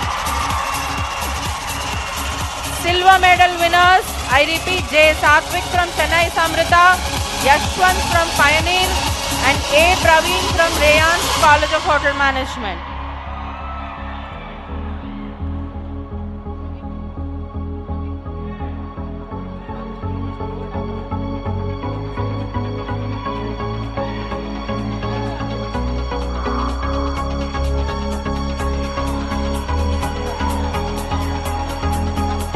Come on, everybody, make a louder noise.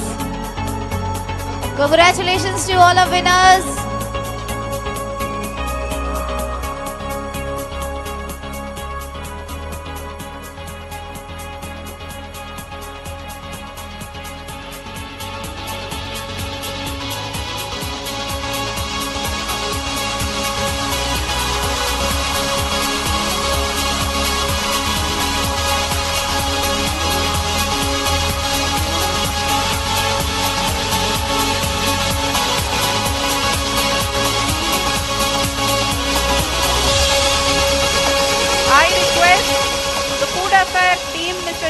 MD Blitz Exhibitions and Food Affair, Ms. Ranjani, Director, Mr. Vikram, Mr. Mazhar, Mr. Osman and Mr. Shyam onto the dais, please. Come on, everybody, give it up for the organizers, the one who bought you this 3-day Food Affair 2026. Come on, everybody, a louder one for the organizers. 3 cheers for Blitz Events and Entertainment. Say hip hip. Now is a very honorable moment for us. The time to felicitate our moderator of today's competitions who spent his time and efforts for us, Chef Akshay Kulkarni. All the jury members and the food affair, we are going to felicitate Chef Akshay Kulkarni Garu today for his efforts all these 3 days. I request sir to please.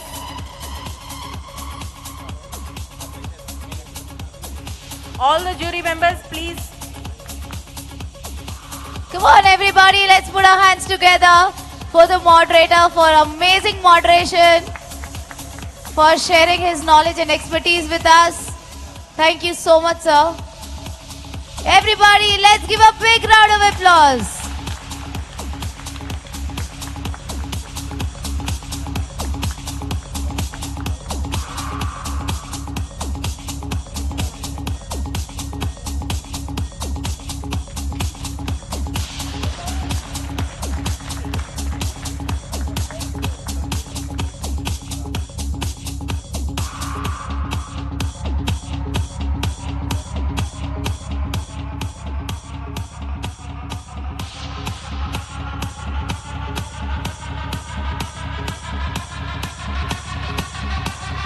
I now request Chef Yadagiri, Chef Raju and Chef Gautam to please felicitate all the jury members. Come on, students, give it up for your jury. It was not easy, and I think they made a real fair decision the last 3 days. So please give them a huge, huge round of applause. Their time, their efforts, their expertise to be fair and transparent and precise in their decisions deserves a big round of applause.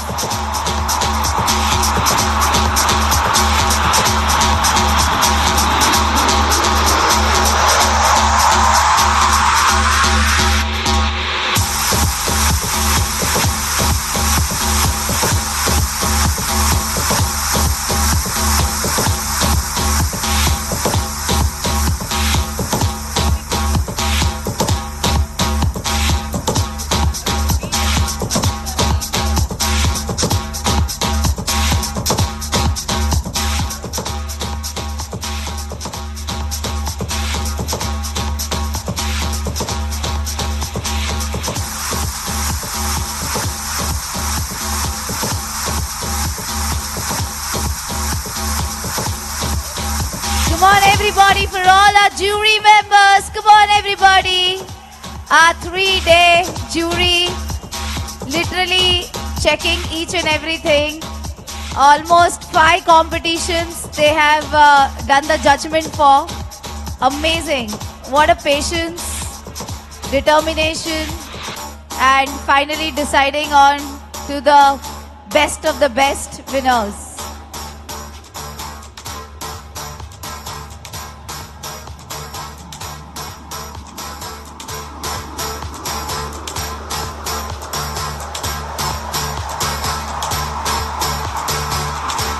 I'm sure students, you're going to miss them.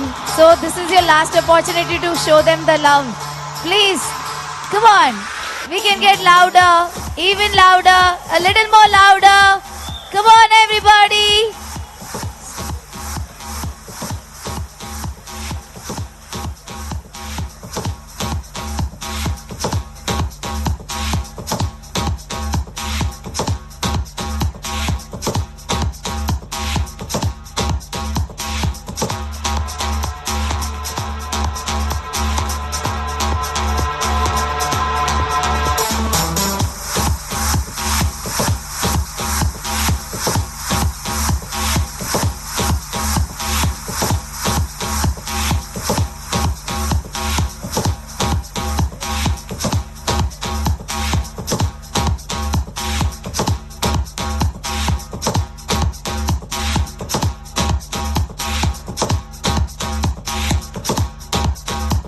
Come on, everybody.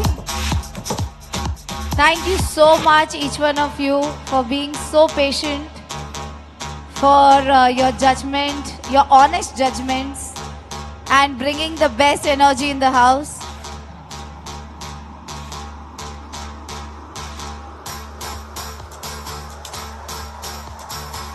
Thank you so much. Can I request everybody to please take your seats as we proceed with our next segment? I request everybody to please take your seats. Please, sir.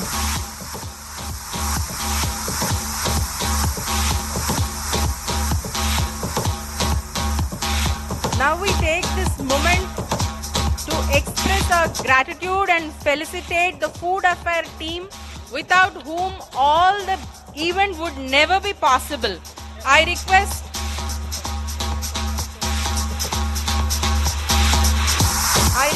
Mr. Srikanth, MD Blitz Exhibitions and Food Affair, Ms. Ranjani, Director Food Affair, Mr. Vikram, Mr. Mazhar, Mr. Usman and Mr. Shyam, all the team members to please grace the dais.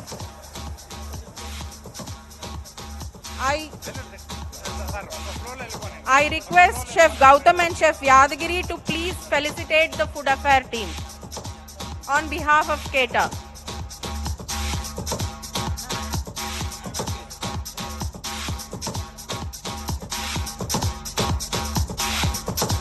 Mr. Srikanth, Ms. Ranjani, Mr. Vikram, Mr. Mazhar, Mr. Usman and Mr. Shyam.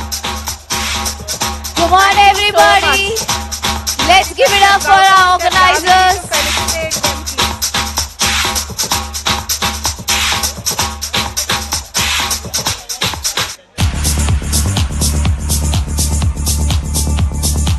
I think it's not easy to get everybody under one platform. Like Ms. Rajni has been telling since the day one, from from food to exhibition to chefs out here to a little bit of entertainment to competitions to everything under one roof. It's not easy. It goes with a lot of hard work, many sleepless nights and lots of responsibility, and I think as the organizers they have done it really well, so they really deserve lots of love and applauses from your end. Can we all give it up for all our organizers, everybody? Blitz Events Exhibitions Private Limited, everybody.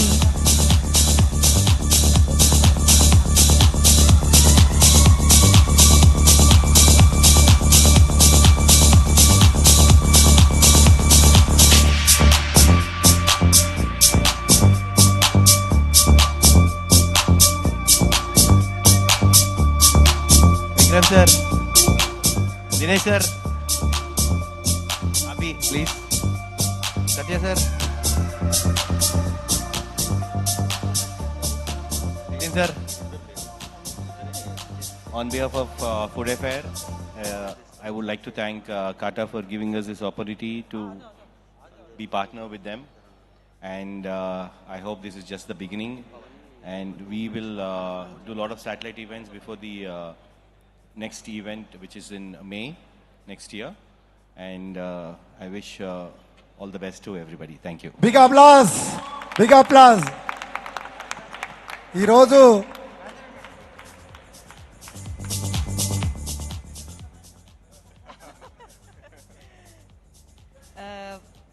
Good afternoon to all, one and all.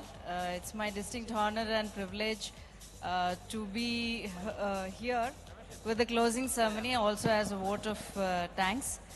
And with my deepest appreciation to all the supporting partners, starting with CATA, the Chefs Association of Telangana and Andhra, and Chef Sanjay Tuma, who has been the key advisor through the start of this discussion till where we are here today, and all the team members from CATA. And I take this platform also to thank Telangana Food Processing Society, who has been our one of the supporting partner, Web Labs, and also Indian Institute of Millet Research, who has supported us immensely in bringing this all together where we are here for the third edition. And it has been really good for the last 3 days. Thank you all, thank you one and all who have been supporting with us and also been there for the last 3 days. Thank you very much. Thank you, Hightex team, Mr. T.G. Shrikant, who has been there since the beginning of this exhibition towards us, towards supporting us. Thank you.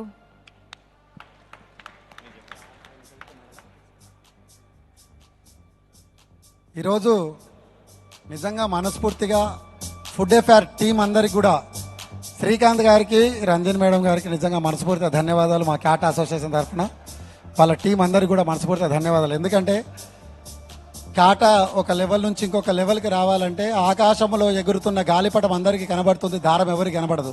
కానీ ఆ దారం ఆకాశంలో ఎగురుతున్న గాలిపటం కాటా అయితే, దారం food affair వాళ్ళు మనకు support చేసి ఇంత ఘనంగా మనని ఈ లెవెల్కి తీసుకొచ్చినందుకు మనస్ఫూర్తిగా మీకు అభినందనలు సార్, నిజంగా ధన్యవాదాలు.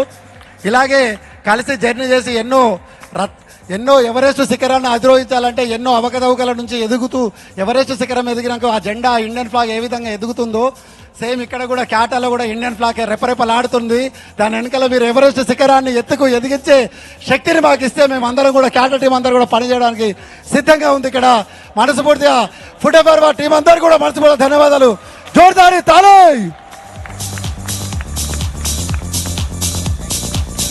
Thank you all the dignitaries.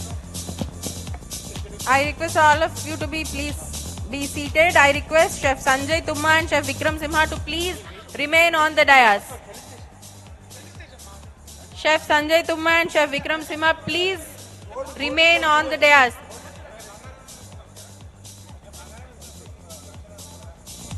I would now request Chef Gautam, Chef Ramesh Yadav Garu, Chef Raju and Chef Yadgiri to please do the honors.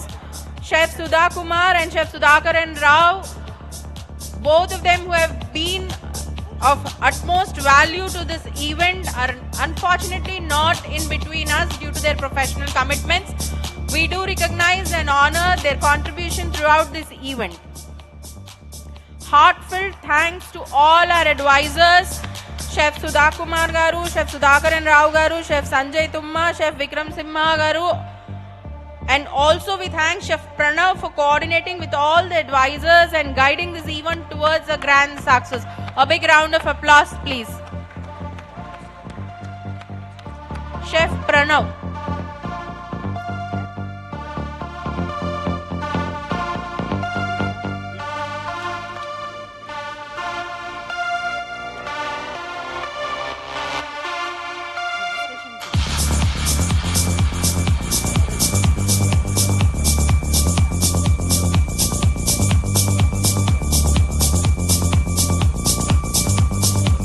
I now request our registration team who have been putting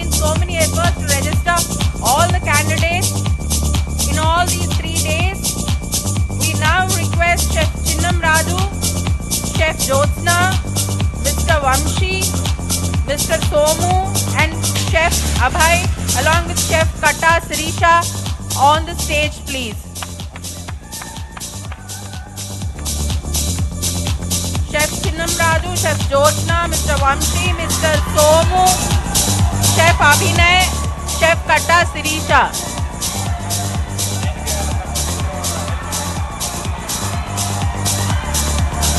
I now request Chef Yadgiri, Chef Raju and Chef Ramesh Yadav to please do the honors.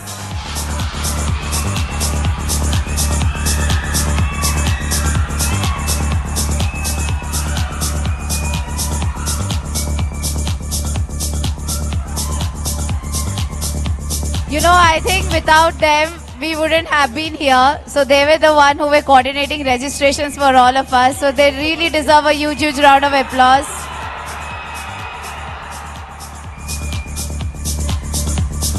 Thank you so much for your immense support.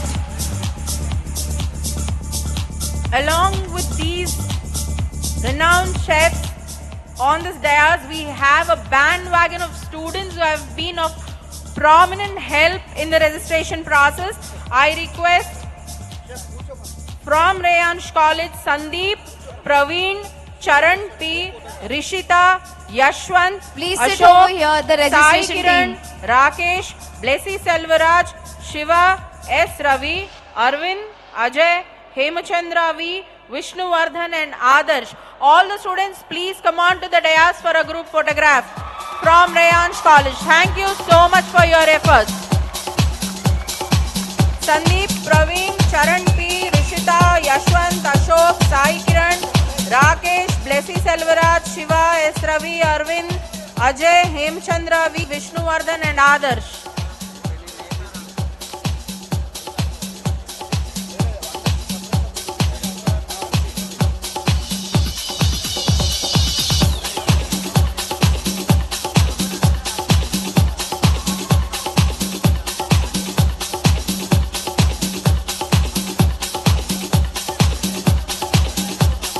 Come on, everybody. Let's give it up a bigger one for them. They were really supportive. For last 3 days, it has been real hard work for all of us. And I think this is a cumulative effort of everybody putting this together.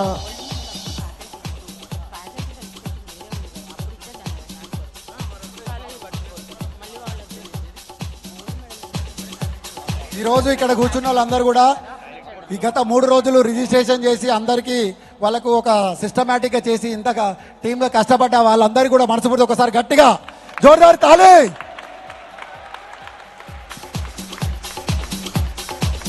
ఈరోజు యువత అందరూ కూడా రేపు మళ్ళీ కేటలో ఎంతో మంది ఉత్సాహంగా పనిచేయాలి అంటే ఇలాంటి మనకు ఆనిముత్యాలు మన కేటకు కావాలి కాబట్టి వీళ్ళందరూ కూడా ఇంత అద్భుతంగా పనిచేశారు. నిజంగా big applause. Next comes our logistics team. A very difficult task in traffic, Hyderabad logistics up, down on time. We heartfully appreciate Chef Balesh, Executive Chef Vivah Bojnambu for all his efforts in the logistics team. So please come on to the dais. Come on, everybody. Mr. Vivek.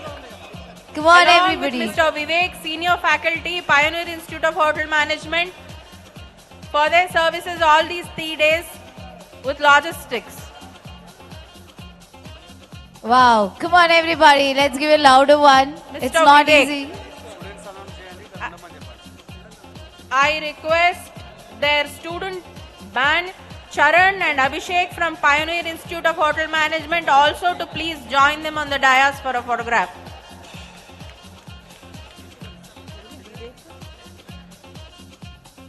Where are the students? Can we have them on stage, please? Mr. Vivek. Quickly. Mr. Vivek and then Charan and Abhishek from Trinity College of Hotel Management.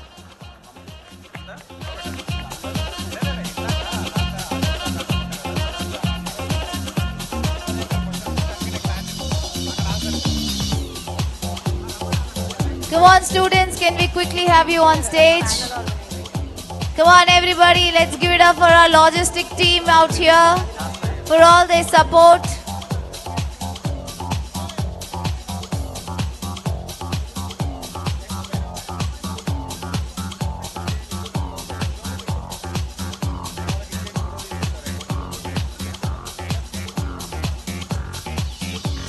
Thank you so much, sir, for your immense contribution, for handling it so well. Logistics is not an easy job, but I think they have done it really amazingly. Please give them a huge round of applause, everybody.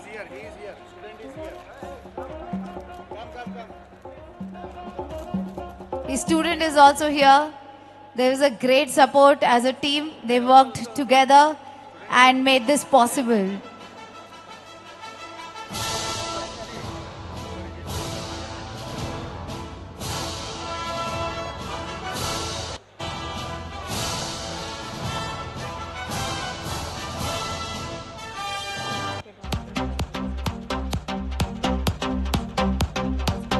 Thank you so much. Next we proceed on to the competition organizing team. Very, very important all these 3 days. Now we invite Chef Ramesh Yadav Garu, Chef Sheshababu Chaudhary Garu, Chef Sneha, Mr. Ramchandra Reddy Garu and Aarti Kulkarni Garu on to the dais. The competition organizing team, Chef Ramesh Yadav Garu, Chef Sheshababu Garu, Chef Sneha, Mr. Ramchandra Reddy Garu and Chef Aarti Kulkarni. On to the dais, please. I request Chef Raju and Chef Yadgiri to please do the honors. Come on, everybody, let's give them a louder one. Without them, I think the competitions were not possible. Student volunteers who were of great help from IHMCA, Habsiguda, Ravi Teja, Ranadhir, K. Sidhu, Akil Pasha, Ananya Sena. Please All join the on students, stage. please join on the dais for a photograph. Ravi Teja, Ranadhir, K. Sidhu, Akhil Pasha, Ananya Sena from IHMCA. Come on, students, can you quickly walk on stage? They're not here, I guess. Okay, Thank you so much. Next, we move on to the demonstration team organizing demos all these 3 days, which have been adding knowledge and value. We now request Chef Govardhan and Chef K. Samit Kumar to please grace the dais. Chef Govardhan and Chef K. Samit Kumar, I request Chef Raju and Chef Yadgiri to do the honors. Come on, everybody. Along with them, their student band from Global College, P. Vaishnavi, A. Lakshya, B. Bunny, K. Jashwant, A. Prashant, L. Vignesh, D. Ganesh, A. Rahul, V. Rajesh and M. Karthik. T. Vaishnavi, A. Lakshya, Bunny, Jashwant, Prashant, L. Vignesh, A. Rahul, V. Ganesh, V. Rajesh and M. Karthik. Thank you, dear, for all your efforts all these days.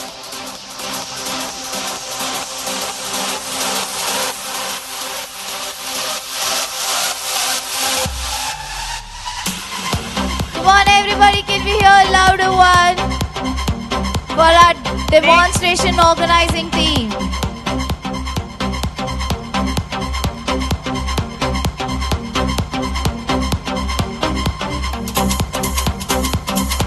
Moving on to the next, the catering team. Food is the fuel of the body. Without them, I don't think we would have energies for all these 3 days. I request Chef Narasimha, Chef Balaswamy, Chef Srinivas, Chef Ramesh, Chef G. Srinivas, Chef Krishna Pagadala to please grace the dais. I request Chef Ramesh Yadav Garu, Chef Yadgiri and Chef Raju to do the honors for them. Also, Chef Gautam, please grace the dais for doing the honors. Also, the bandwagon of students for catering team, S. Aravind, K. Ajay, V. Hemchandra, S. Ravi, K. Adarsh, P. Vishnuvardhan from Rayansh College. Please come on to the dais, dear. S. Aravind, K. Ajay, V. Hemchandra, S. Ravi, K. Adarsh and P. Vishnuvardhan. You have been of utmost importance.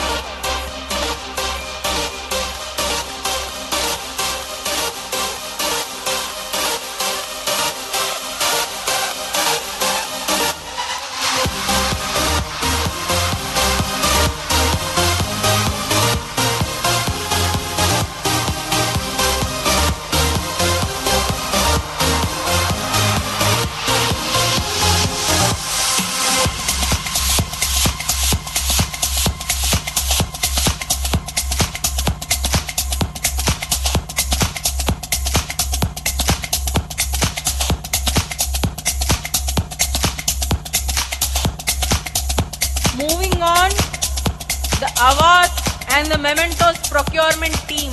Our takeaways: Chef Ratnakar, Chef Bharat Kumar, Chef Bhanu, Chef Vivek Sam, please grace the dais. Chef Ratnakar, Chef Bharat Kumar, Chef Bhanu, Chef Vivek Sam. I request Chef Gautam and Chef Yadgiri to do the honors. Also their student bandwagon: S. Harshit, D. Rishi, A. Raghavendra, E. Sushma Sri, P. Supriya, Muhammad Zahid, Muhammad Abdullah, Vishal Kumar, N. Augustine, K. Madhukar, S. Meenakshi, C.H. Anji from Pioneer College, and Chandu, Ranjit, Hamshik, Naresh, Karthik, Ravi, Charan, Rahul, Kiran, Kaushik, Kishore, Nandu, Meghna, Kamala, Pujita, Tarun, Harshan and Elazar from Trinity College of Hotel Management.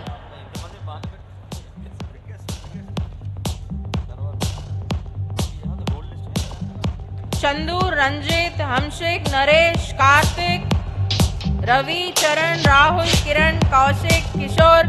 We have a long list of students. Please do join us. Nandu, Meghna, Kamala, Pujita, Tarun, Harshan, Elazir, Madhukar, Meenakshi, Anji, Augustine, Vishal, Zahid, Abdullah, Supriya, Sushma Sri, Raghavendra, Rishik and Hrithik.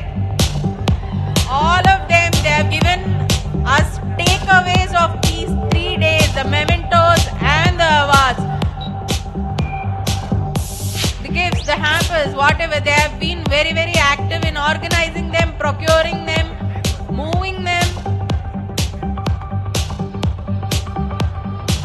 Thank you so much all of you for all your efforts.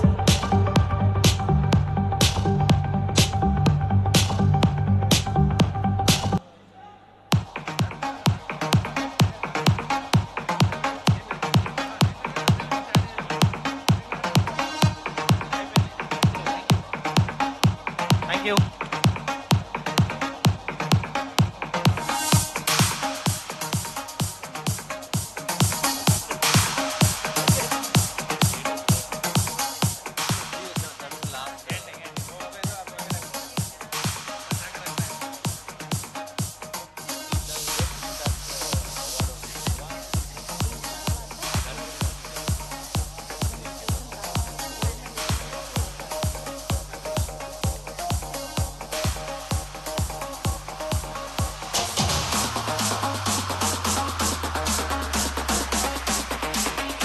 I know the gold winners are here, excited. We'll be giving in some time. So keep the excitement high.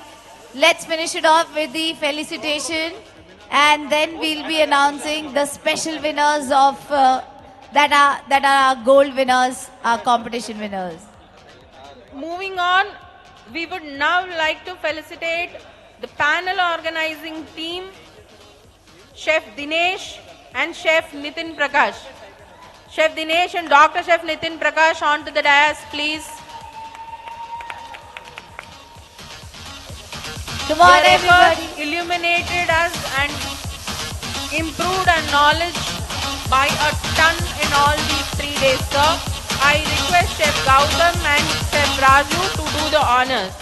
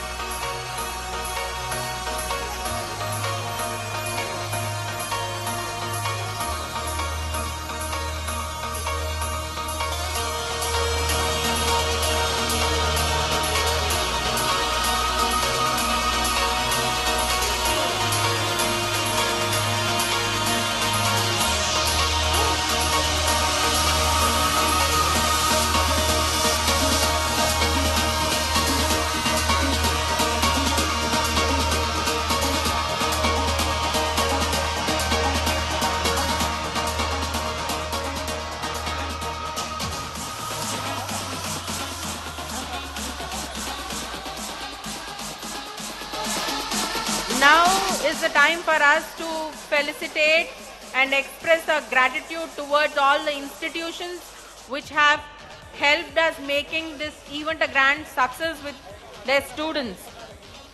Starting with Trinity College of Hotel Management, Chef Rahul. I request Chef Gautam and Chef Ramesh Yadav Garu to do the honors. Chef Rahul from Trinity College, Chef Sudhir from Excel College of Hotel Management, Gaddam Mahinder sir from Rayansh College,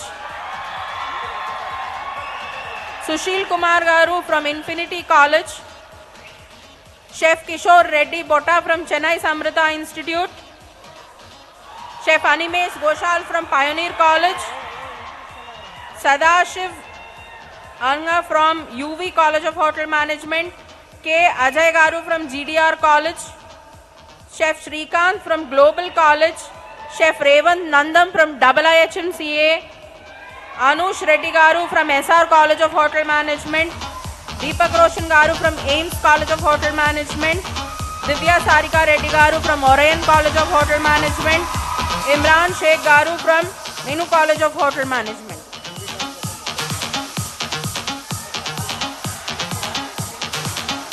Sadashiv Anga Garu from UV College of Hotel Management and Imran Sheikh Garu from Nexa College of Hotel Management.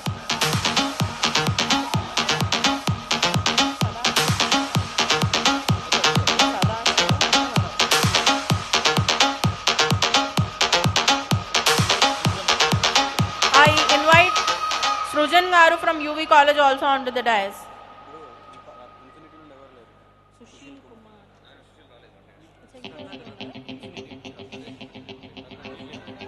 I request Chef Ratnakar from Infinity College to grace the dais. Thank you so much for your support and contribution to this 3-day Food Affair 2026. We look forward for more of your participation. All of you made this event a grand success with a contribution called students. Your students hold utmost value for the chef community because you are generating the future chefs who are going to rule this chef world across.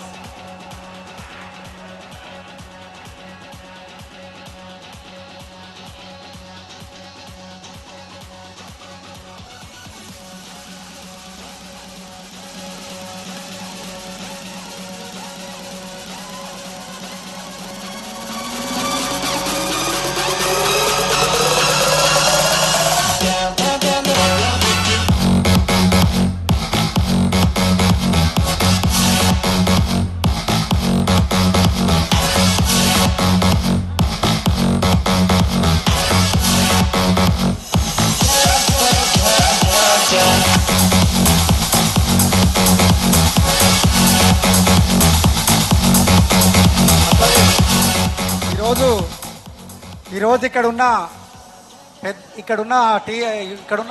అతిరథ మహారాజులందరూ కూడా, ఎందుకంటే ఇక్కడ ఇంతమంది students తీసుకురావాలంటే వాళ్ళ వెనకాల ఎంతో కృషి చేసి ఎంతో వాళ్ళ మీద ఎఫెక్ట్ పెట్టి ఇక్కడ తీసుకొని వచ్చిన వీళ్ళందరూ కూడా, ఇక్కడ కాలేజ్ ప్రిన్సిపల్స్ అందరికీ ఫ్యాకల్టీలు అందరికీ కూడా మనసు పడితే ఒకసారి స్టూడెంట్స్ గట్టిగా 1 2 1 2 3 1 2 జోర్సే.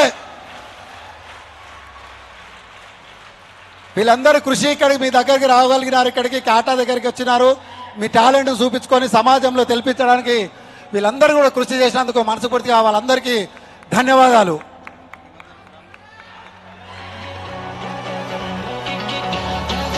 మాకు మళ్ళీ నెక్స్ట్ ముందు జరిగే కార్యక్రమాలకు ఇంతకు మించి సపోర్ట్ చేయాలని మనస్ఫూర్తిగా ఇక్కడున్న అందరూ కూడా, ఎవరైనా ఇక్కడున్న వాళ్ళు ఎవరైనా ఒక ఇద్దరు వచ్చి స్టేజ్ మీద వచ్చి ఒక 1 minute మాట్లాడాల్సిందే కోరుచున్నాం. అక్కడే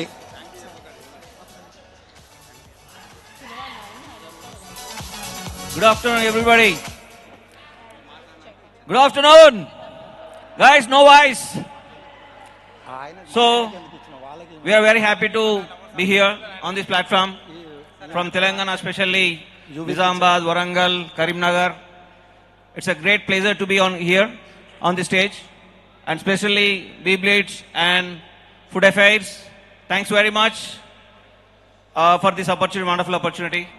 And also CATA, being as a CATA member, I'm really proud. I've seen many competitions in the past 25 years, but this is like, it's my motherland. Like proving ourselves and recognizing ourselves. It's such a great pleasure to be here. And thank you very much for the CATA and all the presidents and all the management team. Thank you very much, and all the jury members, making this opportunity, like making this event wonderful and successful. And especially our supporting team and everyone from CATA, and also all the principals, directors from the colleges. Thank you guys, thank you very much, and looking forward same thing and getting more opportunities for all the budding chefs. Please use and try to speak something about come on to the dais, please. Your future. Mr. Praveen from Thank you GDR guys, thank you very much.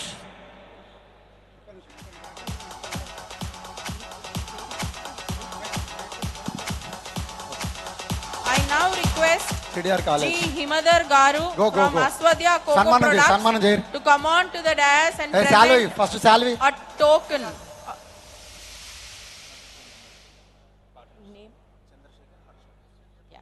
Mr. Chandrasekhar Garu and Mr. Harsha along with G. Himadar Garu from Aswadya Coco Products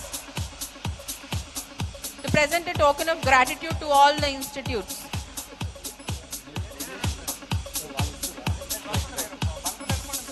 వెళ్ళిపోండి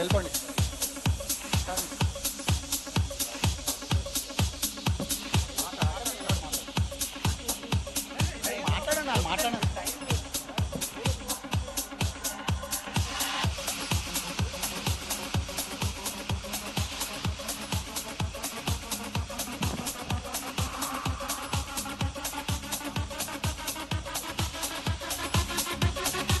thank you so much ఒక photo తీసుకోండి. Thank you so much. ఇష్ట ఆంపర్యమ్మా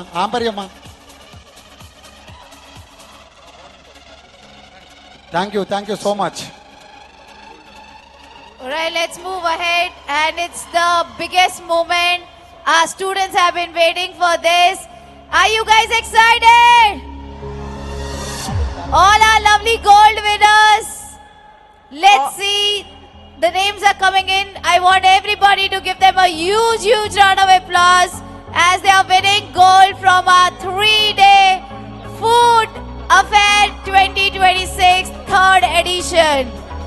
Let's know the names. Chef Akshay Kulkarni, Chef Sanjay Tumma, Chef Vikram Simha and Chef Gautam Karangi to please do the honors for the gold medal winners. Starting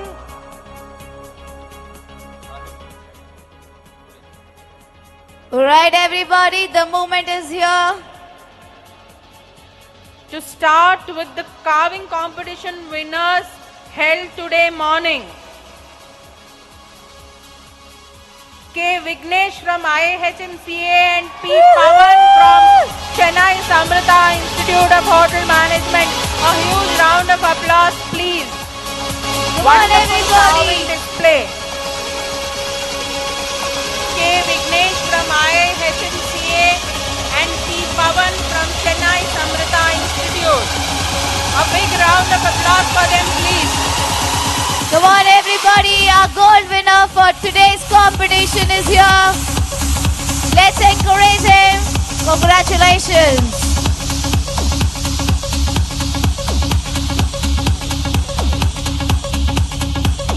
Very nice, keep up the good work.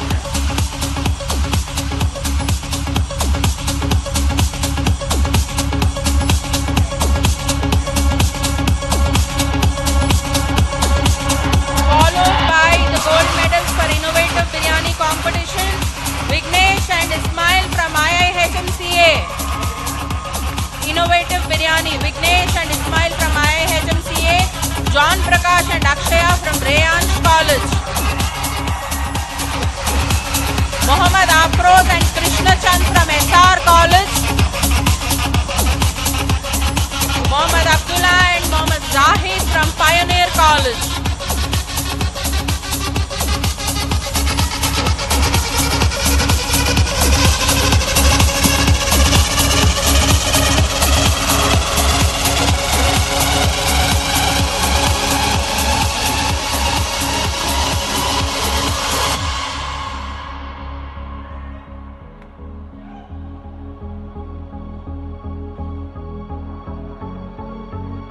John Prakash and Akshaya from Rayansh College.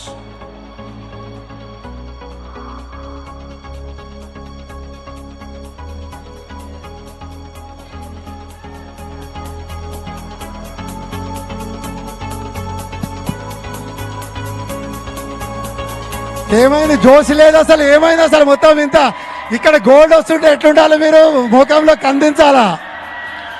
జోర్దారి గట్టిగా తాలి. Mohammad Afroz and Krishna Chand from SR College. జోర్దారి తాలి గట్టిగా.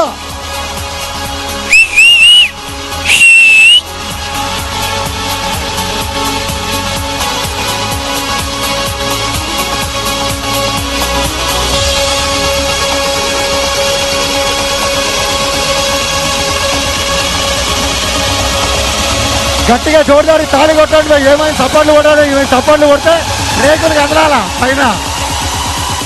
జోర్దారి.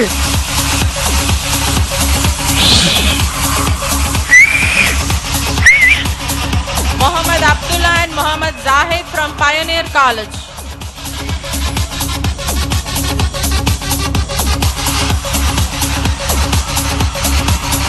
Next category, Traditional Indian. Dhanush Reddy and Bhanu Prakash from Rayansh College. Ram Charan and Saket from GDR College. Manish, Preetham and Anudipika from IIHMCA. Lucky and Alexander from Chennai Samrita.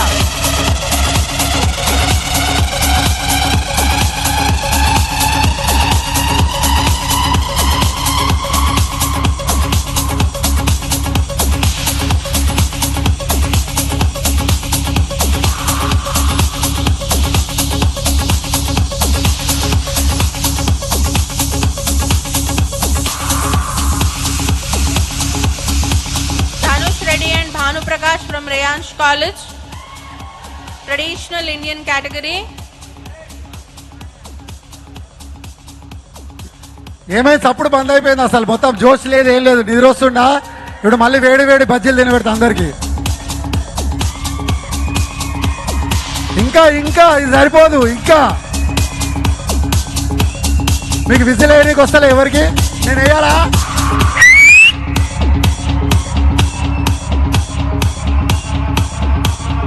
జోష్.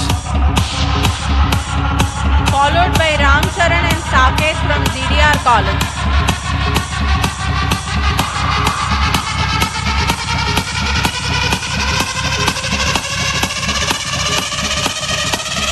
Satasha, please on a dice. Please.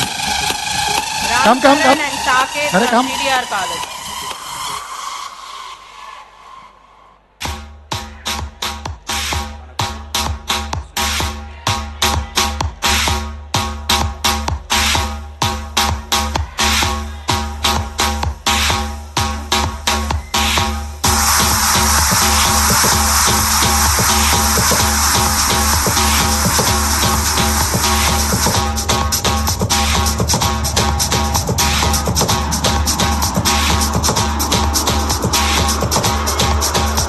జోష్ లేదు, జోష్ లేదు అసలే. Manish, Preetham and Anudipika, IIHMCA.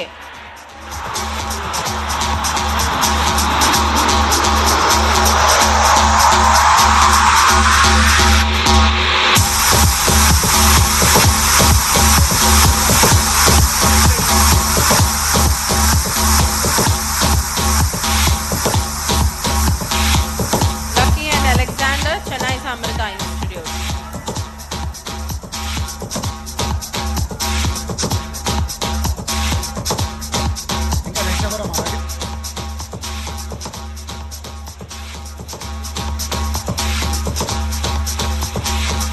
వాళ్ళ ఖాతా నుంచి gold medal వచ్చిన వాళ్ళందరికీ ఈ ప్రోగ్రామ్ అయిపోయినాక ఇక్కడే స్టేజ్ పైన మీరు అందరూ ఫోటోలు దిగొచ్చు, అల్లరి చేయొచ్చు, రచ్చ చేయొచ్చు. అందరికి అవకాశం ఉంది.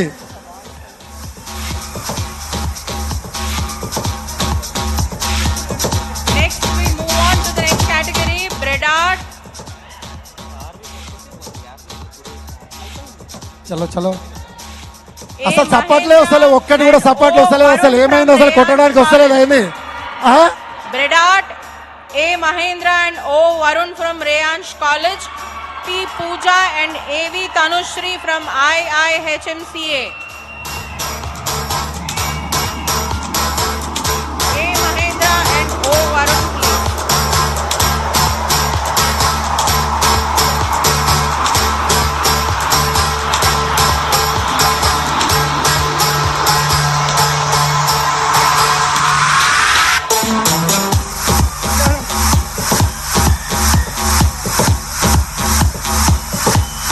Bakshi, Vijayanand Bakshi.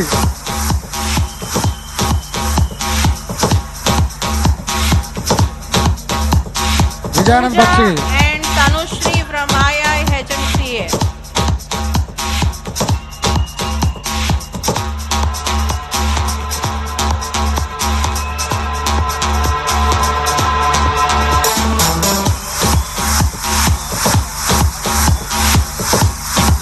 Next category.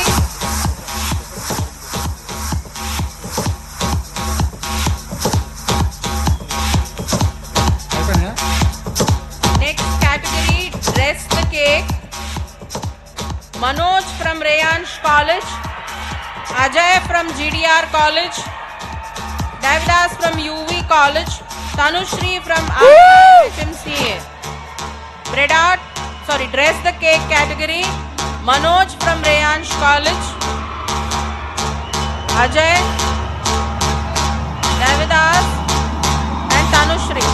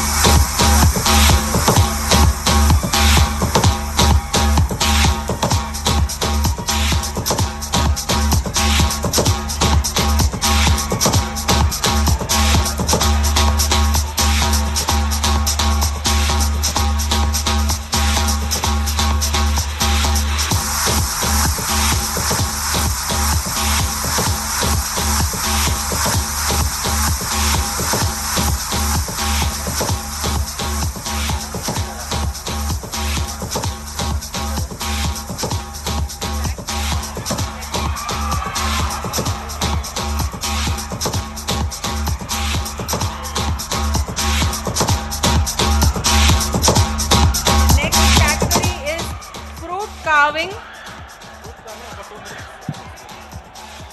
Check.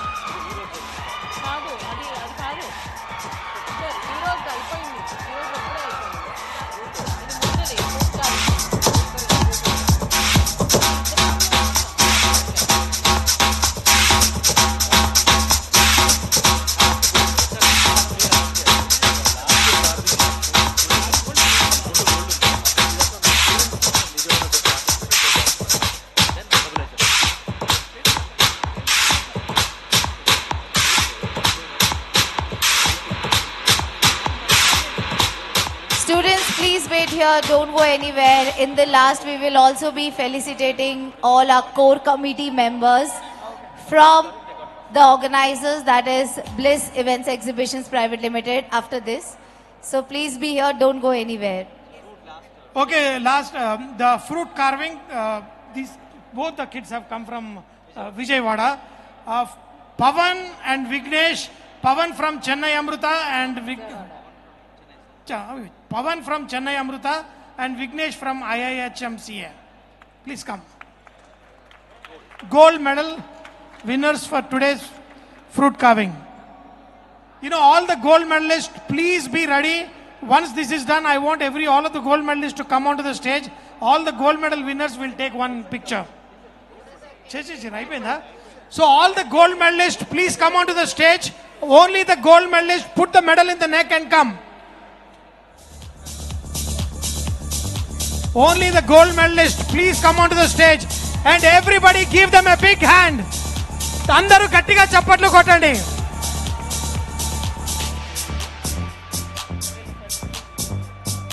అందరు కింద కూర్చోండి అమ్మా, ఫస్ట్ ఒక రౌండ్ కింద కూర్చోండి. కింద కూర్చోండి. ఒక లైన్లో కూర్చోండి.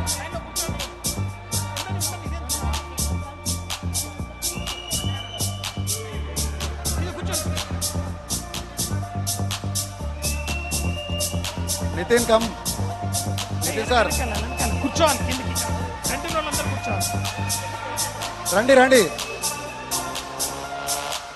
రండి chef. This is the moment to capture everybody. All our gold winners are on stage. Go and sit. Once again, congratulations to all our winners. Vikram chef. Sheshu.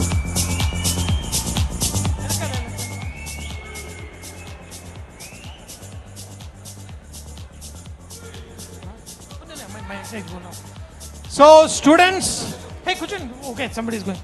Okay, winning a gold medal is not easy. Lot of hard work has gone into it. And remember one thing, throughout your life you will remember that you have won the gold medal at such a good cooking competition. And this will take you in a long way. I mean to say this, you take it as a motivation and keep this as your foundation and keep growing, because in the next 20-25 years you will be the one who will be leading the youngsters. So remember, a lot of hard work goes into it, and keep continuing your hard work, and we want to see all of you successfully at great places. So thank you once again all the students for your hard work and winning the gold medal. Okay.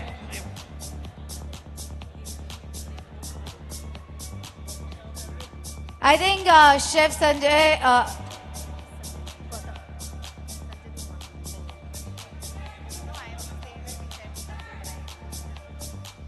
So I think that was a very right message. Students, this is just the beginning. You have a lot more to go.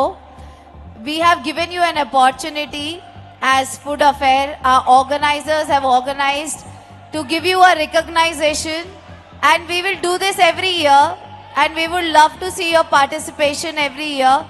And I'm sure such places is going to help you to explore yourself more. So please always be a part of such Food Affair, and just keep coming and participating, and you never know, you turn out to be a winner.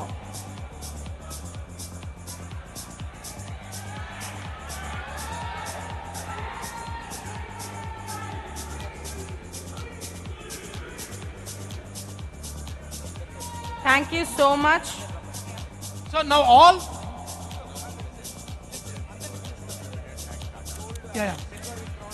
and now all the winners, all the silver and the bronze medal winners also, please come.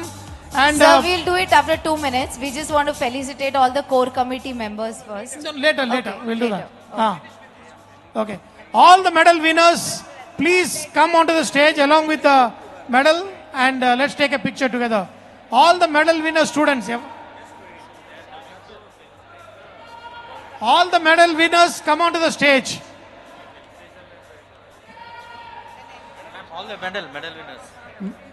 Silver medal, bronze medal, please come on to the dais for a photograph. All the medal winners, merit award, bronze, silver, gold, all the medal winners onto the dais. Merit, silver, bronze, evaru unnaro medals vachina vallandaru kuda please on the dais. జోరుదారి తాళిపై సప్పట్లు లేవు, ఏమి లేవు, లొల్లి లేదు, ఏం లేదు. ఇదే నా యువత అంటే, యంగ్స్టర్స్ అంటే ఇట్లే ఉంటుందా?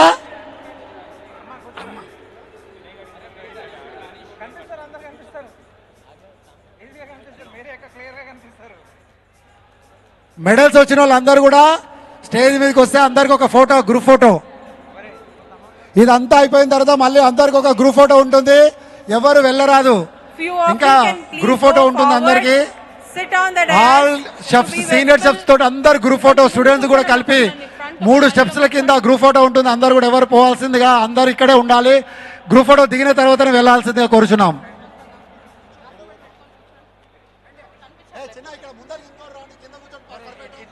You have to sit, you have to kneel.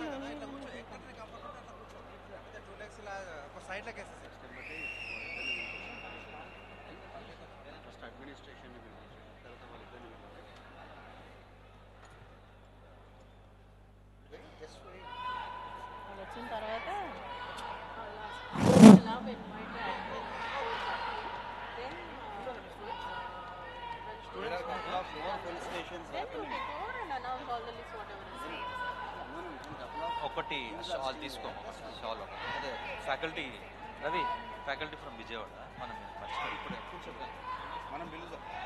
Name? Sai Balaji. Sri Balaji. He is a carving instructor. Sri Chennai Balaji. Chennai He is basically a carver specialist. అందుకే ఆ స్టూడెంట్ కి ఫస్ట్ వచ్చింది. Sri Balaji.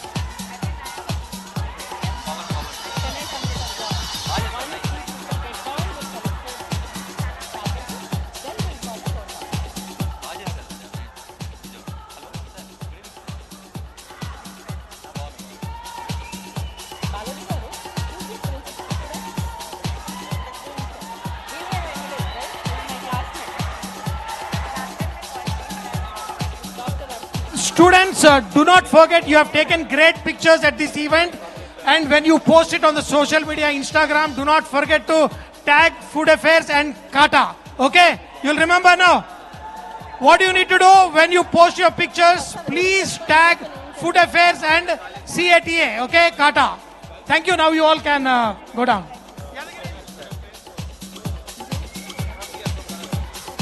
Chef Sri Balaji Garu from Chennai Samrita Vijayawada.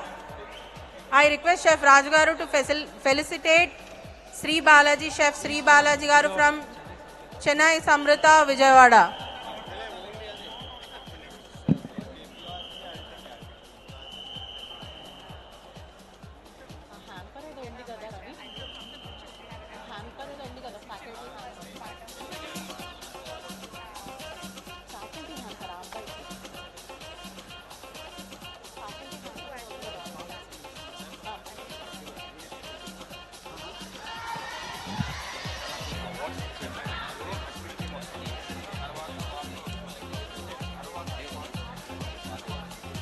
I now request the administration team of this event, Chef Yadgiri Garu, Chef Gautam Karingi, Chef Ram Krishna Raju, Chef Satya Pandari, Chef Ravi Reddy onto the dais.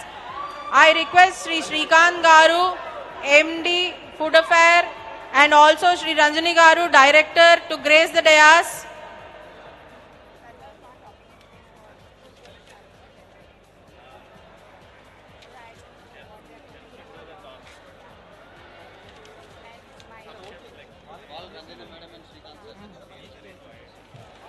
I request Mr. Srikant Garu, MD Blitz Exhibitions and Food Affair, Ms. Ranjani Garu, Director Food Affair, to please come on to the dais. The administration team, Chef Yadagiri, Chef Gautam Karingi, Chef Ram Krishna Raju, Chef Satya Pandari and Chef Ravi Reddy Garu.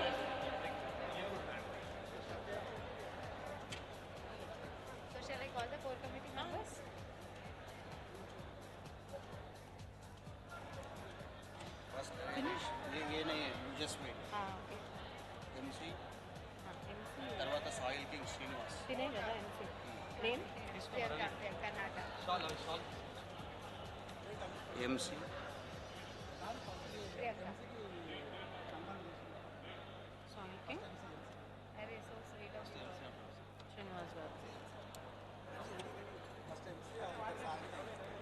I request Ms. Priyanka, the MC for today, to grace the dais.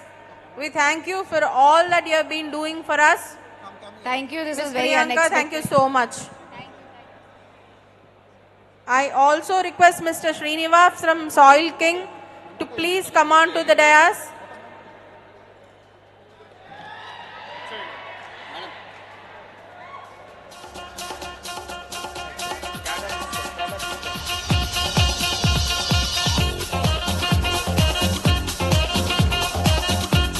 I request Mr. Srinivas from Soil King .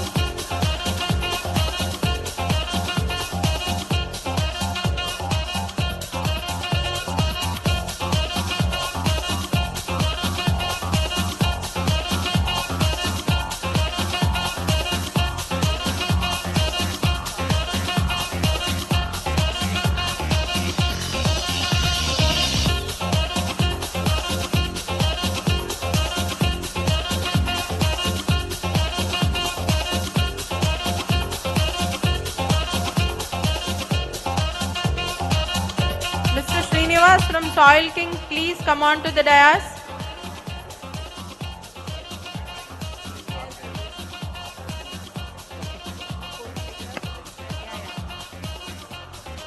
Next, Kata Core Committee. All right, so on behalf of the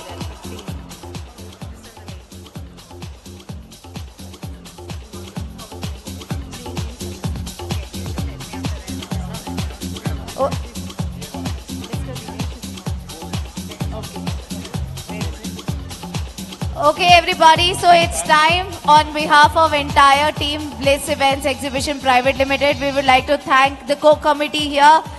Starting with, can we call on stage Chef Gautam Karini, President, Chef Ramakrishna Raju, Vice President, Chef Yadgiri, Founder and General Secretary. Can we request them to start walking on stage? Come on, everybody. Let's give them a huge round of applause. They are our core committee. They were the one who were involved with us from the...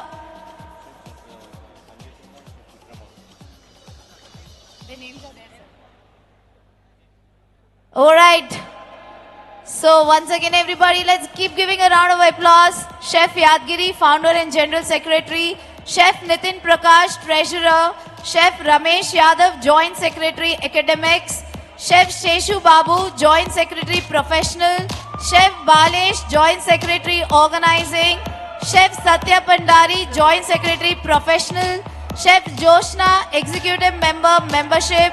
Chef Ravi Reddy, Executive Member, Organizing.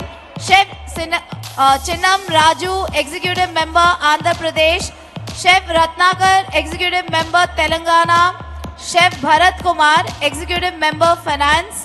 Chef Govardhan, Executive Member from Media. Chef Balaswamy, Executive Member. Also, we would like to call Chef Sanjay Tumma and Chef Vikram Simha. Come on, everybody, let's give it up to our core committee, everybody. They were the one who was always supportive. It was not possible to make this 3-day food affair successfully done for this edition. This is our 3rd edition. I think it is the support of the entire team coming together, working together and saving together towards the success. Come on, everybody, let's give it up for the core committee. Thank you so much, team.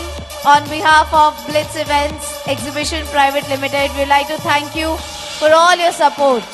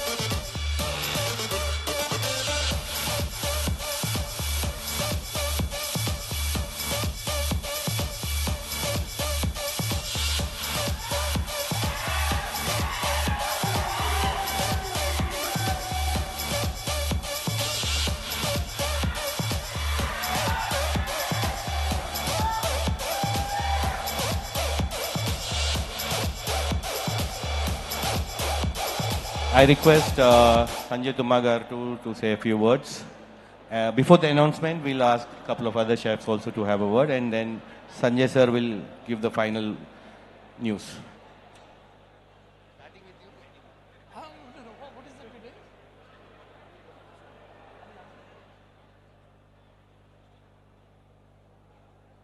Madam, మీరు కూడా ఇక్కడ రండి. Please come this way. Vikram.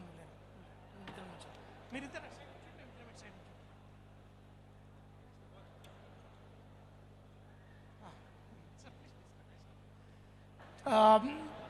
ఓకేనా? మీరు నించుంటారా? కావాలని మీకు ఫ్రంట్లో ఉన్నారు, కొంచెం కనిపించండి. Okay okay all the chef fraternity here, we have a great announcement to make, but before that, we should understand why we are here, what is that we have achieved this year and what we are going to achieve next year. So the Kata team under the presidency of Chef Gautam and the entire team has done a great job. in organizing all the chefs and everybody to be here at this event, and especially having the young chefs here. So, but we should not forget, as the senior chefs, we have a responsibility to lay a great foundation for the young chefs.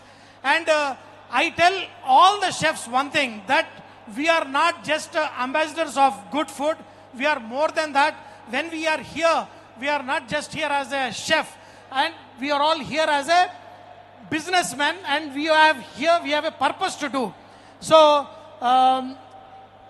as the chefs, we need to make sure that the ecosystem, where right from the farmer to the end user, everybody is collaborated here, so that if the business is great, only then our community can do a lot more to our youngsters. So with this, should I make the announcement, sir? So firstly, I would like to tell you it's such a great privilege to be associated with Food Affairs, and thanks from all the chefs for giving us such a great opportunity.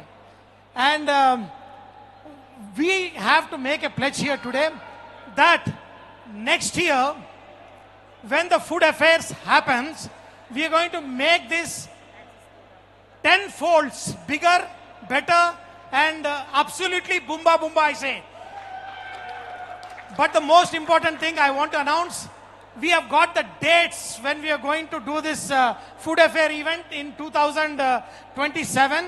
And all of you, please mark your dates, all the college, all the chef fraternity, everybody, so that we are going to make this event super and duper.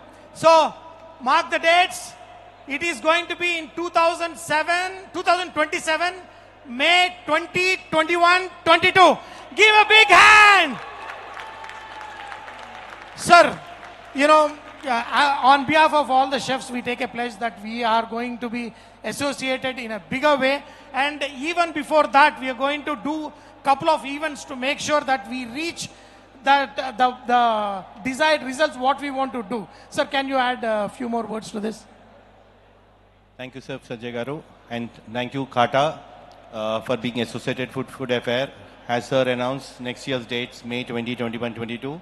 And as sir said, we are going to have satellite events, not just in Hyderabad, but also in Andhra and rest of Telangana also. And all the college students who have been very supportive, and all the colleges which have participated, please note this date. And they're going to be not just on cooking and all that, but there is a lot of concern about food hygiene, food safety, then also food packaging, and all the ancillary units which is related to food and related restaurants, then in terms of ingredients, all these kind of activities. I mean, we're going to plan satellite events across Andhra and Telangana, sir. This is the idea, and we will announce the dates, and everything will be available on our website shortly, once we have finalized the areas and locations and what are the topics going to be. Please follow us on our website also, foodfa.com. I would request Chef Vikram Simha to say a few words. Good afternoon, everyone. I think big thanks to Food Affair and their team for helping us in such a way.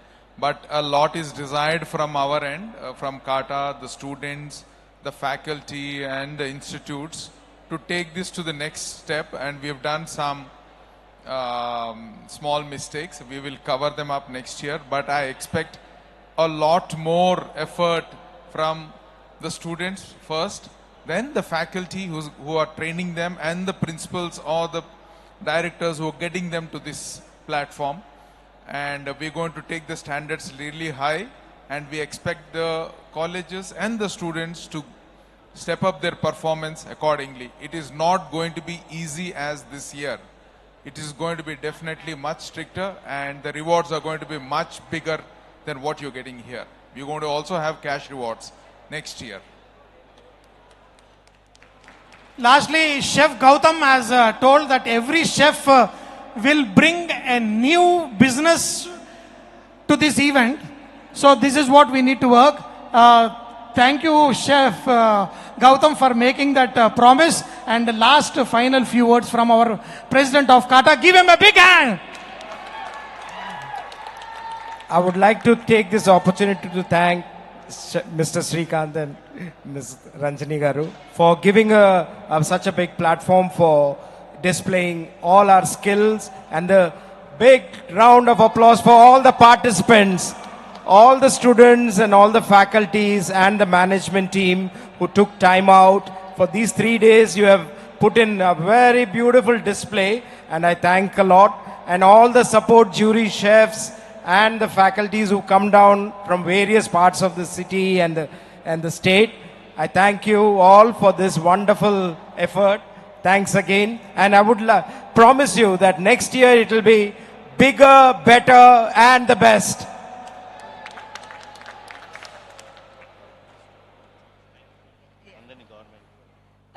Last but not the least, and I'm not going to take much of the time. And thank you for the inspirational speech from Chef Sanjay Tumma Garu, and also Chef Vikram and Gautam ji, and the promotional note by Srikanth for the next year. So with that, I would like to thank all our supporting partners, starting from High-Techs, Telangana Food Processing Society, Telangana Government, and then the Kata team, Indian Institute of Millet Research and Nutri Hub. And we also have Web Labs team, who has been our continuous support in terms of the digital marketing and also the social media promotions. And I would like to also thank here the supporting hospitality partners, which is from Beer Cartel and Banwugi as well. And also Telangana Police, Telangana Cyberabad, who has been supportive to conduct this event very smoothly for the last 3 years.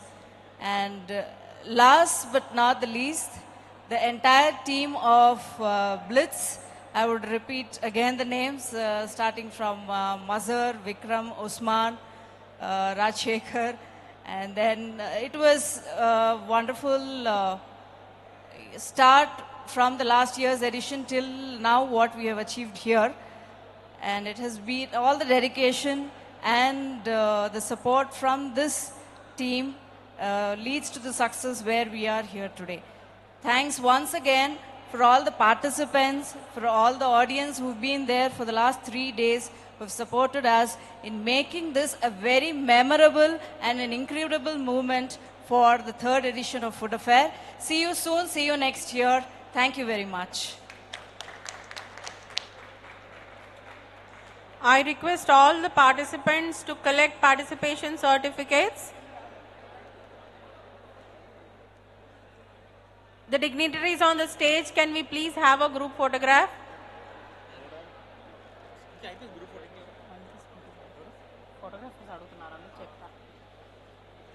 All the participants, please collect your participation certificates before you leave for home.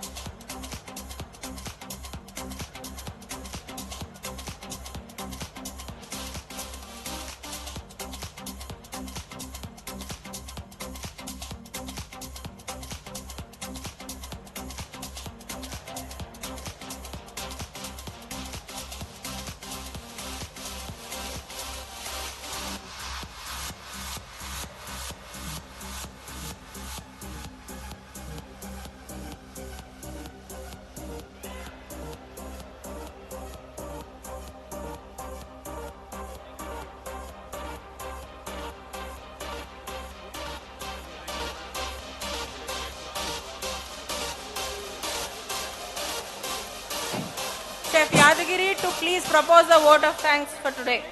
Okay అట్లాగే soiled king Srinivas గారు please అంత dais, soil king Srinivas గారు please అంత dais. అట్లాగే Jordan chef please on the dais.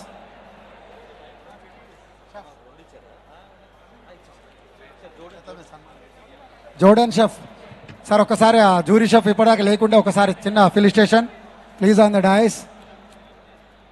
Sanjay Thumma chef ఒక్కసారి మీ చేతుల మీదుగా. Srikanth sir మీరిద్దరు, వాళ్ళిద్దరికి మీరిద్దరు పక్కన ఉండండి సార్ ప్లీజ్.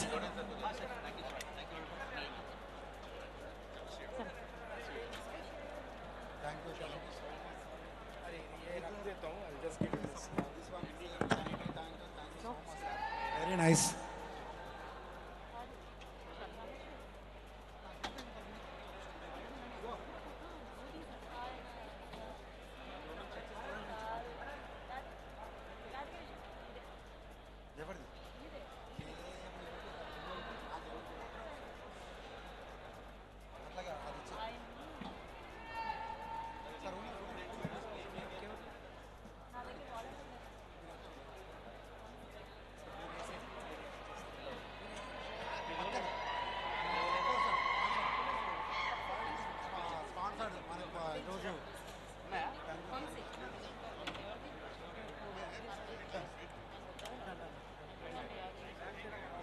సాయిల్ కింగ్ నిజంగా గట్టిగా వీళ్ళు మనకి ఈరోజు సపోర్ట్ చేశారు. బాస్మతి రైస్ వాళ్ళు ఒకసారి బిగ్ క్లాప్స్, జోర్దార్ తాళి.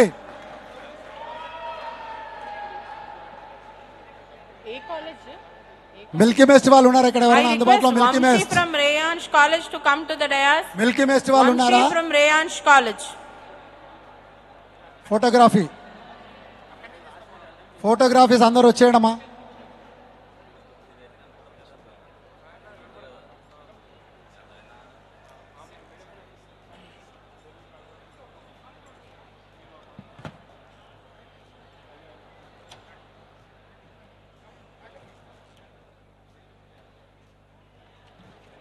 అందరూ కూడా కాలేజ్ వాళ్ళు ఇక్కడ వచ్చి షెఫ్లతోటి ఫోటో తీసుకోవాల్సిందే కోరుచున్నాం. 1 by 1 ఒక్కొక్క కాలేజ్ వాళ్ళు వచ్చేసి టీం మొత్తం వచ్చేసి ఫోటో తీసుకోవాల్సిందే కోరుచున్నాం.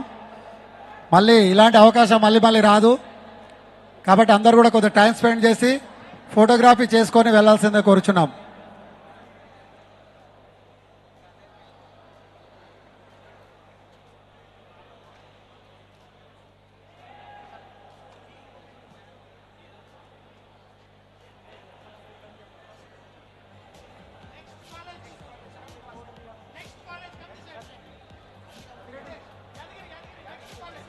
Next college who is college? Fast. College ఏం కాలేజ్ అమ్మా? ఏఎమ్స్ కాలేజ్ ఫ్యాకల్టీ ఎక్కడ ఉన్నారో పైకి రావాల్సిందే కోరుచున్నాం. వీళ్ళందరూ వచ్చి గ్రూప్ ఫోటో. ఏఎమ్స్ కాలేజ్. హే రవి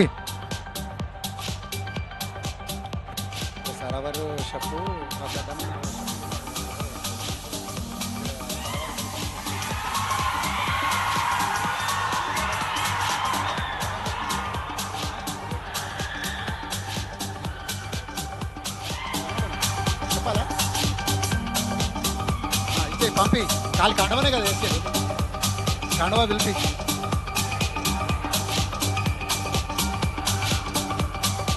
వివేక్ ఠాకూర్ సర్వరు వీళ్ళు ఇద్దరు ఉన్నారు, పేర్లు చెప్పుకోవాలి. ముగ్గురు పిలిపించేసి ఒకసారి వేసేసి అయిపోతుంది.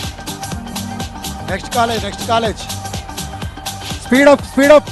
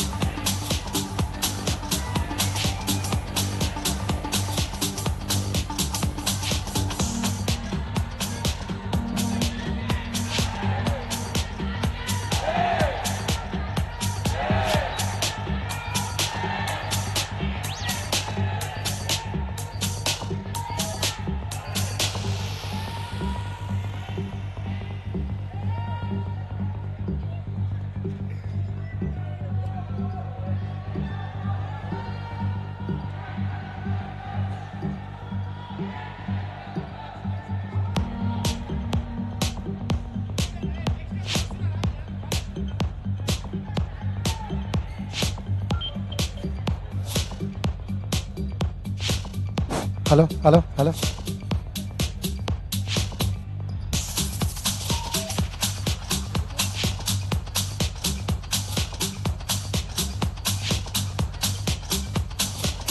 ఏడి ఏడున్నాడు ప్లీజ్ అన్నాడు నరసింహ షెఫ్ ఎక్కడున్నా స్టేజ్ మీదకి రావాలి ఏడి నరసింహ షెఫ్ అట్లాగే chefs Sujan chef Narasimha chef ఏడైనా ఆయనకి ఇచ్చిన కదా గిఫ్ట్లు ఇచ్చిన మన ఇచ్చినాం కదా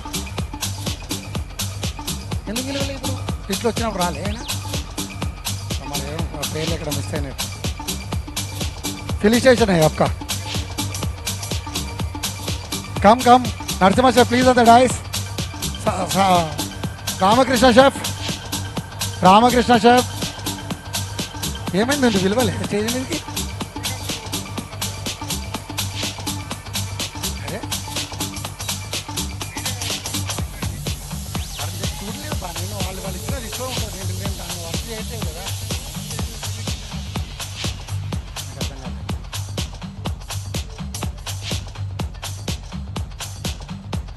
ప్లీజ్ ప్లీజ్ రా ఆడికెళ్ళి అది ఒక బ్యాగ్ ఇవ్వ బ్యాగ్ గిఫ్ట్ బ్యాగ్ ఇవ్వు ఒక 3 ఇవ్వు 4 ఇవ్వు 4 దా మెడల్ వేసే సాల్వా ఇవ్వు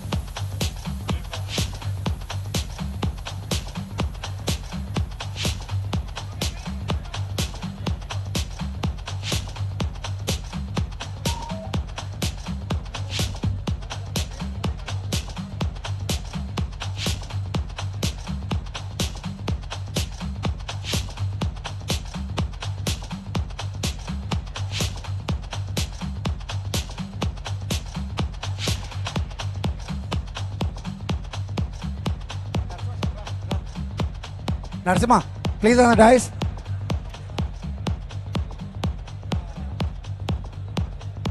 Very hard work, Narasimha chef is a teamwork. Illustration with Sanjay Tuma chef. Ana, sorry. No way.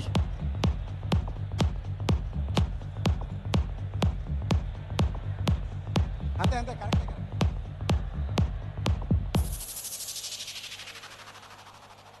Ramakrishna chef. Ramakrishna chef Ramachandra chef please on the dais ఇంకొక షెఫ్ ఎక్కడ ఉండేగా ఇక్కడ Vivek chef Vivek please on the dais అది ఇవ్వవా సాల్వస్ ఇవ్వమ్మా salts ఇవ్వమ్మా salts ఇవ్వు Sathe salts మేమంటాం అది ఆ బ్యాగులు ఇవ్వు 3 thank you chef your visiting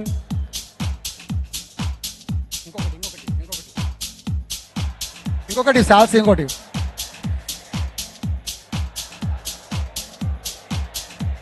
బ్యాగులు ఇవ్వు 2 బ్యాగులు ఇవ్వు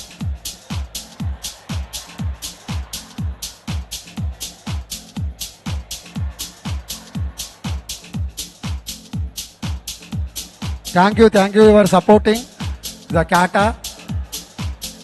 Thank you so much.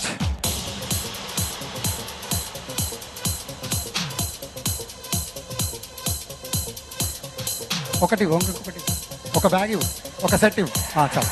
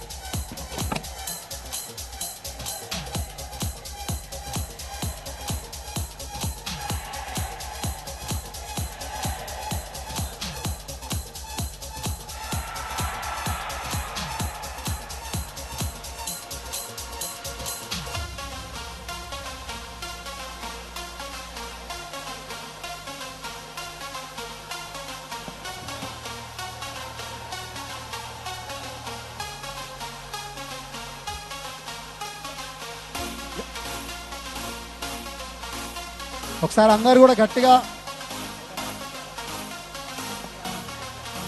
సబ్జీ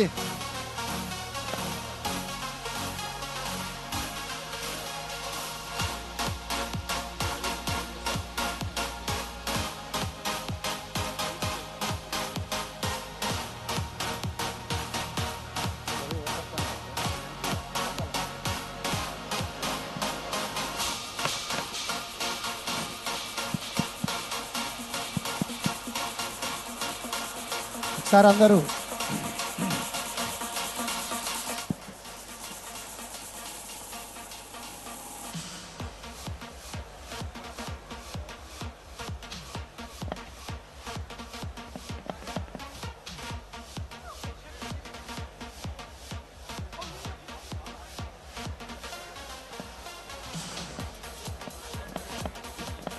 ఒక్కసారి అందరు కూడా బాబు మీరు అందరూ ఒకసారి వచ్చేసి ఒక ఫోటో దిగేసి వెళ్ళిపోదాం. నిలబడి ఒక ఫోటో, లాస్ట్ ఫోటో. సార్ రండి, అందరు రండి ఒకసారి, అందరు రండి ఒకసారి, రండి రండి రండి. ఇలా అయిపోగానే మనం ట్రినిటీ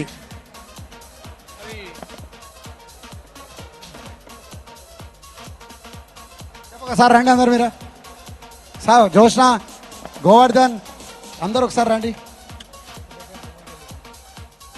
ఇక్కడ ఉంటే కదా అమ్మా, 2 మెమోంటోస్ ఇవ్వమా, ఫుడ్ ఫర్ మెమోంటోస్ ఇవ్వ 2 అయిపోయినాయా? ఇందాక ఇచ్చింది ఏడున్నాయి ఇక్కడ, నాకు ఒక 2 ఇవ్వ, ఒక 2 ఇవ్వు. కాల్సి ఉన్నా నేను మెమోంటోస్ ఫుడ్ ఫర్ లేవా?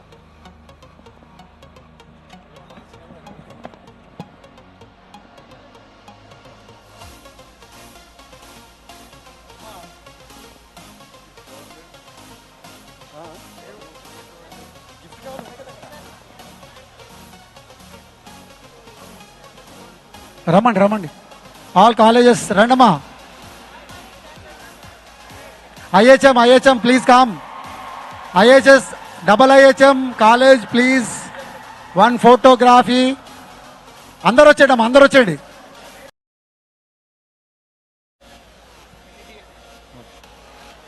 ట్రినిటీ ఫైనరీ